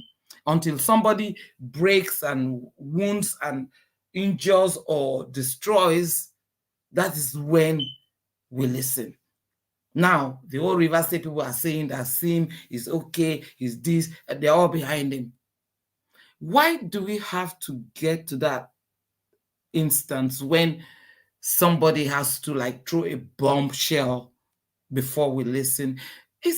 Listen, we have to try and start listening to each other and planning in such a way that we can move forward. But as long as we feel that because the person say on your mandate, I can go to parliament and sing. Look, I've been in organizations whereby everybody stood up and they were praising somebody. I just sat down. I didn't even stand up. We should be resolute people. God gave us that. Listen, we are black people. We got strength. We got everything. We don't even, all these things we take, paracetamol and all that, we don't even need it because even within our own setup, we have things that can look after our health. But nobody wants to look at that. We keep waiting. We're always looking for a messiah or somebody. Each and every one of us is the messiah. And we should stop that mindset of thinking until we have excellency. These are bullshit excellencies. You know that. Look at how Wiki has messed up. Look, let's just change our mindset and know exactly where do we want to go. Because what I always say, even in business school, is that first of all, think about the prototype of business and everything that you want to do. Don't think about money first. What will it entail? Don't say, I don't have money, or I can't do it. This is what we are all, our people are just drifting that side. And that's the reason why we've got all the resources and we're going nowhere. So all this disparaging and all these condescending statements and this and that, the truth is that where you are, there's resource. And if there is resource, you can develop yourself. And no one should actually stop you from having your own voice. Until we have our own voice. Somebody comes in here and say, everybody start abusing them because they are not Yoruba or because they're not Igbo or because they are not whatever, Niger Delta. I don't know, because even I hate that word, Niger Delta. But we all came from somewhere. We had roots. We had people. We had elders. We had parents. We had all these things. So why are we not forging in that direction and then coming together and having some kind of common sense conversation without thinking about our ego? I know what I want. If I tell you what I want, you cannot even deliver it for me. But what is it that what's the progress of our country? What are the objectives? Where do we want to go? Where do we want to land? That's the way we should be thinking collectively. We go to South African parliament, you can't even, they won't even allow any nonsense. Their president will come, they'll say, you brought a criminal, you brought a murderer. Can you do that in Nigerian parliament? Can you do that? Until we realize what is in us, we'll just be talking, everybody bitter, crying, quarreling, and all these things. It's a waste of time. It's a waste of time. Guys, I will tell you all, it's a waste of time. All right. We realize who we are, how God made us. It's God. It's not that politician that made me. That politician. Come on, give her more time to speak now. No, excuse me. Let me talk. Because people have been talking a lot of things. Sally is speaking through the prism of an expensive vintage glass of red wine. I think. No. What do you mean? What do you mean? Last Christmas, you were supposed to send me wine. Did you send it to me? The wine that was this guy? You know, it's still World Peace. It's still unopened. Why did you send you the wine? You never even sent it to me. It's whiskey and it's still unopened. So I'll contact you off the thing. It's sent to, so I can send you one. I'll send you my address. Post my wine. Come for me. Yes. You have to send me a bottle of whatever it is that you've just had. It looks as though. No, I don't get anything. Lift up that Why glass. did you come to London and take me for a drink? This is no, lift up that glass. That glass that is on the table. Lift it up and let's see the content. Which glass? That one, I can see it now. Look at this. One is finished. Not one Nigerian stout. Small one. Small. What do you mean small one? How many bottles of small one makes a big one? Only Look at one. Look at this. He bought me one and me. I all right. All right. Bring it home, Sally. But stay with us still, and then we go on to Zita. You hear from Zita, then you'll enjoy her. One man, stop this nonsense. Because when I come to this your show, you talk about, because you know I'm from Niger Delta. You start talking about wine and all these things. Sapele water now. No be so easy. I hear the evil point in the bar. To be honest, I don't care. Because if our country it will work. When people are ready to make it work, all these people where they come, they argue like children. If my children, I will just off all the light, even switch off the system, let them go to bed. Let us talk the points. How are we going to move our country forward? That is the most important thing to me as a Nigerian and as a parent and as a community person and so on. How are we going to move our country forward? If we don't want, I don't want all these guys coming here talking back. Come, woman, you know they cry for Nigeria. Yeah, they cry. They cry. The only thing that my heart just skipped a bit now when Jide just came in, and I was even teasing him that we've not seen him for a while, and he just told us that he had an encounter with armed robbers. Wow. You know, so they're still doing that thing of breaking into people's house and pointing guns at them. You know, and what betide you if you don't have sufficient enough in your house to satisfy their need? It's just it's an awful place, that Nigeria. Terrible. But stay steady, Sally. Let's hear from Zita. Zita, you're up next.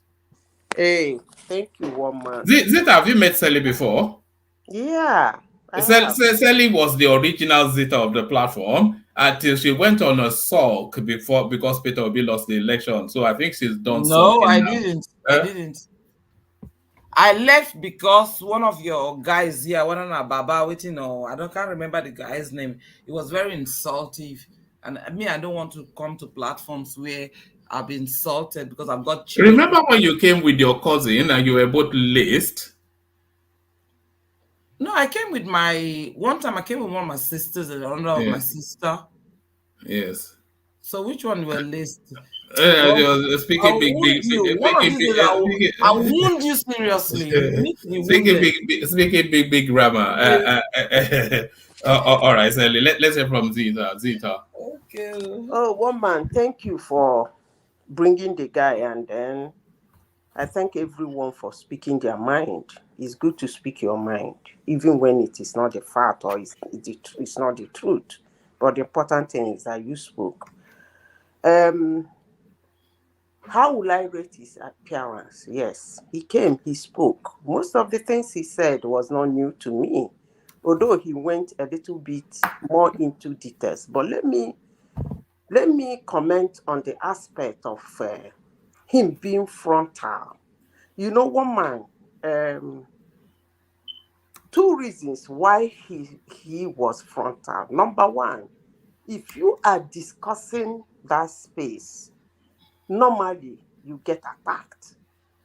So for somebody to speak on that space, you feel like as if the person is coming to speak with well armored, like ready for anything. I think that's one reason why he was frontal. The second reason is that Igbo thing. He exhibited it.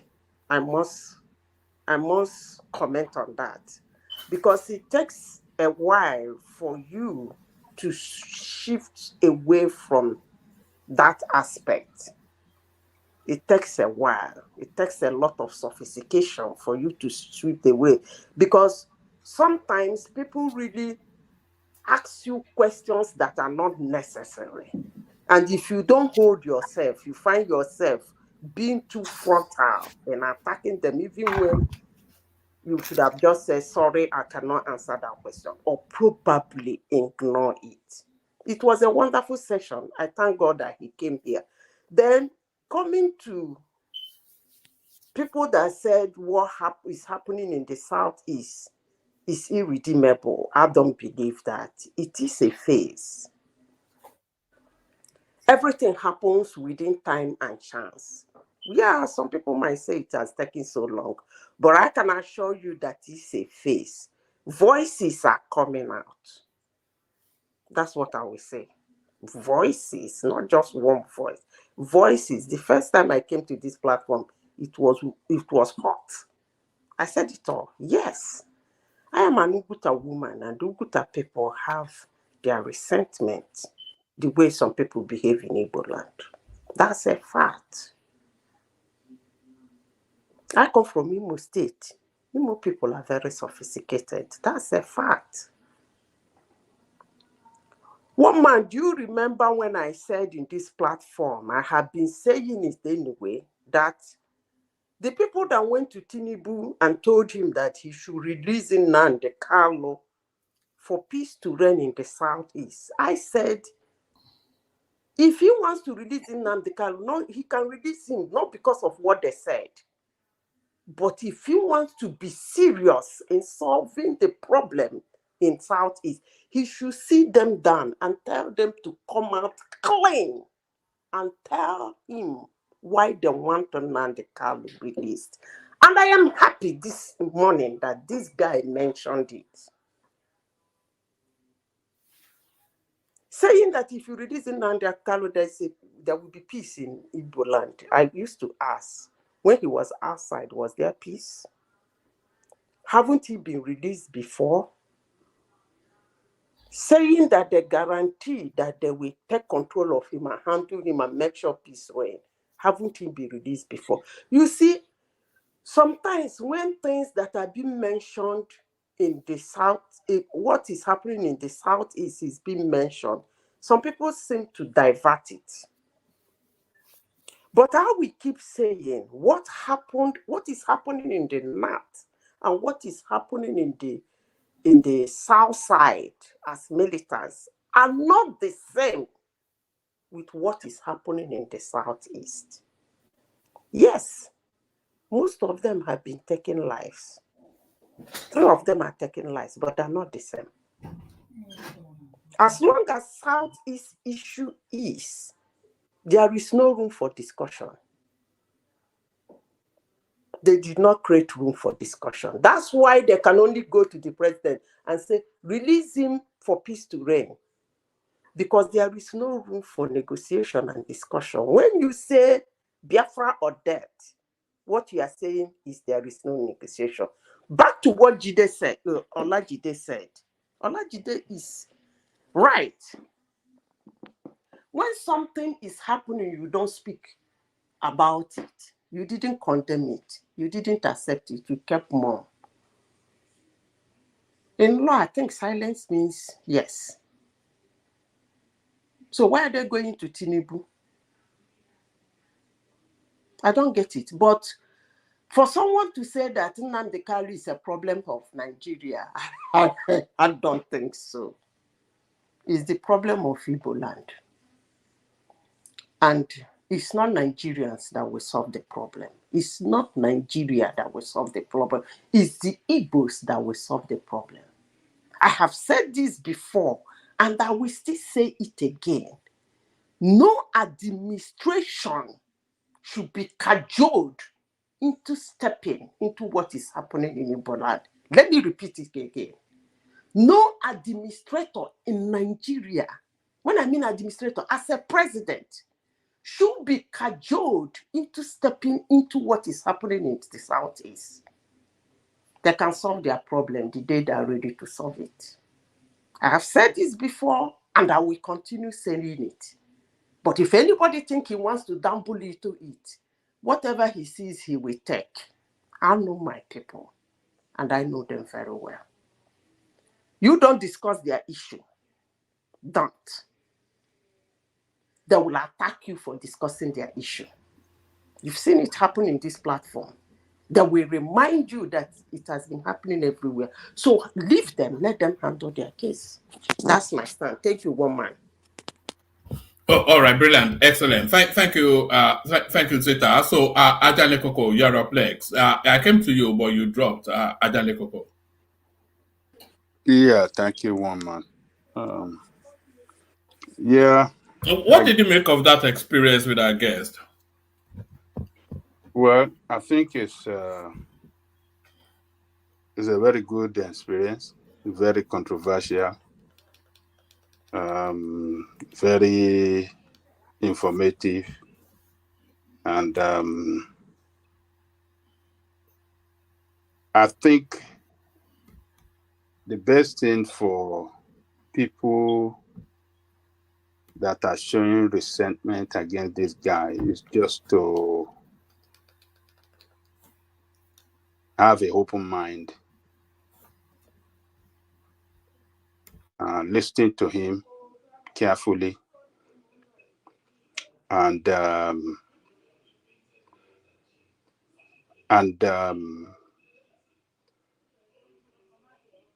if possible, jot down some point or some important information that he delivered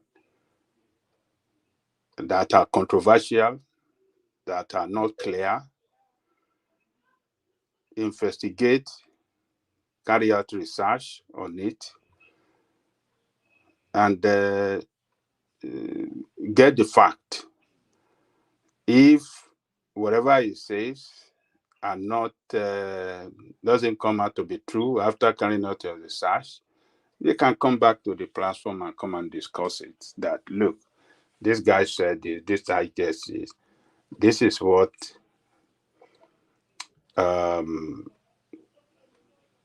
this is the outcome of my research, contrary to what he said on this platform.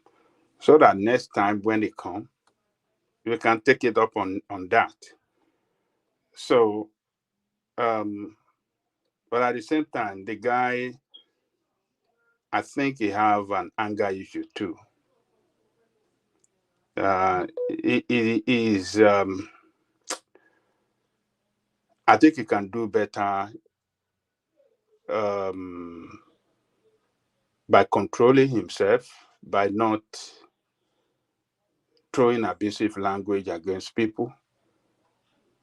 And he is carrying out a crusade. And whether we like it or not, he is in a position of leadership by his own volition, or somehow you want to define it. So he should see himself as a leader, and as such, he should act properly in a public space. He should learn how to be calm, listen to people, and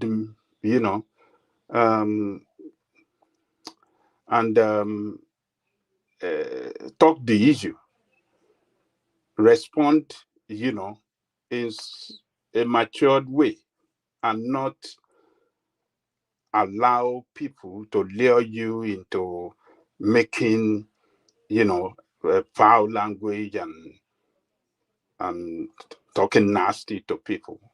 So I think it has some kind of anger issue too. It should learn to. It should work on that. That is what I see in him. If he can be very calm and don't get carried away, or don't let people prompt him into, pushing back angrily and violently against the question that they posted to him. I think it will be a very good. He will be it will be a very good communicator. He can communicate the issue that is campaigning upon. You can communicate it effectively to the people. But when he starts using, I was asking, he was saying, "Are you okay? Do you think, are you okay?" You can't be talking to people like that. You don't know me. You don't know people. So I think he should work on that. He should work on his way. He answered people in a more matured way, without the use of foul language, without being aggressive, without being violent in his in delivering his thought. I think that is the area I think he has to work upon. So, but he was able to,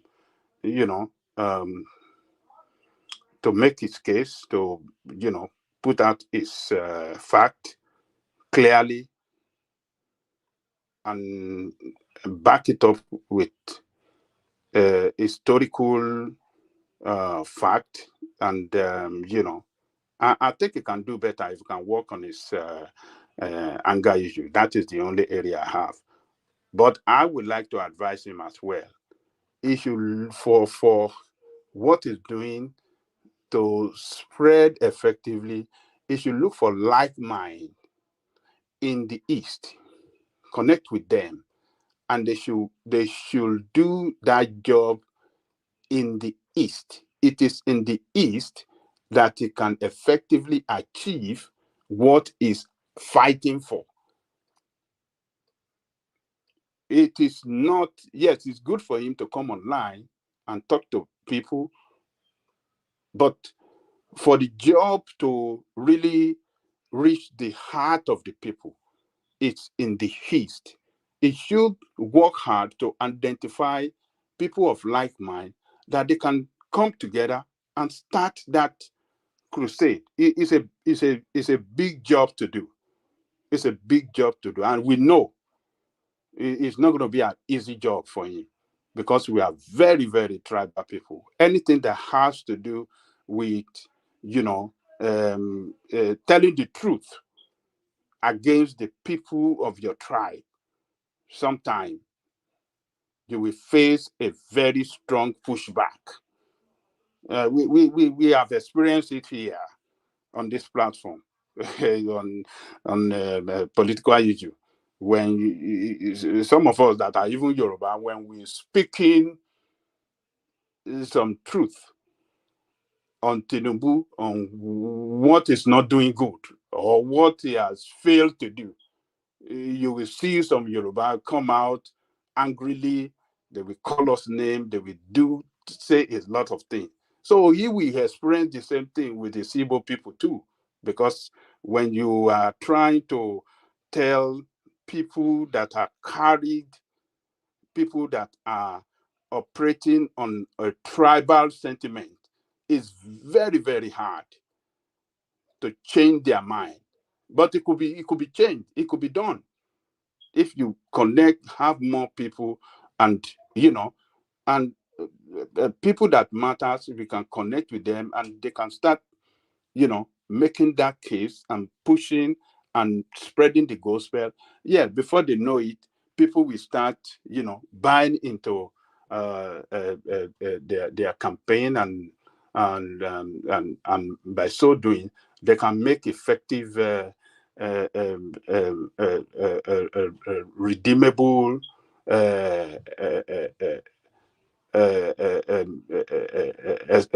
achieve what they are trying to achieve with their campaign. So That's the only thing I want to say on him. So he's doing a good job.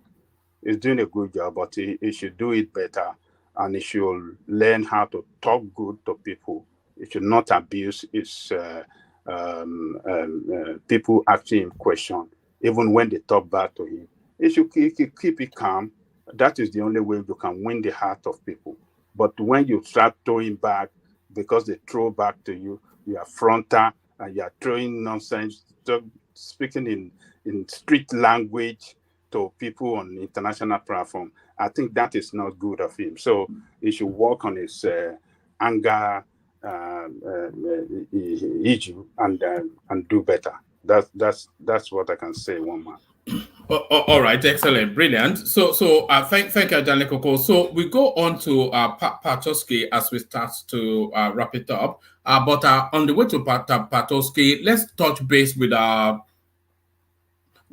outreach initiative. So let's touch base with our outreach initiative. As you know, we're doing this initiative is an outreach initiative to parachute some money to people back home who are running smallish sort of businesses, but they are struggling, just to parachute some money into those businesses and then bring them up a level. So we call it a level up initiative. So this is it. It says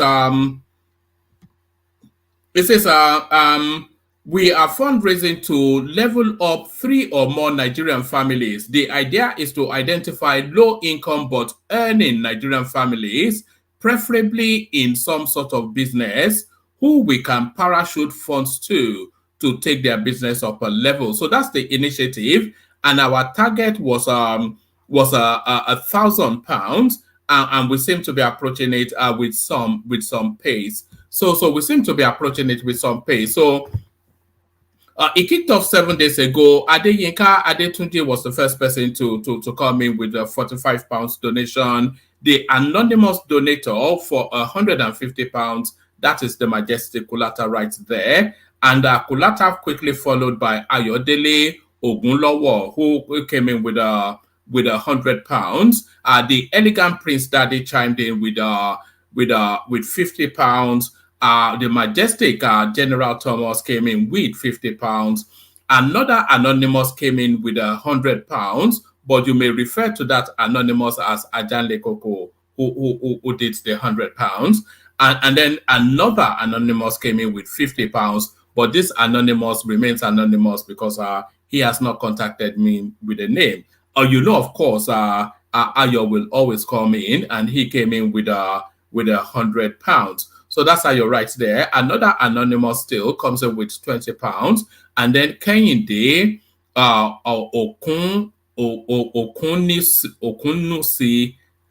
Okunusi, he's just coming now within the last 10 minutes with £100. So where does that take us to? So that takes us to the figure showing on your screen right there, which is £765. But that is not the true reading, because a private donor, you know those sort of people that operate in the shadows, they don't like to be seen. He came in privately with £100, which is sent in. So you can add that to that total, which gives us a total of £865. So we're a hop, skip, and a jump from our target of £1,000. So what does that leave us? That leaves us with about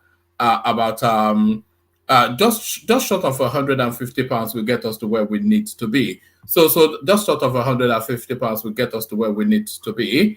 And just where are we headed? We're headed in the direction of narratives like this. So this is an example of what we're canvassing monies for.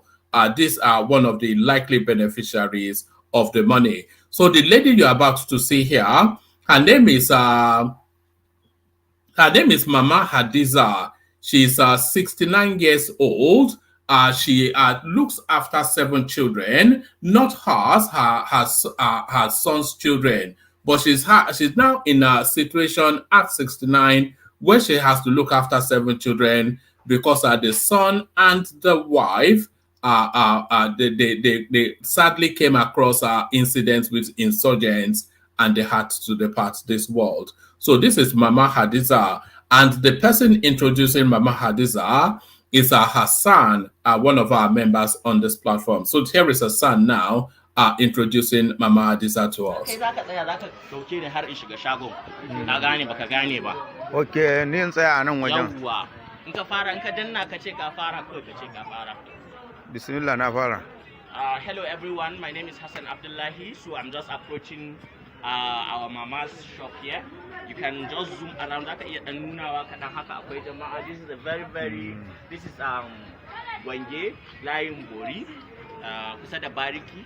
So we have an old woman that we are trying to help today. We have an old woman that we are trying to help today. Mama has been somebody, you know, who has been resilient.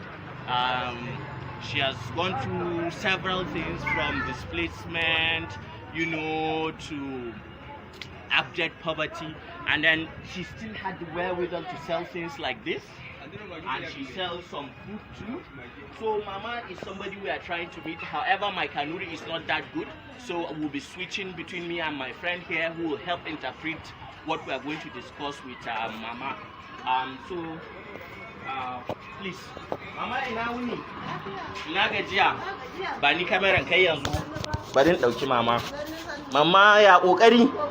Ya kasuwa? Kai sannu Mama da kokari.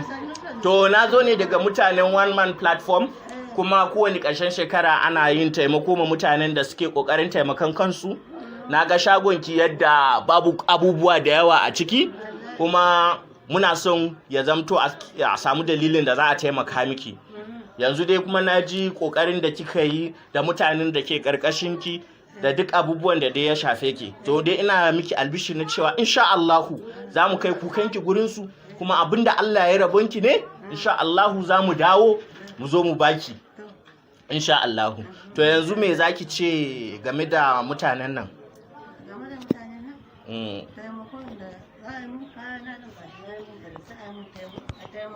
Na'am. Na'am. Na'am. Ki faɗa da Kanuri saboda su tabbatar a garin Maiduguri kike. Na'am. Yo. Yo. Yo. So insha Allah me tace ne a yi gullum? Tace tana da marayu a karkashinta, kuma ga jarinta yayi kaɗan, kuma ba ta da miji, mijinta ma ya rasu, ga marayu nan. Tana so a taimaka mata da jari, a taimaka mata ta dan bunƙasa wayanda suke karkashinta ma su dinga cin abinci. Na'am. To mama za ki iya kiran sunan su ki ce kin gode da Kanuri, sunan su one man platform. Ka gaya mata. Sun zabo ne sai ro askarne. Na'am. Masha Allah. Ki faɗa da Kanuri ma. Yawwa. Yawwa, faɗi da thank you ma take su ji. Thank you. Yawwa, goyen one man platform, thank you kulle. Thank you very much. Thank you. One man platform. Thank you. Yes, thank you very much. So, on behalf of everyone, myself, the person that helped me interpret it, on behalf of Mama, we say thank you, and we wait to hear from all you guys. Ciao. So that is the excellent Hassan right there introducing one of the beneficiaries of the initiative. So I'll send the link. Like I said, we're just short of £150 from our £1,000 target. So if you want to push us over the finishing line, you can do that. So that's the link to the thing. So don't feel pressured to do it, but if you feel inclined to do it, then do it. But don't feel pressured to do it. But if you do feel inclined, then do it. So there is that right there. So there is that right there. We pick the conversation back up as we go to Patoski. Patoski, you're up next. No, Patoski? One man, sorry, just a comment about the outreach thingy that you're doing. Yeah. Which is a very good cause. I always believe in bringing up people. Look, there's nothing like empowering people. When you empower them, they empower more people. So, but don't apologize about people What are they? Nobody's pressured. We're all adults. We know that there's suffering in Nigeria. So don't try to say if you don't feel this way, you know that now you both something. No, I feel as though I see where the problem. I don't want to feel like I don't want to embarrass people into passing with if they no. But good, you're not duty bound to start saying all those things, all those kind of negatives. If look, nobody will not get hurt. We are all humans. We get hurt. Where we see person they feel pain, even if not be our own, we will put the money there. We'll put anything we will put. So now they make all those kind of apologies. It's just a Nigerian thing. Please, guys, anybody get 10 pounds, 20 pounds? Because right now, any money we put for Nigeria now, it helps. I beg. When I help, put something for that woman. One man send me the account. I'll put it to her feet. Not that I'll put billions, so now 10 pounds and anything I'll put. And this is the way we should be. We should be open to giving arms, to giving aid to people, because as we are breathing now, we don't even know it's God. There are so many people dying every day. So when we come to our own country, wherever we can help, let's just help, please. It should not be a big deal. Honestly, it should not be anything. How much is it, that money that you're going to use to buy maybe cigar or this or whatever rubbish? You can just put that money to help somebody. I beg. Why not try? All right, brilliant. So we've actually done it in the past, but when we did it in the past, we did not actually canvass for money. We just so this is the first time we've actually done the canvassing. But Patoski, you're up next. Yeah, okay. One man, please. Yeah. What happened to her? What happened to her? No, nothing happened to her. She's one of the victims of the insurgencies going on in the north in Maiduguri. So she's 69 years old, and the money we're canvassing for is not for her. She will be one of the beneficiaries. So there'll be beneficiaries in the north, and then there'll be beneficiaries in the southeast. I think when we first did the initiative, we did the southwest, but there will still be the beneficiaries within the southwest because it's quite a pot of money. Are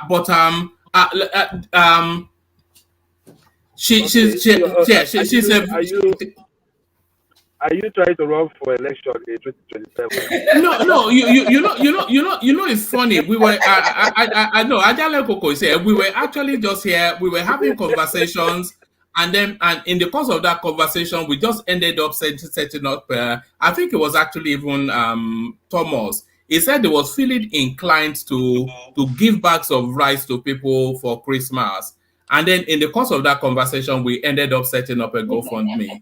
You know, so that was how that happened. But I just wanted to be sure because I don't really know. You know, I don't really know. Probably you're running for presidency or vice president. No. I was wondering why. But we're not canvassing for. Let me play you just one more clip. This is Zainab. She's 20. Actually, let me play from here. She's 23, but hear her story.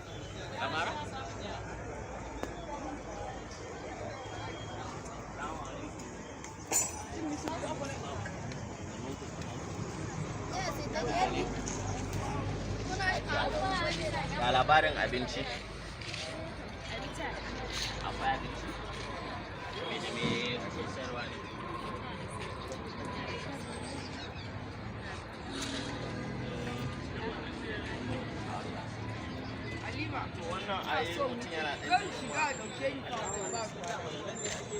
Wallahi zan ɓata wuce bai shiga ma to ni to ki bari na wuce bari na wuce kama yayi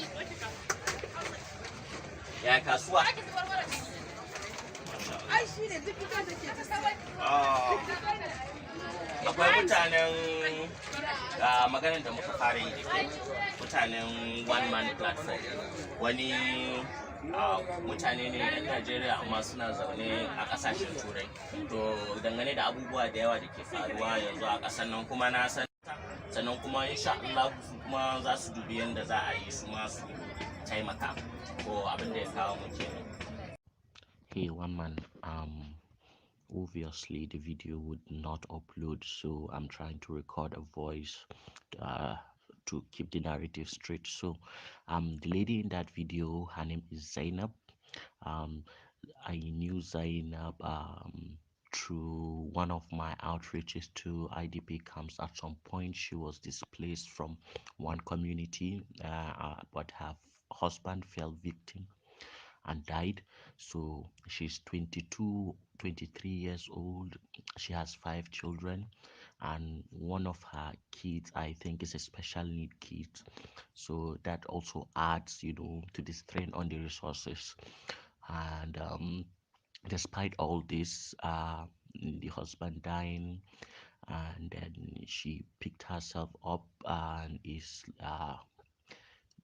looking after these 5 kids, even though she's sponsoring them to go to school, and that are government schools. At least she's doing something. I know of an effort she did previously out of that business to buy a wheelchair for the disabled child. She has a disabled child, and I did the general attitude, they never say never, always looking at the positive side of the resilience. Yeah, that kind of attracted me to the way she was carrying herself, and not just letting life beat you into defeat. So that attitude is, I think, praiseworthy, and whoever helps you know will be appreciated. If she can eke out a living from the little that she has right now, imagine what real help will do to her. I think she's like a matriarch to her kids now, and she's going to do a lot better, I believe. And yeah, and yes, our conversations in that video, which was mostly in Hausa, is me, inquiring generally about her life and how she has survived to this point, and then her telling me some of her, little problems and how positive she is about life, and also saying a thank you to the one man platform. If you listen carefully, I told her like twice or thrice to say it correctly. So that is just it. So even from me, I think this is a worthy effort, and I thank all those who have contributed, who want to contribute. There is a lot to do in the hinterland of Nigeria, and I hope this is a beginning to, doing better things and touching more lives as we move forward. So this is just a narrative, to go with the video. So take care, everyone. I cannot be on the program today again, but I wish you all the best, guys. So bye. So that was the excellent Hassan reporting from Maiduguri. So those are the sort of people we're looking to reach out. It's not so much a handout, but a hand up. So that's the idea. Not a handout, but a hand up.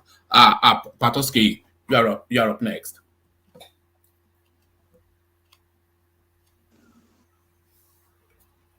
No, Patoski. Oh, okay, who hasn't spoken? Let's go to. Oh, Patoski, are you? No. I was saying you're up next. Just your commentaries on the session. We're just auditing what just happened. Okay. Thank you very much, one man. I joined the Ijele, man. I think towards the end, and I also listened to what everybody is saying. I think the Southeast problem is not just the Igbo man's problem is the Nigerian problems, and they are Nigerians, and we should try to look at it as such. And the Southeasterners should let us also solve it as our problems. Um, the one thing I want to correct, and if Ekene is listening, is that he was saying that when it comes to the Southeast, the narrative is kill it, destroy it. No, nobody makes such narratives. I listen to people here. The narrative is such that we should be very, very cooperative in our discussions. We should not be as confrontational as we are getting from our brothers there. And so, to me, it is a call for reconciliation, for togetherness, not kill it, kill it. Nobody's saying that. Nobody, I don't think I've ever heard anybody say kill it. We are saying that evil should be condemned everywhere, even if it is my brother is condemned, that is perpetuating this, that is carrying it out, that is perpetrating such evil. It should be condemned. It should not be condoned. And because when you continue to feed evil, it gets to a point where even though initially at the point where you are feeding it looks like it's on your side, but it comes back to fight you. They were feeding this evil because they hated the man that was there before, and the man had left. The man is there now. The man is living peacefully in his house, but this still continues. You understand? So I don't know, but I think Tinubu should do what is right. They should allow the law to take its course. Like saying, extend the same hand of fellowship. Igboho is there. If Igboho steps into Nigeria today, I'm sure the DSS will pick him, and the DSS will commence the process of prosecution. And you will agree, but you will agree with me that Igboho is there and is quietly living in Germany. He's not creating a platform in Germany and putting on YouTube videos saying when you see a policeman, take his weapon, attack him, fight his people, saying all kind of obscene things that I cannot even bring myself to say here. Igboho is probably not saying that. Igboho is enjoying his time with his children, with his wife. I saw the video of him in Germany moving around with his niece, and like that. So they are two different things. This guy was there. He was arrested, was granted bail, he escaped, just like Bo is now there. But when he was there, he even did more harm to the country than when he was here. And our people were just quiet about it, and now it's coming to us. It's hitting everybody, and much more is hitting my brothers. So I think we should all stand out to condemn it. We cannot say we trust Nnamdi Kanu to anybody. He was entrusted to Abaribe now, but he left. The guy didn't care what would happen to Abaribe after he had escaped. You understand? They said they want to kill him. Okay, but he would rather escape and allow Abaribe to suffer. A man who laid down his own life for you to be stood a shorty for you, but you are now ready to just escape, not minding what will happen to your shorty. So it's so immature, and it is wrong. It is strange that some people will be saying that to hand him over to which people. If they say, okay, we'll hand him over to any of you, can anybody come and stand as shorty? I'm sure Abaribe will not come out to stand as shorty again. And I doubt if any leader will say, okay, me, I will stand as shorty, arrest me, or do anything to me, considering the experience in the past. So it is sad, but that's what it is. We should all condemn what he has done. Even up till now, some people fighting for his release has not stood out to condemn what he has done. Look at Gulak was killed. That was enough to start a problem. Gulak, a northern leader, there was killed. Soldiers were Gulag, I don't want to mention kill now. So the same thing happened to some soldiers. The same thing happened to your own daughter. I keep saying that your own daughter that married somebody that intend to marry someone from the north brought his husband to be home to show her parents. And look at what happened to that lady. I mean, it is very sad. And there was even a lieutenant that just left the Nigerian Defense Academy. You know, the typical style now in Nigeria where coppers will go wear their uniform to go and salute their parents. This girl just finished her POP and was dressed in uniform, wanting to go celebrate with her parents. That lady was kidnapped. She was done all kind of, I don't want to mention all those kind of things they did to that lady. And they didn't come out to say, yeah, this is evil. They didn't stand strong to condemn it.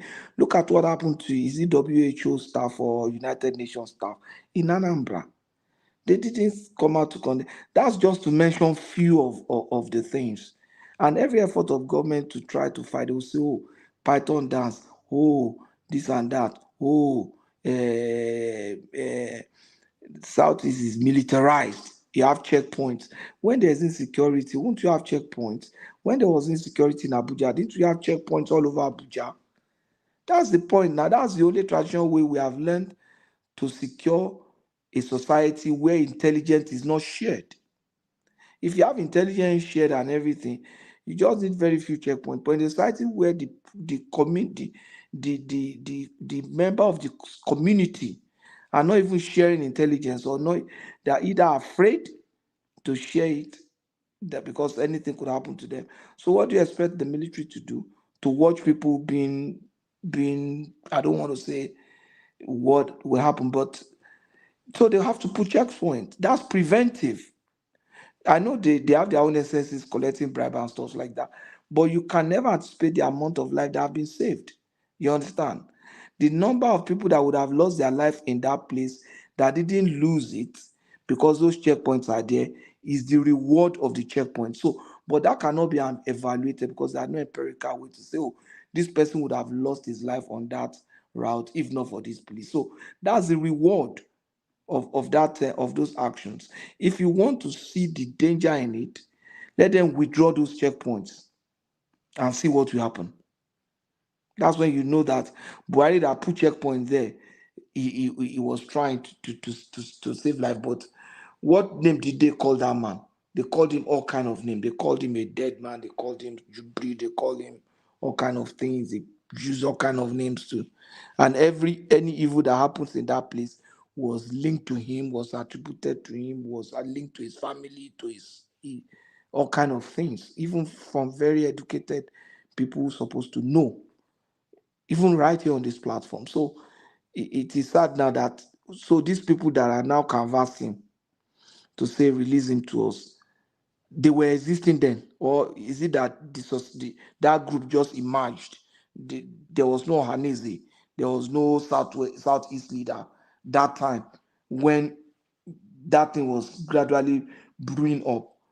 They were all afraid to even speak, and that's the point. So they also were also worried for their own lives too, because I remember then there was the time they took one Igwe, they took all kind of traditional leader. Not just that, this guy will go around talking to their own traditional leader anyhow. He will even extend it to other tribe.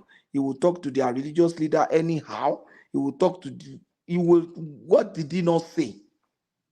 He will even talk to his own followers anyhow. So that's the kind of man you want to be released without condition.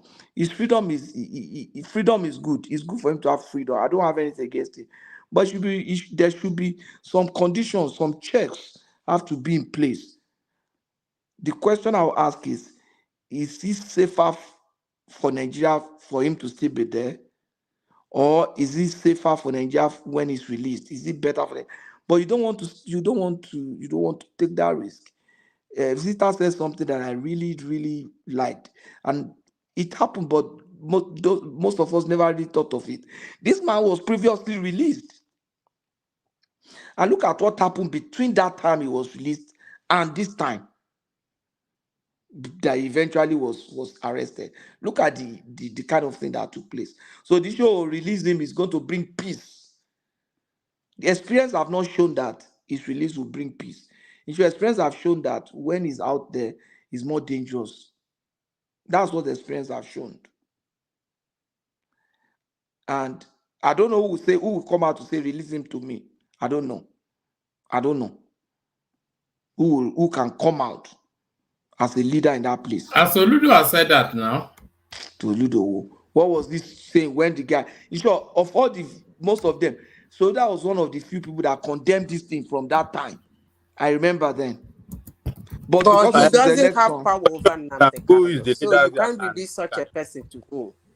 He doesn't have power over Nnamdi Kanu. You can only release Nnamdi Kanu to somebody who have control over Nnamdi Kanu. Let's be factual here. That's how it happens. Somebody cannot just walk to you as a law enforcement administrator and say, release this person to me, I will handle it. It doesn't work that way. Yes, you're right, my sister, because the point is, okay, release him to me. Patoski, yeah. Is it not the same Soludo? Is one of the commissioner was beheaded and they were using the head to play ball on the street? No, settle down with your sort of settle down. And they were using the man's this thing to be playing ball on the street. They said they should release it to him. Sorry, what peace, but it's just words. We thought what peace. You see, we thought those kind of things used to happen in the north. You know, there was one man in Kano that had the similar experience, and the whole world condemned it. I'm sure even people in the north condemned it then. I remember Abacha rolled out the armor tanks and he went for them. Abacha went for them. That was the kind of thing that happened in the north. And a northern leader went for his own people. The man that everybody hates so much went for them because they did it to an Igbo person. Not just because they did it to an Igbo person, that such barbaric thing could have happened in the name of religion. Look at what that thing happened in the East, and the thing just went like that. Patoski, I don't think you're being fair. It was a whole lot of condemnation on the death of the military lady and the husband. I could not watch the clip. Why I will always like the thing there is that we don't have real media in the East, so nobody is broadcasting to you. But it was everybody. Hold on, let me just say this, okay? Everybody was resolute in condemning the action, and I'm using even this time to even tell you that action was barbaric, and we were even calling for the people that did that to also have the same punishment. The issue there is this: if we are talking about Nnamdi Kanu, I am not in support of Nnamdi Kanu, but the issue there is this: there are people, the ideology is still there. You cannot kill it. It was Rafa was wicked before. Now you have Nnamdi Kanu. The ideology is there. That group of people that feel disenchanted are still there. But they are not more than 2-3% of the entire Southeast population. But they are the loudest. And sometimes they have the violence to go with it. So are you telling me how many places, what is the place of the Southeast should be different? In Lagos, if you know a criminal, you cannot point to the criminal. Because if you report the criminal to the police will tell the criminal, this is the person that reported you. Have you not seen that happen in Nigeria so many times? So that is the reason. So why everybody is talking about Nnamdi Kanu releasing is because many people are doing all this nonsense in the name of Nnamdi Kanu. Now they are they're kidnapping, taking money from people. Now it has been open to everybody. Now, if Nnamdi Kanu is out, there is no reason for you to do anything in the Southeast. Now, people will have the mind to talk. If you have anybody hiding in the forest behind me, I will be able to call or make pronouncements. No, because that's the point. Sorry, why can't they talk now? Because even you cannot talk now because you don't know who to trust. Let me tell my brother. Now, Joel. Go ahead. If for example, Nnamdi Kanu is still there, but somebody is hiding in the forest behind my house, and kidnapping people, I won't talk because there's no who to trust. So if they release Nnamdi Kanu now, will there be somebody to trust? I mean, how does that slip? Let me tell you how these things happen, right? Because there are people also, right, that have bought into it, right? It might not be everybody that knows somebody stays in the forest. It could be a hunter. But if they go to talk, my brother, the way security is in Nigeria, you cannot see a criminal living beside you and you go to a policeman, this is a criminal. My brother, if they arrest that guy and is released the following day, don't you think your life will be in danger? That is what is going on in Nigeria. So you cannot take the failure of the state and blame it on the region. Look, Southeast is still part of Nigeria. And when we talk about security, I'm not the trying security to blame it of on the the region. No. I'm not saying the region. I'm saying this is a Nigerian problem. And we should allow it to be treated as such. You understand what I'm saying? Yeah, so If that happen anywhere, we can get the same response from those people. Because those leaders are probably afraid for their lives and stuff like that. You understand? I agree with you. But what I'm saying is, if we look at the events that has happened and what has happened in the name of this man, or what he himself in the past has tried to incite, he has not apologized to Nigeria for those lives. So why should he? Is he repentant now? You know, Boko Haram, I don't care how they treat them, but they still call them repentant Boko Haram.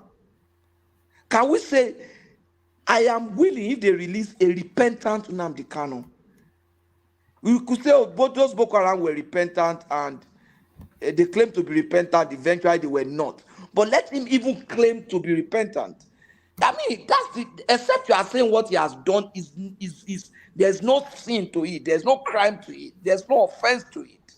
Then let him be released, because you don't have any reason for holding him. There's no offense to it. He has not committed any offense or any crime. Patoski, that's the point. That is the point. What he did, all the people who are saying Nnamdi Kanu should be released, what they meant is that what he did has no offense to it, and therefore he should be released. That's the point. Madam Zita, nobody is saying that what Nnamdi Kanu did was right. And at the same time, you cannot just say all the deaths that has or kidnapping happening in the Southeast is as a result of IPOB. I will tell you for a fact that this whole thing, we said this on the show, after the bombing of the prison in Owerri, over how many thousand prisoners left? How many have been brought back? A few of them. These people found their ways into these places. My own thing, and all of them are now going under the umbrella of IPOB as a way of protection. It's like so you're not getting my is, point. You're not see, getting my point. I'm getting your point. What I'm saying is this. Hold on. I am not talking about IPOB. When I say something, I'm always very specific. What I said is that if anybody said release Nnamdi Kanu, full stop. What that person is saying invariably is that Nnamdi Kanu did not do anything wrong, so he should be released. That's the point I'm making. Hold on, let me finish now. I am not talking about what IPOB is doing in Nnamdi Kanu's absence or what they did in his presence. What I am saying, who is Nnamdi Kanu? What has he said and what has he done? I'm talking about Nnamdi Kanu. Kanu himself, not IPOB. His own action. I said his own actions. Exactly. What Nnamdi Kanu has said, what he has done, exactly. His own actions as Nnamdi Kanu.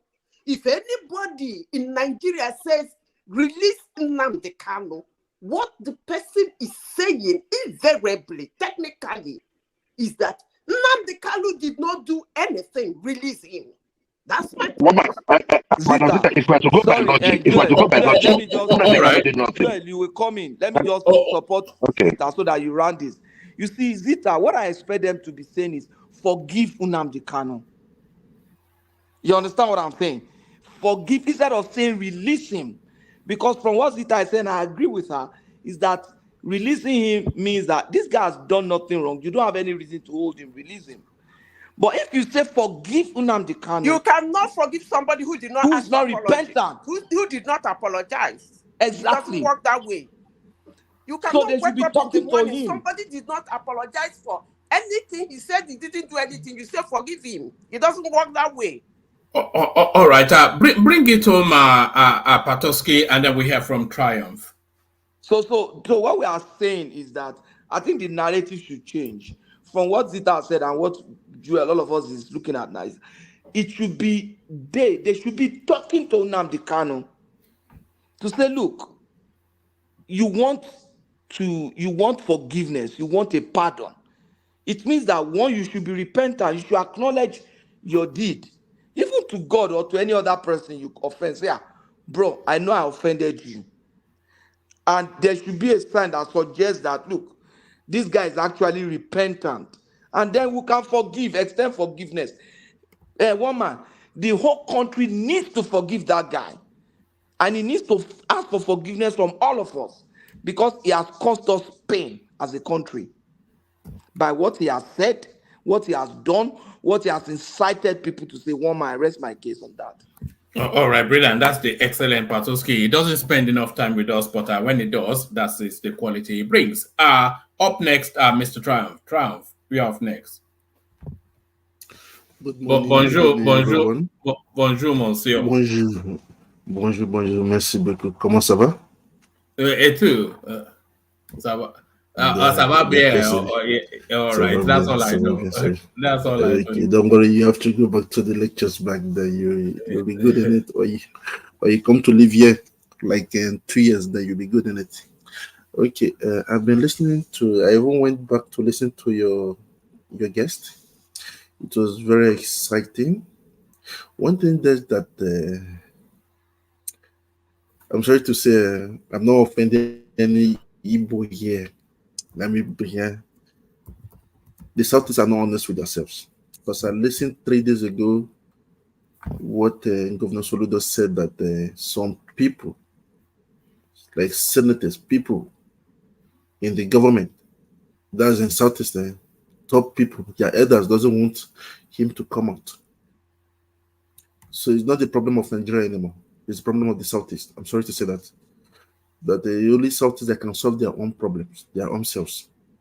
So you should stop using this issue to be disturbing us.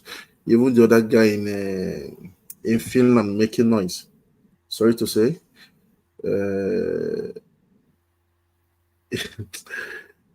Woman, everything is about money.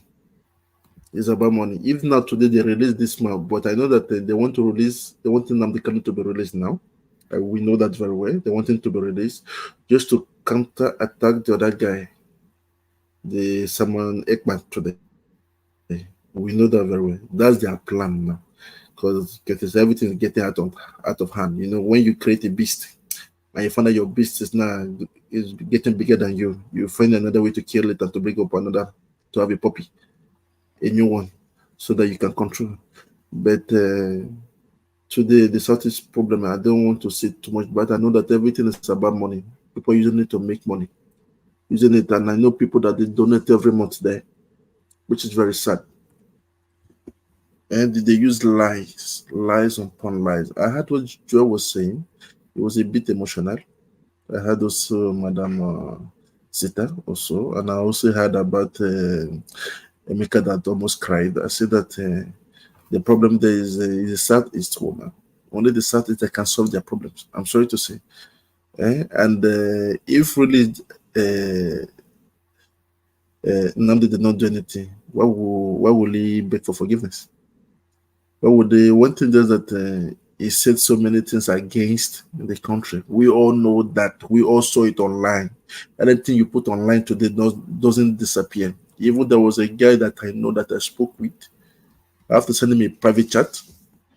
And I told him that, you see, but are you aware of this? He said, that's how he said that. He told me that I shouldn't leave the problem for them. That I shouldn't say anything too much. Anything you start saying things contrary to the Igbos, and they will attack you also. They will attack you badly, and they start saying things they're not supposed to say. I wasn't happy when Kino We're not doing Igbo bashing, you know. You have to take it easy. You know that 60% of our audience there are from the southeast. Don't so we have. They are our lifeline people. They come here all the time and they don't. But carry on. Yeah, carry on. Okay, I understand, Mr. Woman. I have to be politically correct to say. Okay, one thing is that if they can do it as a Christmas gift, end of the year party for them, gift for the South is just release a Nnamdi Kanu. That would be good. That would be great. We thought that they're going to release them a few days ago, but they did not. But let us see. I hope we know that is not the principal problem for me today. I'm sorry to say, Mr. Patuski, Nnamdi Kanu is not my problem. It's not the Nigeria's problem. It's the Southeast problem. Sorry to say that. So, Mama, I don't want to say too much about the issue. So let me just rest where I am and sit down, look according to what they say. Just let it play out. I know they will settle it themselves. Thank you, woman. I don't want to say too much. All right, brilliant. So brilliant. So that's the excellent Mr. Triumph. So thank you, Mr. Triumph. We're going to start to wrap it up here, unless anybody else wants any have anything. I'm not spoken here. Oh, yes, I came to you. Okay, yeah. Okay, then War Peace, the final word. Yeah, thank you, Waman. I thank everybody, but I have to say this first. I don't want to call names so that will not be a rowdy section, because if I call him now, we'll come back to counter. But you can see from his statement is how the people in that region think and how they act. There are two of them on this platform. When one of them came out and said that if I say anything about the Southeast, he's going to insult his father. The other one did not come up to counter. No, this is wrong. That is not nice. If you want to talk to World Peace, talk to World Peace. Don't go to his father. That's why people can never trust them. There was a day here when things were going on during the election, when one guy came in wanting to talk down on the action of the monarch in Lagos. And other few people can't say, no, it's wrong. You can't do that. There's sometimes here when people were talking about the West, I'll see how Ijele, because when I come in and say, no, it's wrong. That's how you get respect. That's how people trust you. But this other guy was talking, and his brother here could never content to say, no, it's wrong.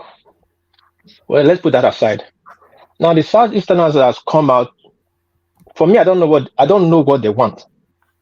When this incident started, they said everybody should back out. The Southeastern problem. That insecurity in their town, sit at home is for them. Are they complaining? Then fine, everybody backed out. Now the problem is consuming them. They are crying that everybody should come and support them. Now people are coming to support them now, and they are still the one accusing the people that they hate them. In short, I don't understand what they want. It's like you have a broken leg, you go to hospital, you'll be telling the doctor to give you Panadol for headache. How would the broken leg heal?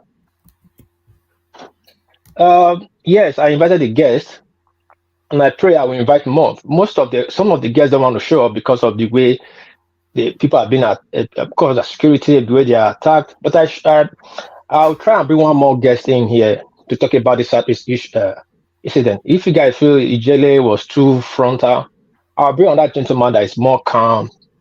But I don't think he will say anything different from what Ijele is saying. Probably he will just say in a more calm voice. He has a big platform too. I have so many people in the Southeast that I have contact with. We talk. But you don't see me coming on one man should be shouting every day. If you know the videos I have in my phone, facts I have in my phone about Southeast, I don't think anybody will stand to talk to people or anybody who trust in Southeast. Like their point that nobody to trust. Sorry, Wapi, but I'm quite keen that it's not our Southeast bashing. We were really just talking about the guest. No, I'm not bashing about. I want to talk about what Ijele that talk about. But Ijele came out to point out the problem in Southeast so that we can find a remedy to it. Now people are taking it personal, like it's insulted them. That's the part I don't understand, and that's the part that's getting me confused. If my brother Kene is advocating that the insecurity in Southeast, I think people found his language a bit robust. I think that's probably okay. Then he came to point out to the direction, like, look at where there's insecurity. Look at the people pursuing insecurity. It's both political and both criminal-minded. Then we can debate on it. If you call some names that you don't believe, you can't say, no, I'm not sure this man is involved. Then he will bring his proof. But taking this person aside, drawing the tribal and the 8th game, it will not help anybody. And this will not help any of us. If we want to settle the problem of Nigeria, we will come together collectively and find a problem to it. Yes, you people know the problem of that region more than us. But we cannot solve your problem if you don't tell us the problem. So we should drop this tribal sentiment, and we should drop this. That's the only things I want to say, but for me, I don't keep hate in my mind for too long. But I will apologize to Oga Jalukoko how Ijele was responding to you. You could understand the time Ijele is responding to people was the time that he was not on the platform anymore. So he was speaking via phone. So he didn't know who was talking.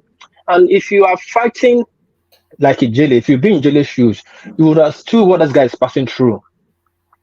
Look outside the Kubo, just a little dose of Sheriff got for insult and blackmailing. He didn't know when to show gun. He was on the media outside threatening and be showing guns. Because people just insult him. You will be on your own platform, you will insult people, then people will not talk to you. They will be on their own platform, you still come to their platform and insult them too. This is not nice. So sorry, Ajale Koko. Yeah, I wish he was on the platform. One man. I wish he was on the platform. I want to shut it down now, Joel. So I don't want it to. Joel, I don't want to take any. What you said today, I don't want to take any question. I don't want to take any. I don't want to take anything. No. Sorry, this is my time. She gets to take anything. No. Joel, sorry. I'm not using it from you. I'm not using it from you. I'm not using it from you. I'm not using my time for you. No.